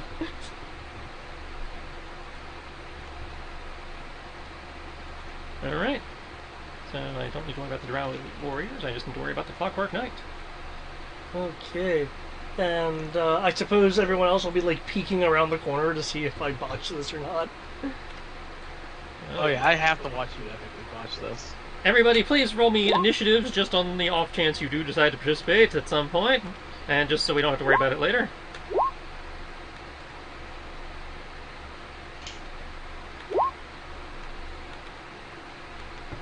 I want him to botch this.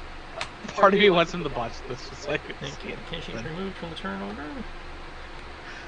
Ooh! I get stun points! Good. Okay, Kodo, you do technically have surprise. Okay. I want to stand by for a moment. I, just because I can, am going to do fast stand-in provided he's within your movement range. I believe that was the ruling I made on that previously. Which he probably is, but just make sure.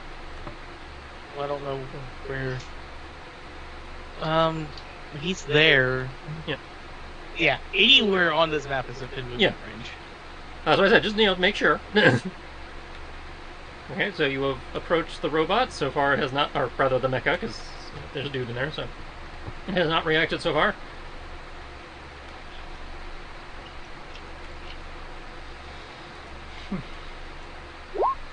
Given what this is, this may not work depending on your rolling. Given whatever pilot perspective he has, am I even noticed coming in from this angle? If you want to guarantee not being noticed, you can roll a stealth. Otherwise, I will based on his passive perception. Actually being looking stealthy would kind of go against the current cover. Okay, so you are sticking to the cover. I'm just walking through. Walking as Commander Dude. Okay. At which point, right about the time you get to the corner, his the swiveling head will notice and look down at you. Soldier, how's your unit faring? And as I'm saying that, I am going to touch his unit with the idea of looking like maybe I'm brushing something off. Fine, sir.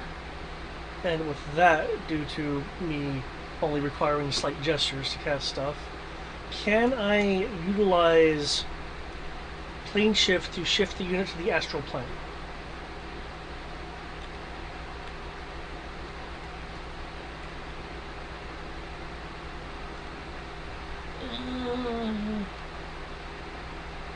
After deducting the required amount of points. Okay. One action, 8 more creatures.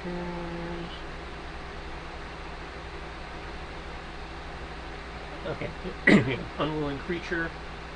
It's heightened, by the way. I guess it's heightened. Okay, so it's cool. Because this is technically a construct, no. Okay, I wasn't quite sure with that. Because I believe creature and construct are separate. Yeah, they are, because that's where boats and stuff come in. Yeah, the vehicles, this is a vehicle, it's a construct. Okay.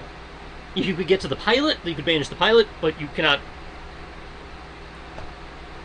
Okay.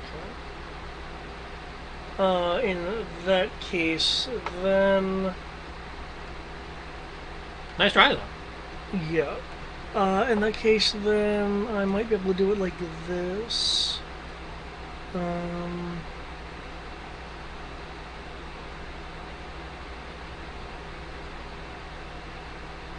Oh, can I not do it like that? Okay, I was looking to see if I could use gate as a workaround, but it doesn't look like I can. Because I can't, like, form the portal to interpose him and force it. From what I'm reading, it has to be a thing you walk through. I mean, you could do it with Dimension Door, because you're touching the object.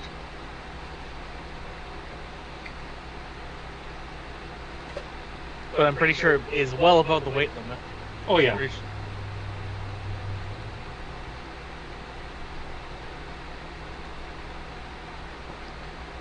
Okay.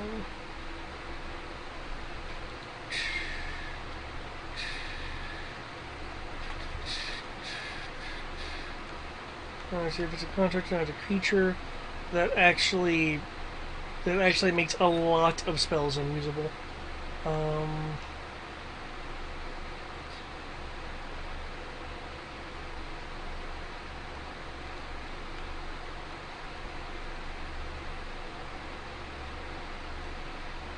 Okay.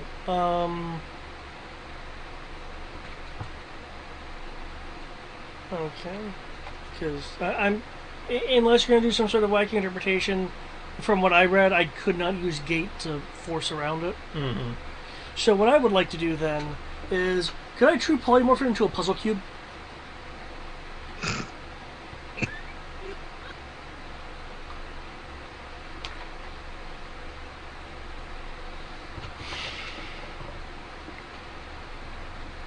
Because, you know, expecting that one.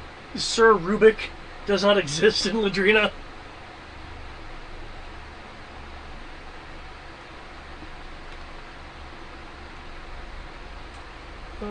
choose one creature or non-magical object.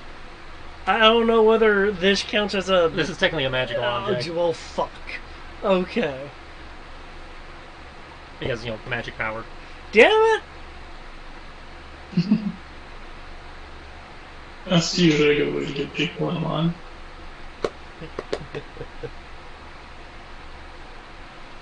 Double shit. Oh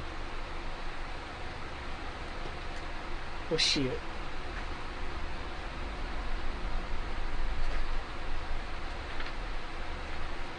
That's too small.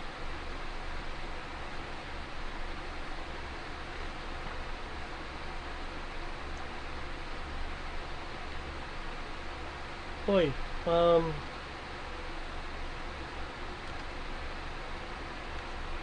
have to be willing for that.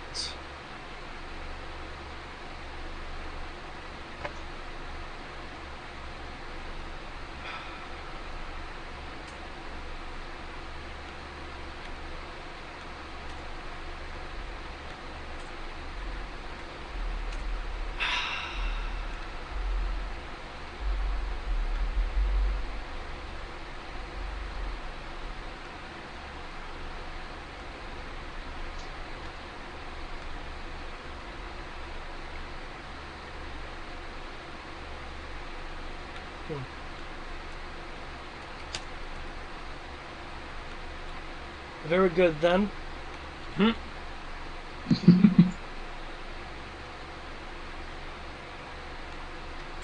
Wait.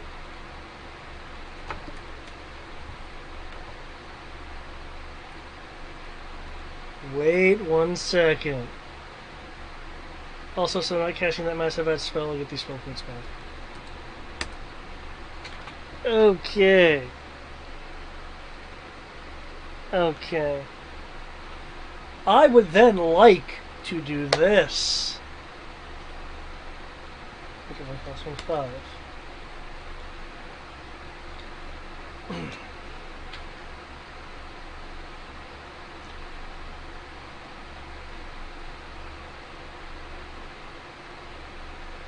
Given your duty and up until this point in your shift, I suggest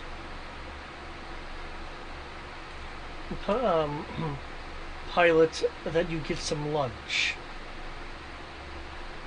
And when I say suggest, I literally mean the suggestion spell.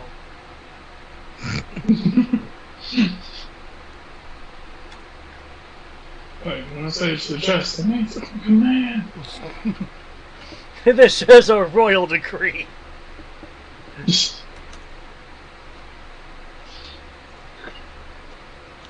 I, Lelouch V. Britannia, command that you get lunch.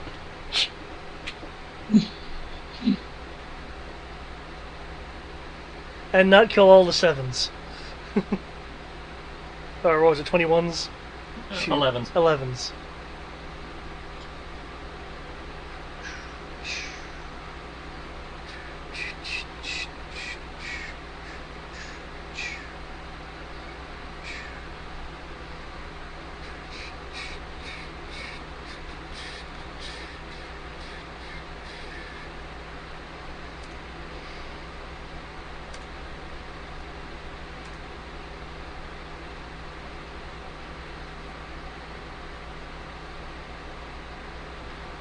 You know, that's oddly specific wording that could be abused.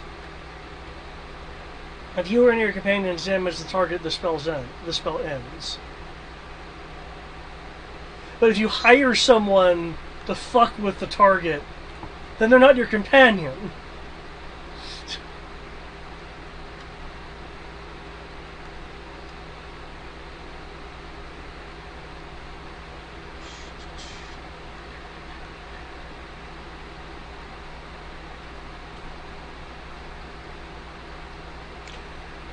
It would require a wisdom saving throw. Because on heightened it would be at disadvantage.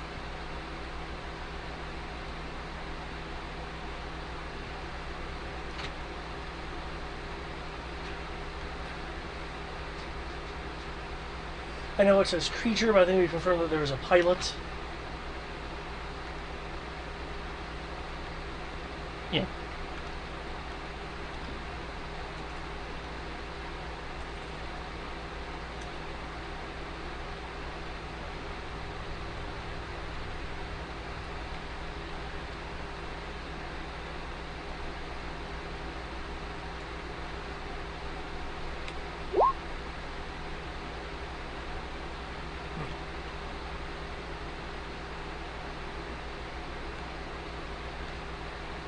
And this is command, you said?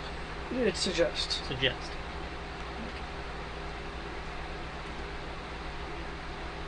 The more insidious twin brother suggestion. Or command. Magical influence, a creature you can see within range. I can hear and understand you. You cannot see the pilot. I thought they don't have glass. You said they have a vision slit. It has a vision slit, but it's up there. So you do not have eyes on the pilot because of the height difference.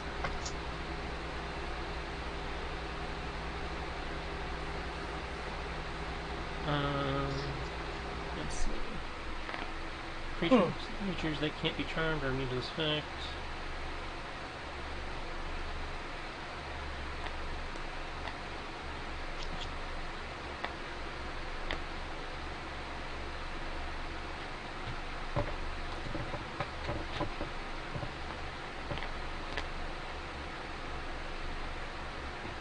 Okay. So there's one of the situations that he can see me, but I cannot see him. Right. You know, kind of like how with a like an arrow slit, you can be looking down and possibly see the person, but they can't necessarily see you. Beyond being a figure on the other side, yeah.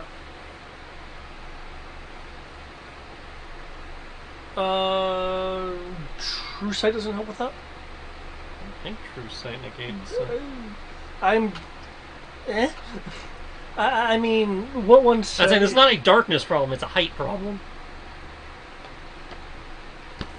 I say if you can convince him to come down to his level, or you go up to his level somehow, then I will give him a roll. Or if you can tell me how you would think you'd be able to get so you can actually see into his eye slit.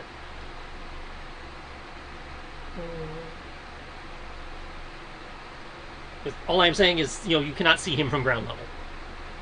So if you can come up with a workaround for that, I will make a roll. How does the ethereal plane work? It's not a shadow space, is it?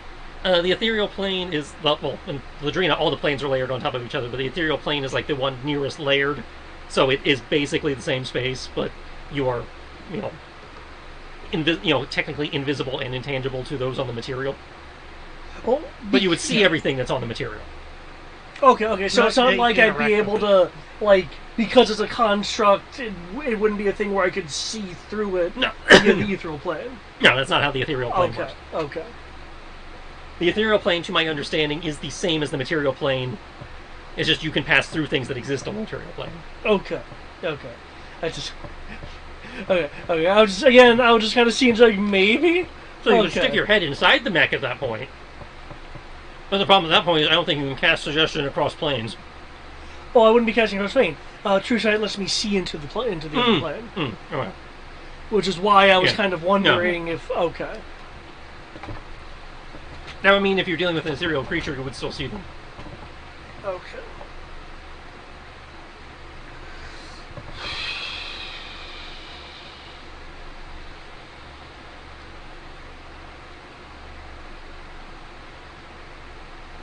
D&D spells are hard. They are unnecessarily obtuse, yes. And I might also be just making bad calls, but... Okay. I don't go that far. I honestly just think this is going to be obtuse. Oh, shit.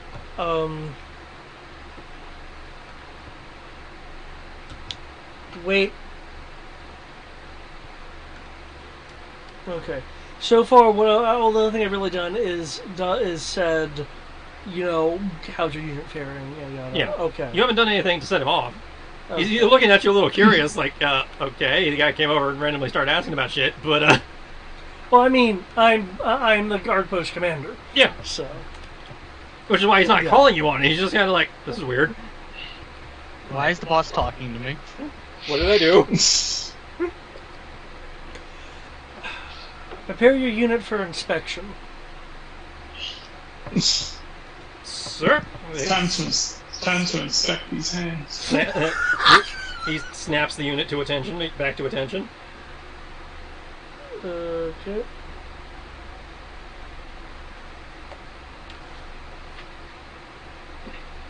Oh shit! I thought inspection would include like him getting out and stuff, so I could like inspect the unit.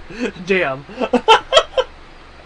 You're better off having him try report to maintenance to have the unit inspected properly. Would be a good way of doing what you're trying to do. Okay. Okay.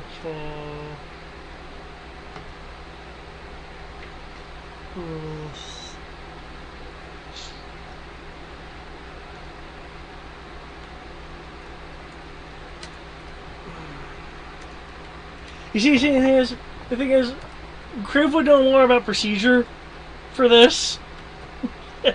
What? Yeah, but you were the one who I got this shit. Hold my beer. You did do this to yourself. Oh! Yes. Yes, I did. You are quite correct. Okay.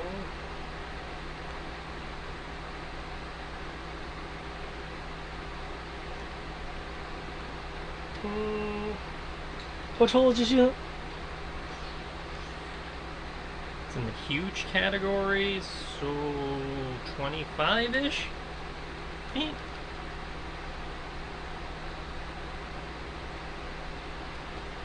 Okay.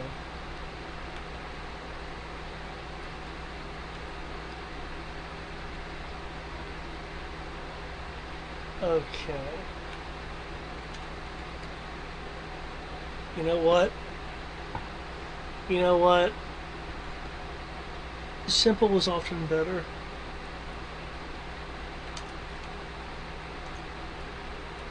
As I am going around and inspecting it, I would like to use heat metal. Yes. It is a manufactured object. It is. And they say, such as a metal weapon or suit of heavy or medium metal armor. That is an example, not necessarily a limitation. Yeah, you're good there. Yeah. Does it have like a square footage or something? Or Here, let me just... can you pop that? Let me just pop it.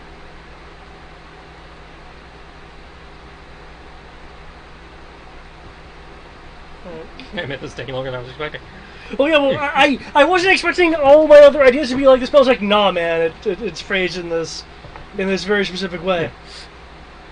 Okay. No, you're trying to think your way past it, and I can appreciate that.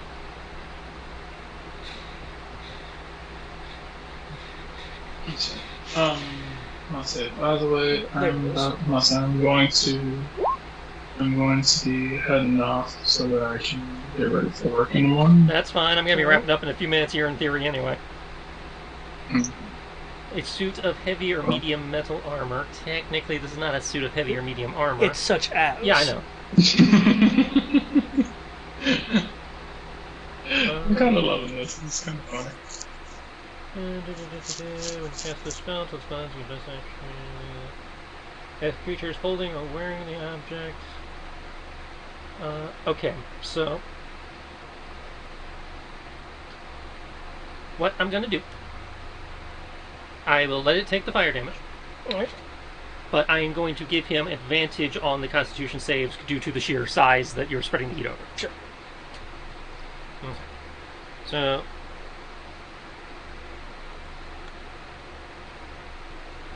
do your little fire damage. At which point, obviously, you're going to provoke. Yeah. Well, I mean, you've provoked by burning it, lighting him, heating him up. I didn't do anything to him as far as he can know. He's still going to make some kind of reaction. Going, what the hell? Yeah.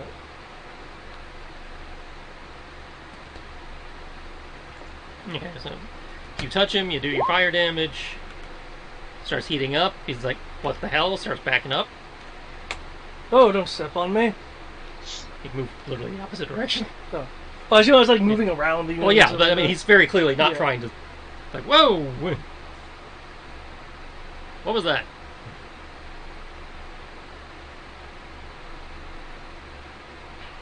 I suppose you spent the meta magic to, or whatever. No, that's right. You have to hide stat. Yeah. Yep.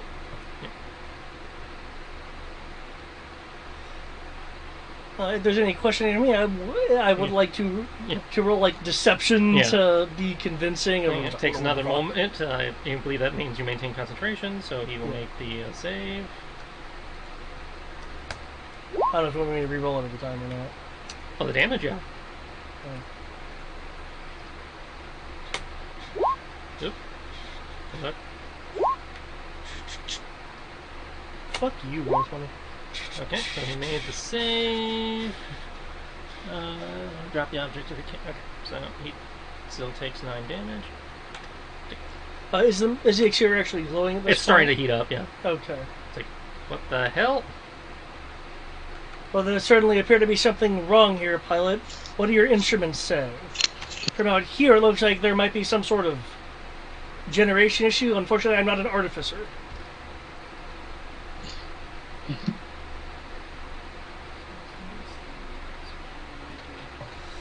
Okay, given who... Seems like something wrong with your bullshit meter. And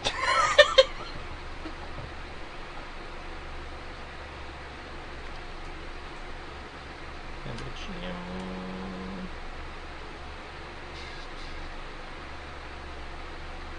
Sir, it's overheating. Yeah, I'm picking up a whole lot of flux.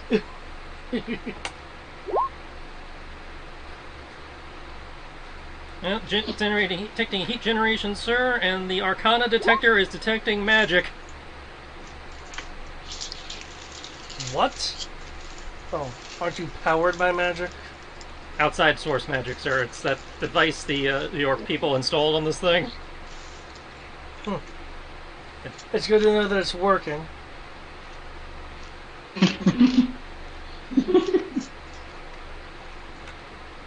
Huh. Perhaps that group perhaps there's some instructions group nearby. I'll make a show of looking around to see if there's like any suspicious activity out there. You were doing alter self or what? It was a combination of alter self and illusion disguise. Okay. Sir? Yeah. Well, technically, with alter self being concentration, I would drop it, but the illusion disguise would actually cover that. That was in case someone touched me. Yeah.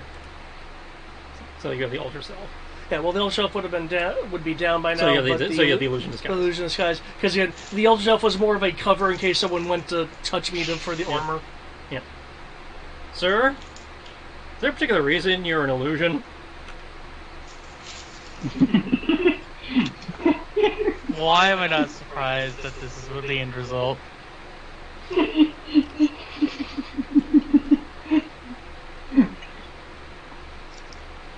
You don't believe that we are incapable of magic for even reasons such as, say, vanity, pilot? Given that you were not illusionary when you entered the building, and you're illusionary now? If you must know, there was a rather embarrassing mishap in my office that I am covering up with this use of illusory magic. Well, I know this is probably career suicide, sir, but per the mandate that you gave us, that came from on high, from the palace, I need you to drop the illusion, sir. Of course. I'm gonna miss this guy. What was his name, Mark? Well, according to his stat block, his name is Clockwork Knight Greater. Oh, okay. Mr. Great!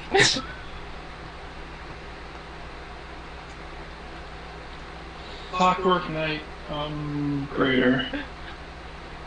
Alright. Just gonna call him CK. Gonna miss CK. Okay. Well, fortunately, there's a very easy thing for this. Abyss sword. As I drop illusion the skies, I am using. Oh, because I don't know if Ultra Self can let me do clothes and shit.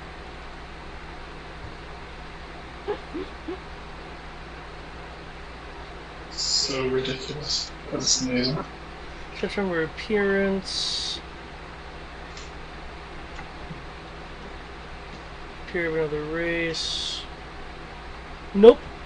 Okay, that's fine.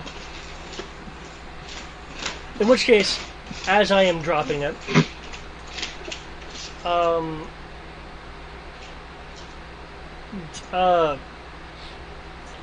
fuck. I am going to use a thing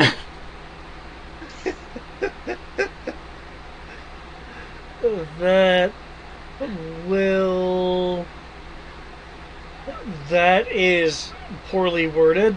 I'm sorry, guys. I thought we'd be done with the guardhouse by tonight. I thought so too. Because apparently a construct is not a creature, all these spells that would assist me do a thing that is not the working. Why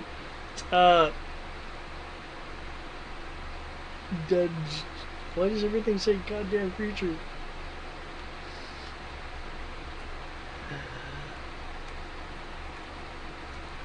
Fuck it. Just let me turn it. Just let me turn it. Come on. I had it in my eyesight. There we go. Because if this functions like most of the other ones do... Sorry, how tall was this thing again? At 25-ish feet? 25-ish feet. Somewhere between 25 and 30. Okay.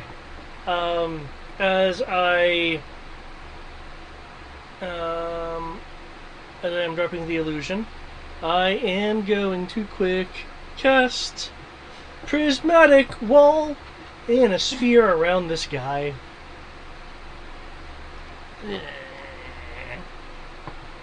Because it can be, it's up to 30 feet.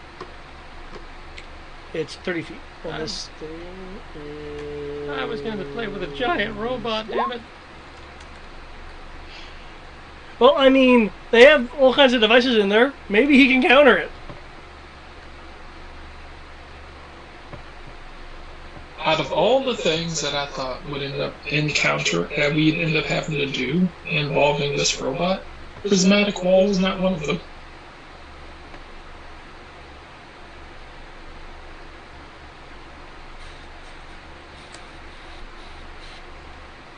Can I back up as I'm dropping the illusion? Hmm. Yeah, You're don't going to provoke. Really? Because does he have reach? Yes. Okay, well, I mean, if he's going to attack the illusion that he has not confirmed whom it is, then go right ahead. Worf. So, as hilarious as this is, I'm going to go ahead and head off. Yeah. Somebody repack to me. Yep, you can shift the wall into a sphere up to 30 feet in diameter. No, I'm going to have to do a quick Google here, because all the effects say creature. Well, what's your the badass thing of walking through them? Though I do think disintegration can work on objects. That's why I'm confirming. Yes, construct is a creature type. Okay. Oh! Well, shit! Then planar shift would have worked. Hmm. Look at all the suffering you made. But that's weird because at the same time, that you have the thing like with vehicles where they say construct is it doesn't. So now I'm really confused. I mean, But yeah, now they're saying, but okay. Crawford and is saying and confirms monster and he cites the monster manual. Construct is a creature. Okay. wow, that. Thank you, Crawford. That could have saved us some time if you put it in the book. So I guess the question is, how do you want to do this? Well, I'm not backtracking the last 45 minutes. Oh, so. okay. I mean, he could have a cool thing of like, I don't know, walking through the shit. He could be made of Dimiterium. Yeah, I'd have to completely redo its stat block and its CR if I have it be able to survive walking through this.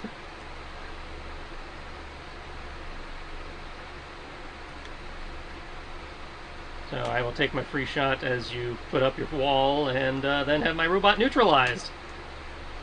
Well, for 10 minutes. That's enough time to take it off the the encounter because you guys can leave.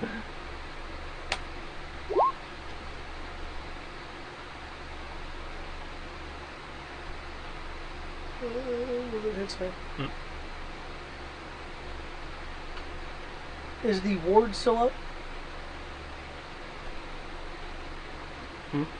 The damage ward thing that tips out on me? I believe that lasts for like an hour, so yeah. Lasts an hour, and long as you're within 60 feet of him. Okay. Well, So congratulations, you have neutralized the Mecha encounter. okay. After almost causing the mecha encounter. Well, yeah, but clearly there's a real weird rules thing going on here. That being said, there's nothing to stop him from going to another point that has flares, yeah? He'd have to travel to like another gate or something, so that would take a while.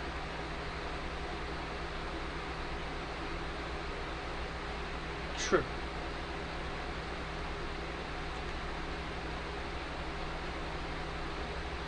That being said, since I believe it's just Crib that's on the call now.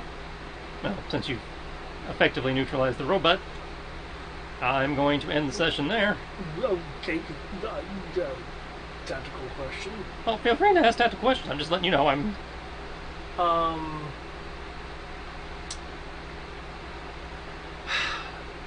Unless he decides to walk through the thing. Then, this is only a temporary thing. Do we want to prepare to mess with this thing to prevent it from just taking like 30 minutes to go to another post to launch flares, which could at least partially negate the grand plan?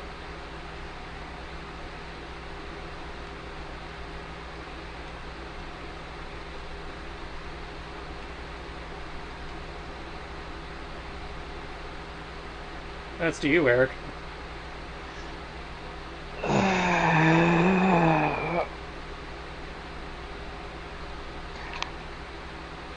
How did you press this up so much? Well, technically, Crawford messed this up by not putting the clarification in the book. Well, apparently he did, because he cited a specific, page number and everything in the book. Oh. He cited the Monster Manual specifically. It's like, Monster Manual page this, sentence this. Oh. I apologize, Mr. Crawford. I was like, that's a fuck up on my part by not reading the opening sequence, opening part. Okay. And then communicate to memory. Must cause headaches. Why? Yeah. Or else, again, we would have had like 45 minutes worth of, oh, that worked or didn't work, then we'd be in a fight. Because the plane shift either would have failed or died. So.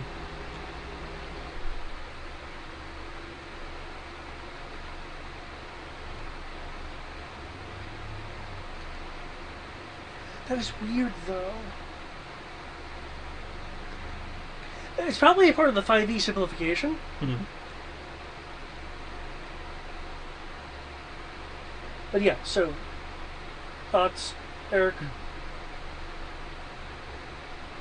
No, we gotta deal with it now, whether I want to or not. Well, I mean, he's locked it down for 10 minutes. You guys could just bolt, which is what he's asking. Yeah, do we want to bolt or make sure this thing can't report anywhere?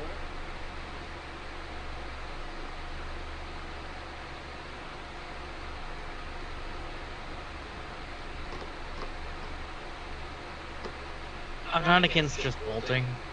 Really? Alright.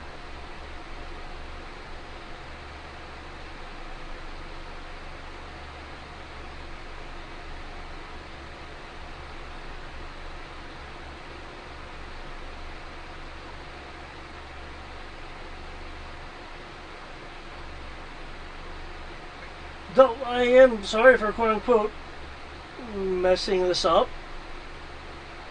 No, I wouldn't say you messed it up. You just caused a headache. Yeah. That's all. I'm a little disappointed I didn't get to play with my monster, but, you know, I'm used to it. The monsters I actually want to play with die instantly, and the monsters I don't give a damn about are the ones that take 45 minutes to kill.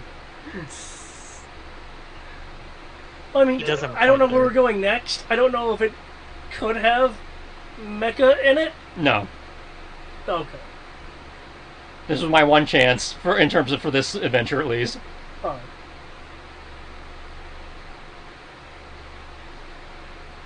My slight confusion is, oh, you can think your way out. Okay, well, I'm trying to think my way out, but the game says it seems to be fighting me. Mm. The answer seems to be avoiding your little heart.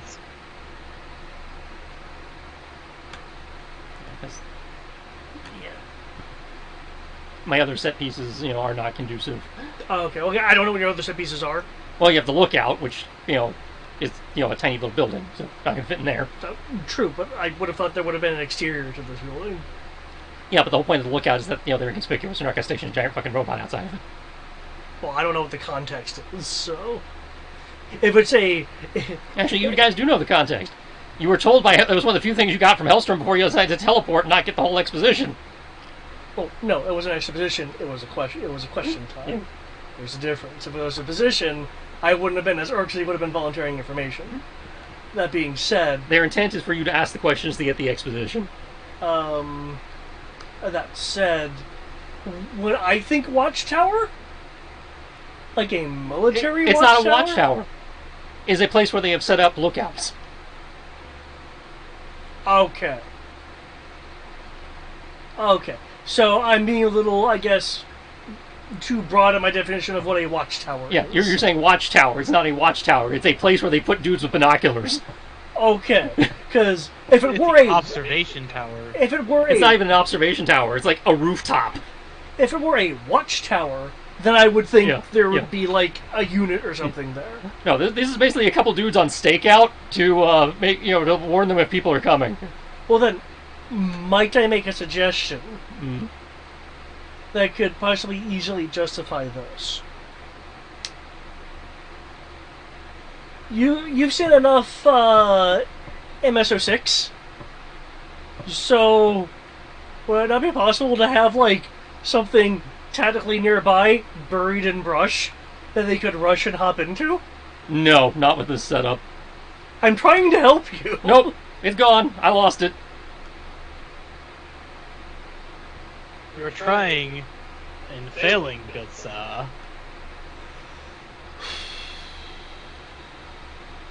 But A for effort. Yeah, it's fine. I will at some point get to play with my giant robot. Okay. It'll probably be in Gaiden. Okay. Maybe. Nope, Gaiden's not going anywhere near... Yeah, nope. Wait, we're not going near... We're not going into the Republic at all.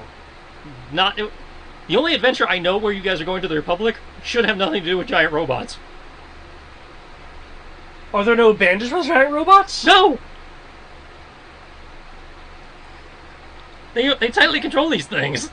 But one of the definitive things in what was happening in Gaiden is that there's some sort of black market tech shit going on Black market firearms. It was specifically firearms. that we were aware of. Because if the Drakengard had figured out how to crack, Republic mechs, I don't think they'd be selling them. You don't need to crack them. All you need is some brilliant ass McDougal dude to be like, hey, I got this rare drop. I'm gonna sell it for a fuck ton of money. Hey, evil government, you wanna buy this off me? And nobody else would use them. The yokai think they're stupid. The Sylvans are like, our magic is way more powerful than some dude in an oversized suit of plate mail. And the Drakengard routinely have dragons that come down and eat them. Well then, here's my counter to that. Oh yes, I am the steampunk Grand Dawn. Give me a piece of that. My enforcer needs that to enforce my intimidatory will with my cigar.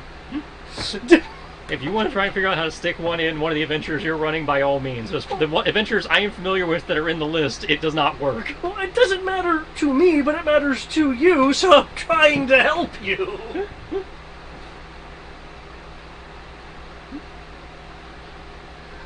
I don't specifically care if I get to play with giant robots or not as the GM.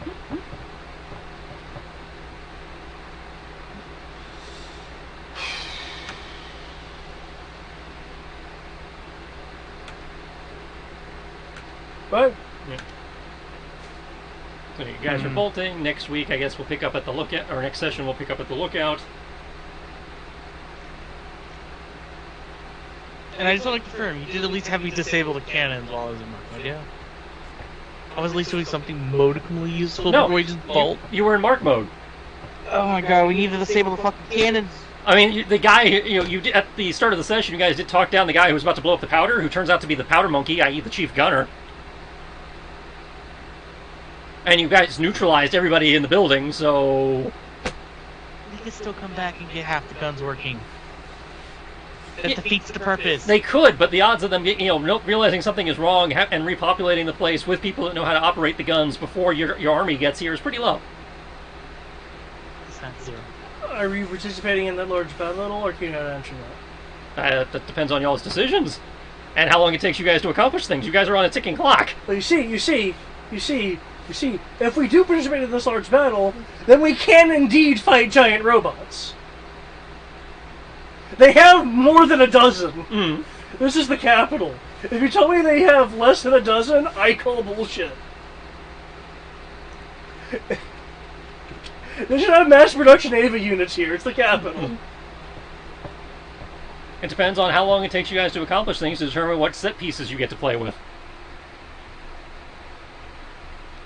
I say The book's expectation for how long it takes you to accomplish things says you won't have time.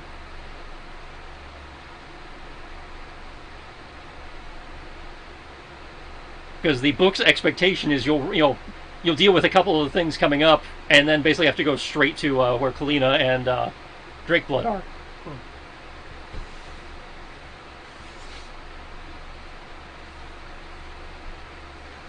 Oh my. Where they are... Okay. Okay, I'm not going to help anymore. Usually when I try to help, I just get griped at, so... I'll just be quiet.